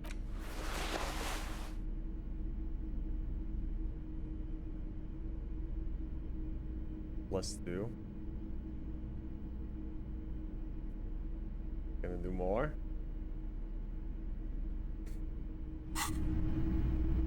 Greetings on this fine night. What brings you here? You know that it's not really a fine night. The weather is terrible. It's good that you're still open. Big city vibes, yeah. How come you're still open, The bro? pawn shop is always open. Right. Let me try this. 97%. Okay. Feeling warm and enthralled by the movement of light, while the mind continues to race forward. Lucky bastard. He's probably on Pyrrolidon. It's tough to come by on the street. Pyrrolidon? What is that? A drug developed by the military to treat and prevent radiation sickness. It has psychedelic side effects. Oh. And it makes your eyes turn yellow. I thought that sounded strange earlier when I thought it sounded really strange earlier when he said that we should not try any clothes because he doesn't want us spreading our how did he say it? Photon emissions into the fabric of the clothes. And I immediately thought, like, what was... Is he talking about radiation? That's a little excessive, right? Those levels of radiations are like almost non-existent. They're not really harmful to you, but he's prevent radiation sickness. But question is though, is he really sick, or is it just paranoid? Is it just me, or is it really warm in here? Look around. Step closer, sir. Could you take off your sunglasses? I'd like to check your eyes. Get straight to the point. So, where does a man get Pyrrolidon these days? Let's try to be a little direct. Why on earth? These are prescription. I can't really see without them. Well, humor me. It's pretty obvious that you're under the influence, sir. No judgment, just curious. I probably did loads of Pyrrolidon before I lost my memory. Chill out, man. I'm a chill out cop who just wants some of what you're having. Wink, wink. Didn't mean to offend. Drop the subject? I don't want to drop the subject. No judgment, bro. I've had to take it. Yeah. You know, since the People's Pile cleanup. No. I was with the Emergency Relief Brigade. People's Pile? Emergency Relief Brigade? He's taken it for mental and emotional, not physical pain these days. Uh-huh. I get it. Okay. People's Pile? What is that? A bad idea. Some poor leftist built a particle decay generator in hopes of bringing affordable electricity to underserved communities. It malfunctioned. Radioactive waste everywhere. Probably some of it in you too. Really? When was that? The People's Pile was a Type U particle decay generator that failed immediately after entering service, releasing radioactive waste into River Esperance. In the river? Oh, fuck. What is a particle decay generator? A primitive nuclear reactor, also called a pile. Why is it called the People's Pile? Construction began during the Commune of Revachol. The people continued work on it after the Commune fell. Right. They wanted a cheap source People of of the energy commune. for Revachol West. Needless to say, things didn't work out. Yeah. I wonder what historical event is that supposed to reflect. Why did it fail? An emergency valve defect resulted in steam pressure blowing the turbine, taking the fuel containment vessel up in the explosion. Both the faulty design and lack of finances contributed to the catastrophe. Yeah, it's exactly like that accident. Tell me more about this emergency relief brigade you were part of. We were an all-volunteer force, self-organized. Tried to help the fire brigades contain the spill. On the patch, gamma radiation lines crossed with a red drop of blood. I lived by the river since I was a small boy. The Esperance didn't have the art to let it all go to shit without trying to do something to help out. There wasn't much the volunteer force could do, however. We wasted years in the river mud. Years getting sick. It looks at the spiraling light and stopped. It must have been tough. Radioactive cleanup. There's a reason why everyone's tried to forget any of it ever happened, and why no one has tried to repair or replace the pile. How about contain it? So much disappointment and early deaths. Cancer mostly. And we knew all that was coming even as we were cleaning up as best we could. Whose fault was it that the generator failed? No one's. Everyone's. A bunch of poor people built themselves a primitive nuclear reactor, hoping for the best. What do you think is going to happen? Problem was what they didn't have educated people. How did you end up running a pawn shop? The cleanup happened 15 years ago. I was young then. Later, my second aunt died. Left me this shack and all the assorted junk in it. So I came to Martinez. People told me don't go there. It's a shithole. I said, people, we just had a nuclear pile meltdown. I'm gonna get as far away from Forberg as I can. Still in the same city, but... Right. Thank you for telling me, man. I like the theory more than the story. Outward movement, not vortices. Yeah, you gotta get in on those vortices, my man. What's it?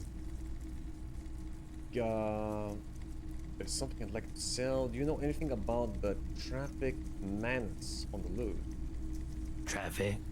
I'm sorry, officer, but I don't drive. Yeah, but I mean, he kind of rolled on your roof. Why don't you drive? Didn't you hear it when the traffic menace drove over your roof? Now that I think about it, I do remember hearing a thunderous noise the other night. Some kind of powerful electric vortex hitting the shop and then moving on. That sure narrows down our list of suspects. Vortex? Sounds fascinating. Does that mean you don't have any idea who the driver was?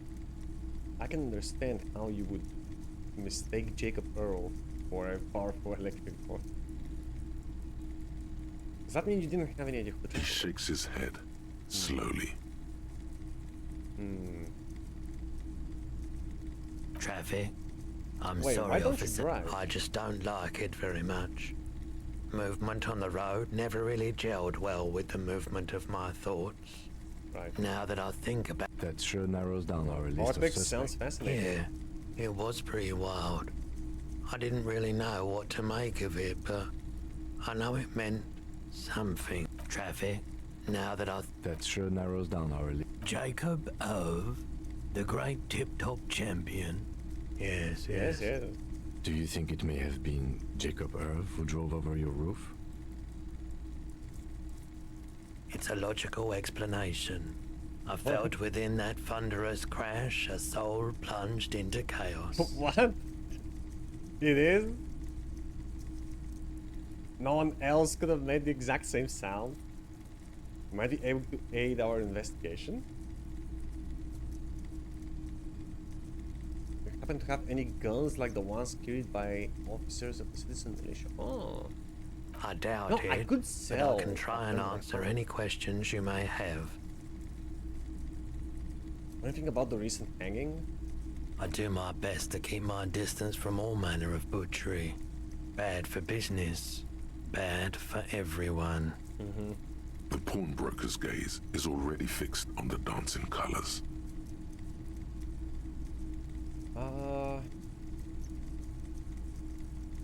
Yeah, what about those guns? Someone else came here earlier today asking the same question. I promptly sold her the gun you pawned a couple days back. I pawned? Oh my fucking god, no. Oh no, oh my god, oh my god, oh my god, oh my god, oh my god, oh my god. Chat.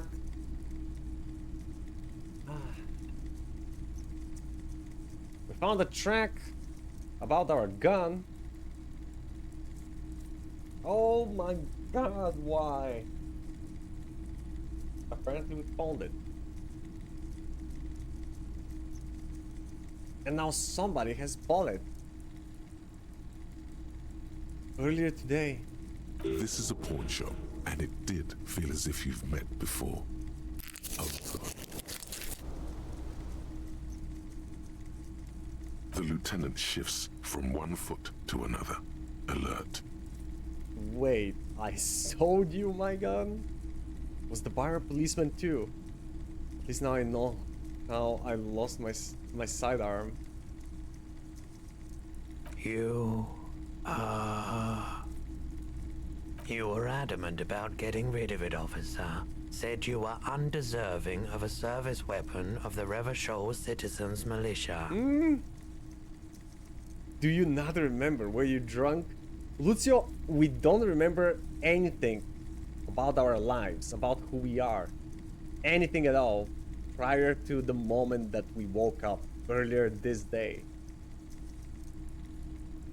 We know nothing about us. Yeah. And I don't like keeping guns around the shop for long. Off the charts photon emissions. The unhealthy kind. Was the buyer a policeman too? She didn't seem like a policeman. Although she kept referring to herself as a pig. Which was odd. I found her interest in the gun a bit obsessive. But I was just happy to get rid of it. And of her. A woman who refers to herself as a pig and seems to have obsessions with guns. Okay. Should be easy to spot, right? Truth be told, she was terrifying. Right, so let me get this right. You sold your sidearm, issued by the Citizens Militia. Yeah. And now a civilian is running around the streets of Martinez with it? Yeah, seems to be the case, yeah. My bad? There's only one explanation. She must be one of my rabbit fans. Maybe she's a vigilante. Wants to prove she can do our jobs better than we can. I don't like it either. What if she intends to commit a crime and blame it on the Citizens Militia? I'm sorry I sold my gun. We're the sorry cop, aren't we? Yeah, it's not good. Apologize I do 10 hope times, we gun manage to clean achievement. this mess up somehow, while also keeping our focus on the murder investigation. Any idea where I can find this buyer? My apologies, officer. but I have no idea where she was coming from or where she went. Oh, God. A needle in a haystack. There is nothing you can do about it now. You'll just have to hope you luck upon her somehow. Somehow. I mean, it's a small world. At least now I know how I lost my sidearm. Of course. I wanted to ask about missing gun again. Yeah, no. Later. Something I'd like to sell. Yeah, let's see. Yes, we'd like Let's to make sell some these money. hubcaps. Roy takes the hubcaps from the lieutenant and inspects them.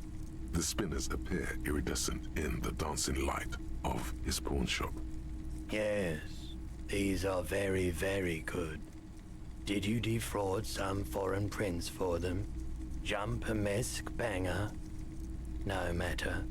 I'll give you 200 real. Deal. No one was defrauded or jumped, I assure you. Lieutenant explains as the pawnbroker opens the register and counts the cash. Of course. I meant no offense. 200 real for you, officer. Delightful doing business with you. Do come again. Thank you. Takes the cash, then turns to you. Here's the 130 real you need for your bill. Oh, okay. Do not waste it. Okay. Yes, it goes in his pocket. The rest is for him, to compensate for the pain of being separated from his radiant spinners. It's only fair. Anything It else you're couldn't haggle? thinking of No. selling? No, it couldn't. I'm in no position to haggle at all. Anything else you think? Sell? Sure. I like to sell my no. I'll check my pockets. Access your pawn menu. Oh. Anything else you're thinking of selling? Postcards are for sale, right?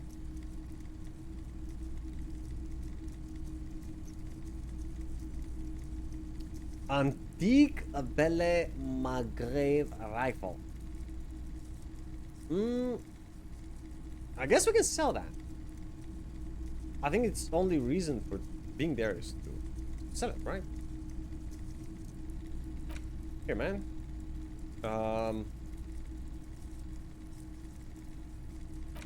Yeah. On there.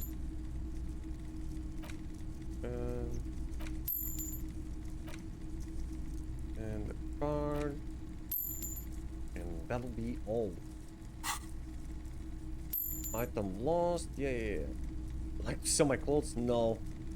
I don't have anything else. Another time, perhaps. Care to share some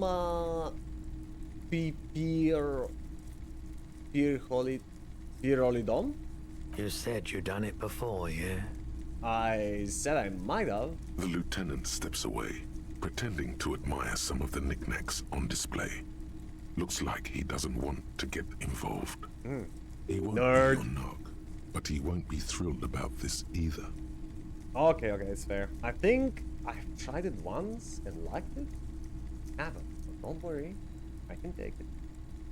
I ride the theater horde every day. I don't Here know. you go, man. Presents a large cap-shaped object on the palm of his hand. Very odd looking. Yes, darling. That's the coalition government ordained Parolidon. Straight into your gut. Thanks, man. Take it. I actually changed my mind. Yeah, let's see what happens. Of course. You gain experience. Cool.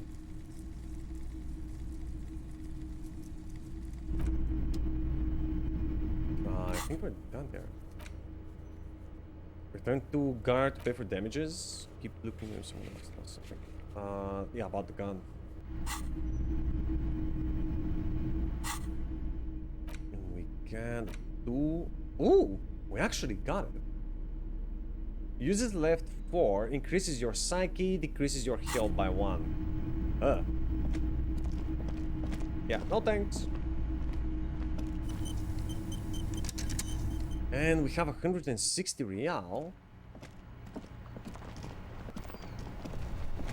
Soon be able to pay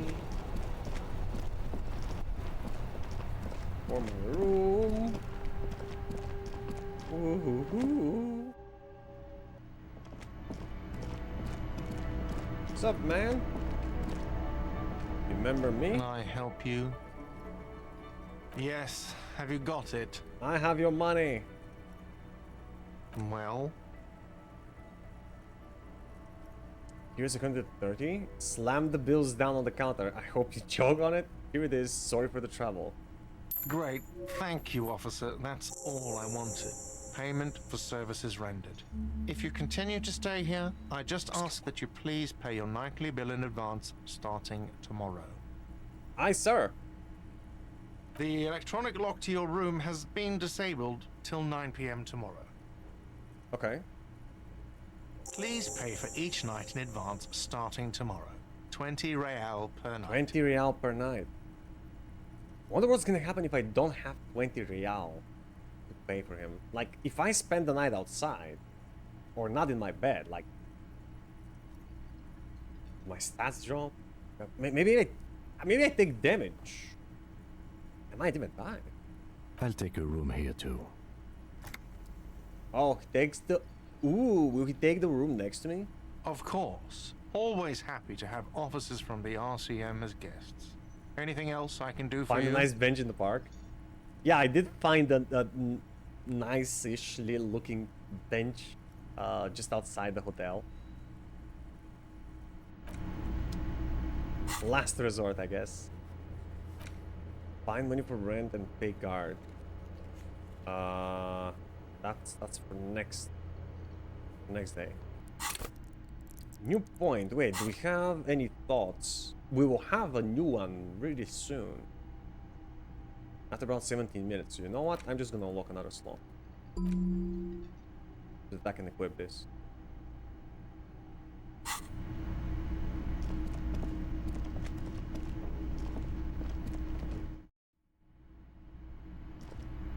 So, you should pick that fat, juicy cigarette butt from the tray, light it up, and smoke the living shit out of it. The what now? Am I a smoker? Who knows what you are? A monster, a murderer, the gnome of Jeroma? You feel like a smoker, especially when you look at that juicy, succulent, seductive cigarette stub, still smoldering deliciously. You know, there's only one way to find out if you're really a smoker, and I mean, it's a way of discovering our own self, right? By smoking this cigarette, it might look degenerate. It might look degenerate, dude, but think about it. We don't know anything about us. By smoking this cigarette, we will be more accurately able to determine some characteristics about us. She broke it at the filter. I can't smoke that. Yes, you can. Yes, How you very can. astute of you. This renders it ineffectual. It's not. You should look for a I do not smoke cigarettes without or a filter. better yet, an entire pack. Strike that. A carton. Make sure they're all healthy and able-bodied. Then smoke them all. All healthy. And able-bodied. Yeah, I should do that. I should enthusiastically do that. I should not do that. I'll make it priority 1. I'll think about it. Good. They'll make you stronger and better. Okay. You're too old to be cool now. But find cigarettes, smoke them, blam. Instantly a cool renegade man. A mystical red dragon with smoke rising from his nostrils. Plus, smoking them gives massive bonuses. Ah, wink wink.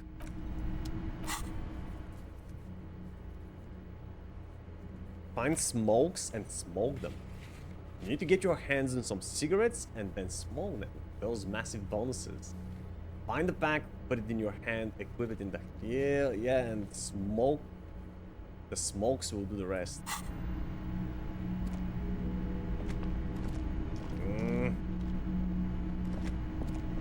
Come to think of it, it's strange that I didn't find any cigarettes until now. Right, Kim, I guess this will be good night.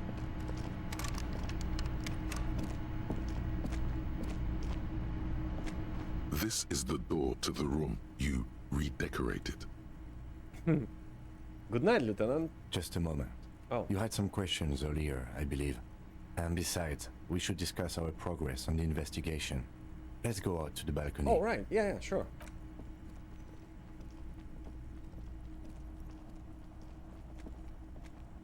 The air outside is brisk. The lieutenant is silent for a moment. He listens to the traffic hum. Then, where shall we begin? We should talk about the investigation, Oh, here's first a and smoker. foremost. But I also remember you wanting to discuss the RCM. Like the cigarette. Can I ask him for a cigarette? I didn't know you smoked him. How do you think they went? So what are our powers exactly, the RCM? I have a cigarette every night when I go over my notes. It's something of a ritual. oh man, he looks so devastatingly cool with that cigarette. I think I might want to pick up smoking. Do you have any more cigarettes? I apologize, but I only brought one with me. I have exactly one cigarette every night while going over my notes. Okay. I think I might want... Yeah. How did you get so cool, Cam? You mean this? This isn't cool. It's an unnecessary trial of will and unhealthy. Gosh, it's absolutely it's an unnecessary trial of will. Keeping the habit sad. within the parameters he's given himself takes a lot of focus. It would be easier to simply quit. Yet, were he to quit, he would lose the cool factor. This man relishes his cool quite a bit, below it all. Right then, the debrief. Yes, it's been a long and eventful day. How do you think today went? Well, we didn't even look at the body. I was trying to. Don't raise this guitar. But we performed a thorough search of the premises of the crime scene. That's great. I generally prefer to start with searching the scene and then move on to dealing with dead bodies. I'm sorry I couldn't do more today. I'm just not a very good cop, am I? Yeah, no. It's not my job to evaluate your methodology, officer. I'm just going through the facts. Yeah. As for the Just interviews, a recap. Yeah. we didn't get to meet Claire, but we did get into the Hummer. It'll be easier to reach him tomorrow. It will. We talked to Joyce Messier, but didn't get any information from her. I have a feeling Joyce knows how dangerous the situation really is. But we will be able to have get to more get information her to tomorrow trust. because we completed that thought. We'll get her to talk to us.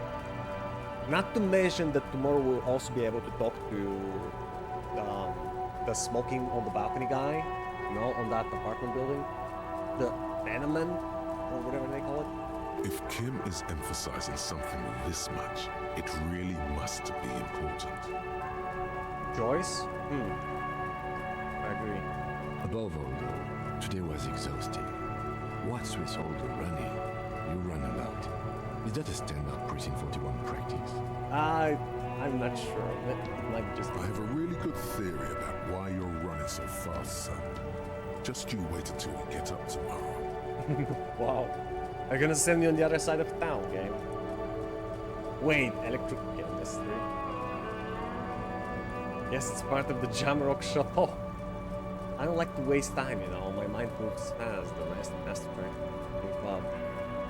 I'm training for a long distance run. I want to raise money for charity. Yeah, that's just how we roll in Precinct 41. I don't know why I do the things I do, Lieutenant Titsuragi. No, yeah, it's just a part of the Jamrock show. It's impressive, to say the least. For a man your age, especially. Not stop tapping his finger on the cigarette. Not just my age, but my way of life, right? Drugs, cigarettes, alcohol. Those are some stylish shoes too, by the way. Oh, Those thanks. offers. Must be hard to run into what you do. So...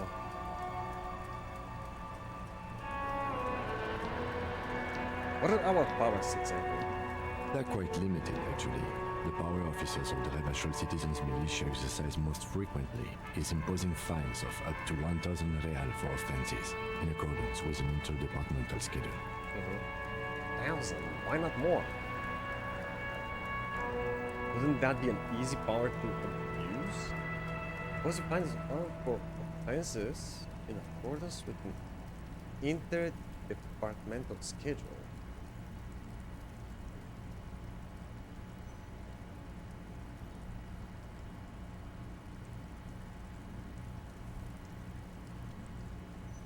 Yes, although indirectly, as citizens can always request records from their local station.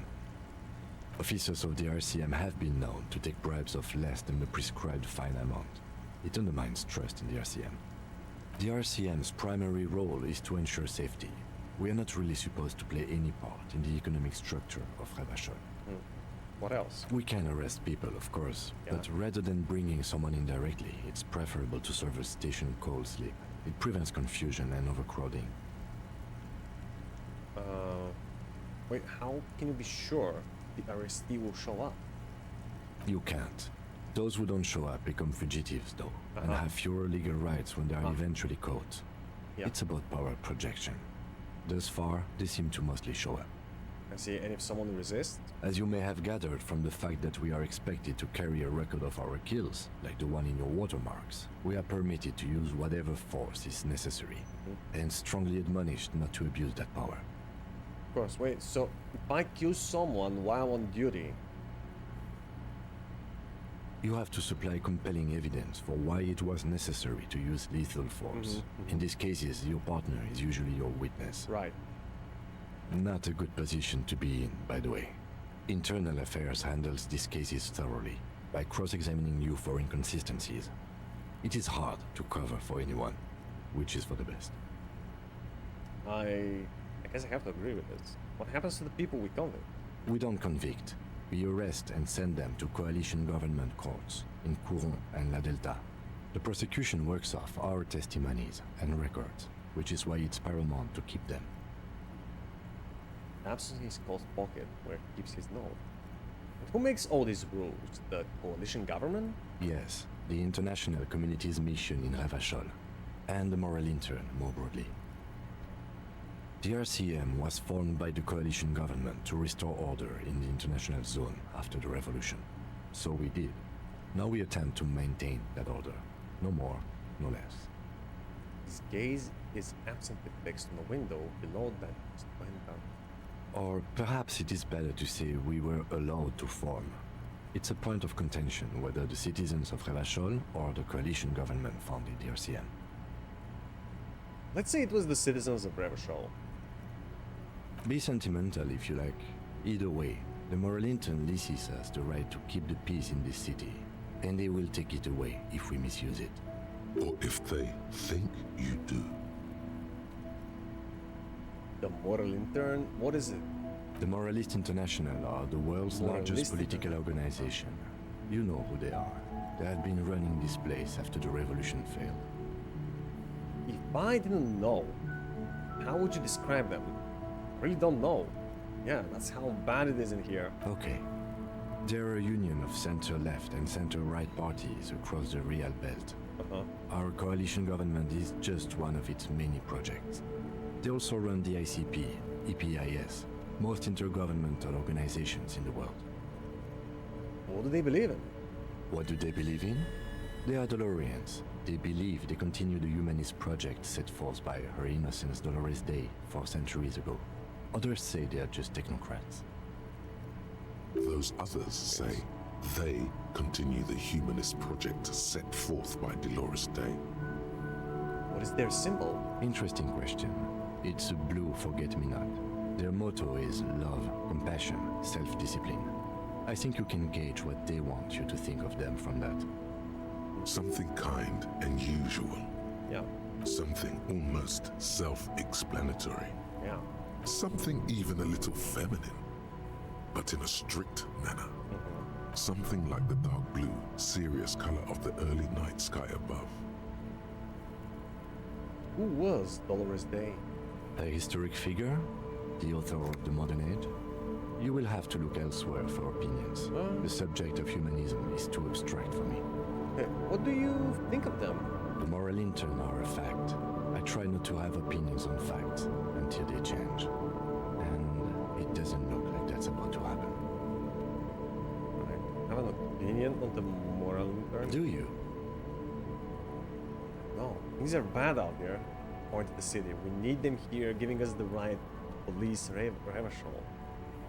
They've done an awful job here. Have you seen this place? This isn't humanism. We're stooges of the world's biggest bourgeois organization, protecting bourgeois rights. Mutter silently. Immigrants, liberals, gifts, fucking men are turning into women. On second thought, I don't have an opinion. Forget about it. Well phrased. I understand answering to foreign powers doesn't sit well with immigrant bashing, but with all the EMI, we would be common vigilantes. That's just the way it is. Actually, vigilantes is okay with me. Maybe we should make our own law. Then you will adore Martinez. For many of these people, the Union especially, vigilantes is precisely what we are. Personally, I don't enjoy it much. The lights of the orphan district are reflected in his glasses, the red and golden orbs of the motorway sliding like pearls on a string from east to west as Revachol commutes back to the suburbs. Tomorrow is Tuesday. Monday is over. Yeah, so I heard. Looking tonight? The dying lights of the city shimmer below. Slowly, like luminous clouds, they pass on his lenses. The lieutenant looks at his slim cigarette, contemplating the next drag. An aerostatic passes overhead, the whiskers of its floodlights on the ground below. Kitsuragi's glasses light up as he looks to the sky. Two glowing circles. They really don't like us here. And the mouth on that kid, Kuno. It's different inland, in Jamrock and the GRIH. Why are they like this? It's our fault for leaving this place to the dogs, to the Union, to the company, not daring to come here more often. This place has fallen between the cracks, the jurisdictions of our two precincts. And in Jamrock and the GRIH? We run this city. West of the river is RCM land. Looks at the dark silhouette of the equestrian monument cutting into the night sky. It's incredibly hard. Human beings are... But we are in control, and it's worth it. The organization works. Our systems work. If they didn't, the city would disintegrate. I hope our investigation will help improve the situation here. At least do some good. Me too. But I wouldn't count on any drastic changes in our lifetimes. He is very tired, but the dark circles under his eyes make him look younger, not older. Lucky. Thank you for this. Yeah, it's getting very cold now. Let's go. Let's go. Advanced race theory. Advanced race theory.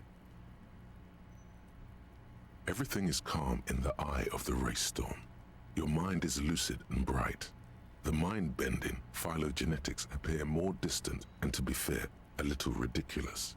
The great race mystery has cleared up. All that's left to do is verbalize your thoughts. Go and talk to Measurehead about your newly found insights. Hey, that's great, man. Another one we can talk.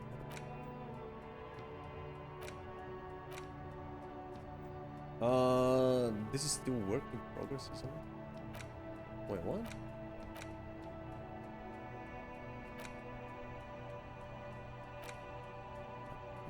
Or 5. Didn't I unlock another one for what?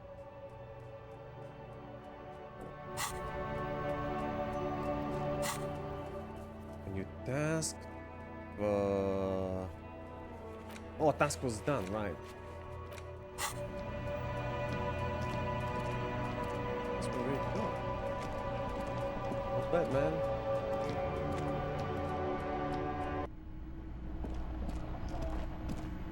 Good night, Kim. See ya in the morning.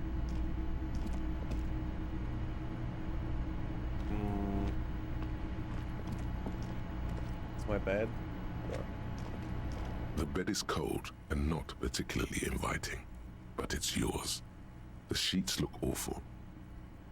And whose fault was that? The option to go to sleep becomes available every night after 9 p.m. Roll in. The sheets feel at once coarse and clammy against your skin. The bed sags beneath your weight as you stretch out and finally close your eyes. And then sleep doesn't come. I want to sleep. Obviously, you're in bed with your eyes closed, but it's not happening. Why? Maybe it's the bed's fault.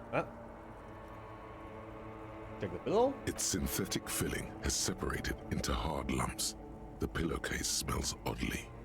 Smells of alcohol and sweat and grease. Check the blanket. It barely covers your toes, stretching over your soft belly. This is your body here, intimate and warm, breathing. Roll over to the other side. It's a little better. Colors, scenes, and half-formed phrases still litter your mind. Part of you is still trying to solve the case, isn't it? Of course. Who killed him? Who? Something to do with, what was it that the lieutenant said? Elysium? Alien, yeah. And it's gone again. Your thoughts lost between the slowing brain waves. Go to sleep, man. No more thoughts. Your Just fall breathing asleep. steadies. A great silence washes over you until your eyelids twitch in your sleep and images start forming.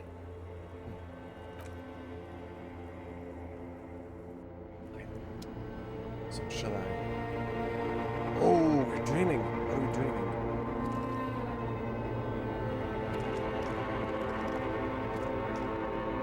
Oh wait.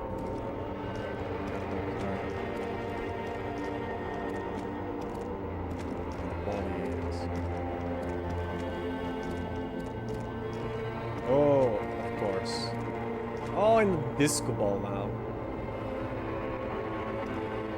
Do you remember the scent of your childhood? Scent of your childhood? What's this? What it says on the can, Harry. Answer the question. I don't know. I remember nothing. Do you remember your wife's hand on your face? Tell me what this is. I'm not answering before you tell me who you are.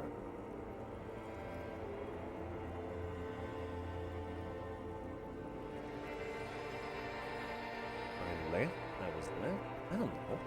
You know who I am. I'm the bad day. The one where you ask her, and then later in the streets, wandering. It's the worst day of all time, Harry dear. And it's coming. She will hear about it on the phone. Reality will turn into a grotesque nightmare. This will be the last thing you did to her. Tell me, do you remember the love of your life? Wait, what did I do? You said who? Do you remember the warmth of her thighs, between her legs and in her mouth? I left? I was left? I don't know. Oh no, Funky baby, you stayed. It was the rest of it that left. Or you just stood there, with one hand on the bottle and the other on your dick, watching it go. Tell me, where are your friends? Human beings have friends, Harry boy. Where the hell are yours? I can get it all back. I don't want to come back. No, it's gone. 3 times gone and never coming back. You failed. You failed me. You failed Elysium. Elysium? What is Elysium? Everything. The pale and the useless. On the surface. The outer magnetosphere. Burning, furious truth. 8,000 years of written history. You really dropped the ball, Harry. 4.6 billion people. And you failed every single one of them. What? How? You really fucked up. No. What do you mean I failed 4 billion people? Seen you before? No, you haven't. You're just sleep talking. And the act is wearing thin, too. The spots on the disco ball fade around you. You'll be back in those cold snakeskins in no time, sweating up the bed. I do have my snakeskins, yeah. Stinky boy. Stinky boy, how dare you? I can come back from this. You're not coming back from shit. Thrashing around in that high conductivity state of yours. Bumping into things and acting like a clown. Who are you kidding? Trying to solve this case. You're trying to what? I can't hear you. This is just a word dream now. Jumbled up garbage. The pictures are gone. The bed rises to meet you. A thin, sleep-like state. More glass than velvet, grinding in your head. So something is wrong. Sleep shouldn't be this bad, this dry, this unnourishing. There's something wrong with your thoughts. Some kind of new type of hangover. Oh, you know, he's been experimenting. God, there is another type? Oh yes, party boy, and it's worse than the one before. Mm-hmm. Just think of the shit you saw. Here it comes too, so soon already. A silent alarm goes off in your head like clockwork, barely let you sleep at all. Time to get those clothes on, Harry. Time to go to work in the shit factory. Ain't that the truth? Wakey, wakey, sleepyhead. Oh, are we moving? Are we moving? Boy. Good going, buddy. Oh my god, what the hell was that? I just had the most beautiful dream. Uplifting, rejuvenating. Really? Yes. Because you feel even worse this morning than you did last night. What the hell is going on with me? You mean, why are you so tired? Mm-hmm. Too tired and down to even think? It is worrying, isn't it? You can't be a detective like this. Detectives need to be able to think. Mm-hmm. Why is this happening? It's just that your heart has finally pumped all the speed out of your system, Buster. Uh-huh. Time to get some more. Speed? No. You're too weak to say no now. Waking up is the worst part.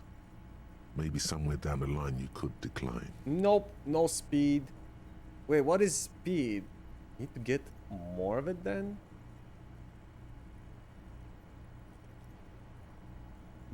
Detecting is my life.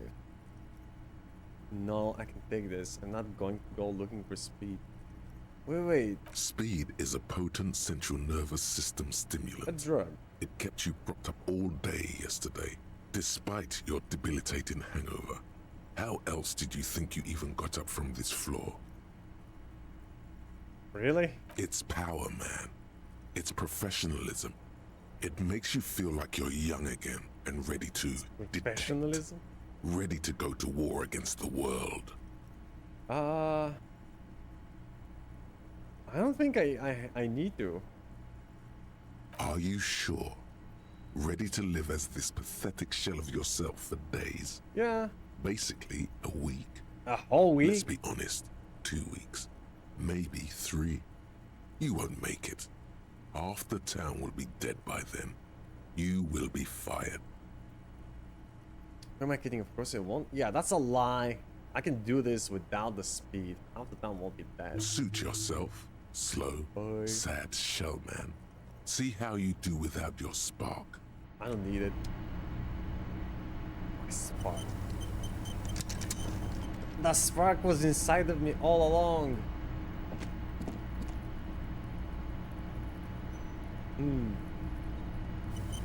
Gotta say though, if every night is like that, I'm not sure how long I'll be able to stay on that case. Alright, chat. I think this will be enough for today. I'm gonna save here and wrap the stream. So, who are we gonna rate today? We got Slackj playing The Outer Worlds, Frosty Pie doing Supermarket Simulator, Greenleaf JP playing Xenoblade Chronicles, Thermodef is on Road 96, Mouse Zero, Dragon Slayer is just chatting, and Xian is playing Persona 3 Reloaded. Where do we go? What do we do? I'm kind of interested to see both Road 96 and Xenoblade Chronicle.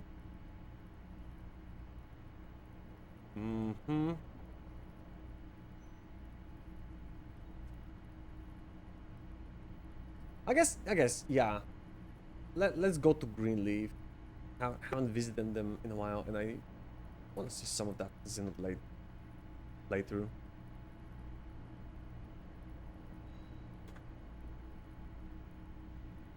Alrighty then. Alright, chat. This will be all for today. Thank you all so much for coming. I hope you guys enjoyed our playthrough today. We will continue with Disco Elysium on Wednesday morning, as usual. And yeah, hope to see you guys then. Have a good day, and night, and tomorrow, and take care, guys. See you soon.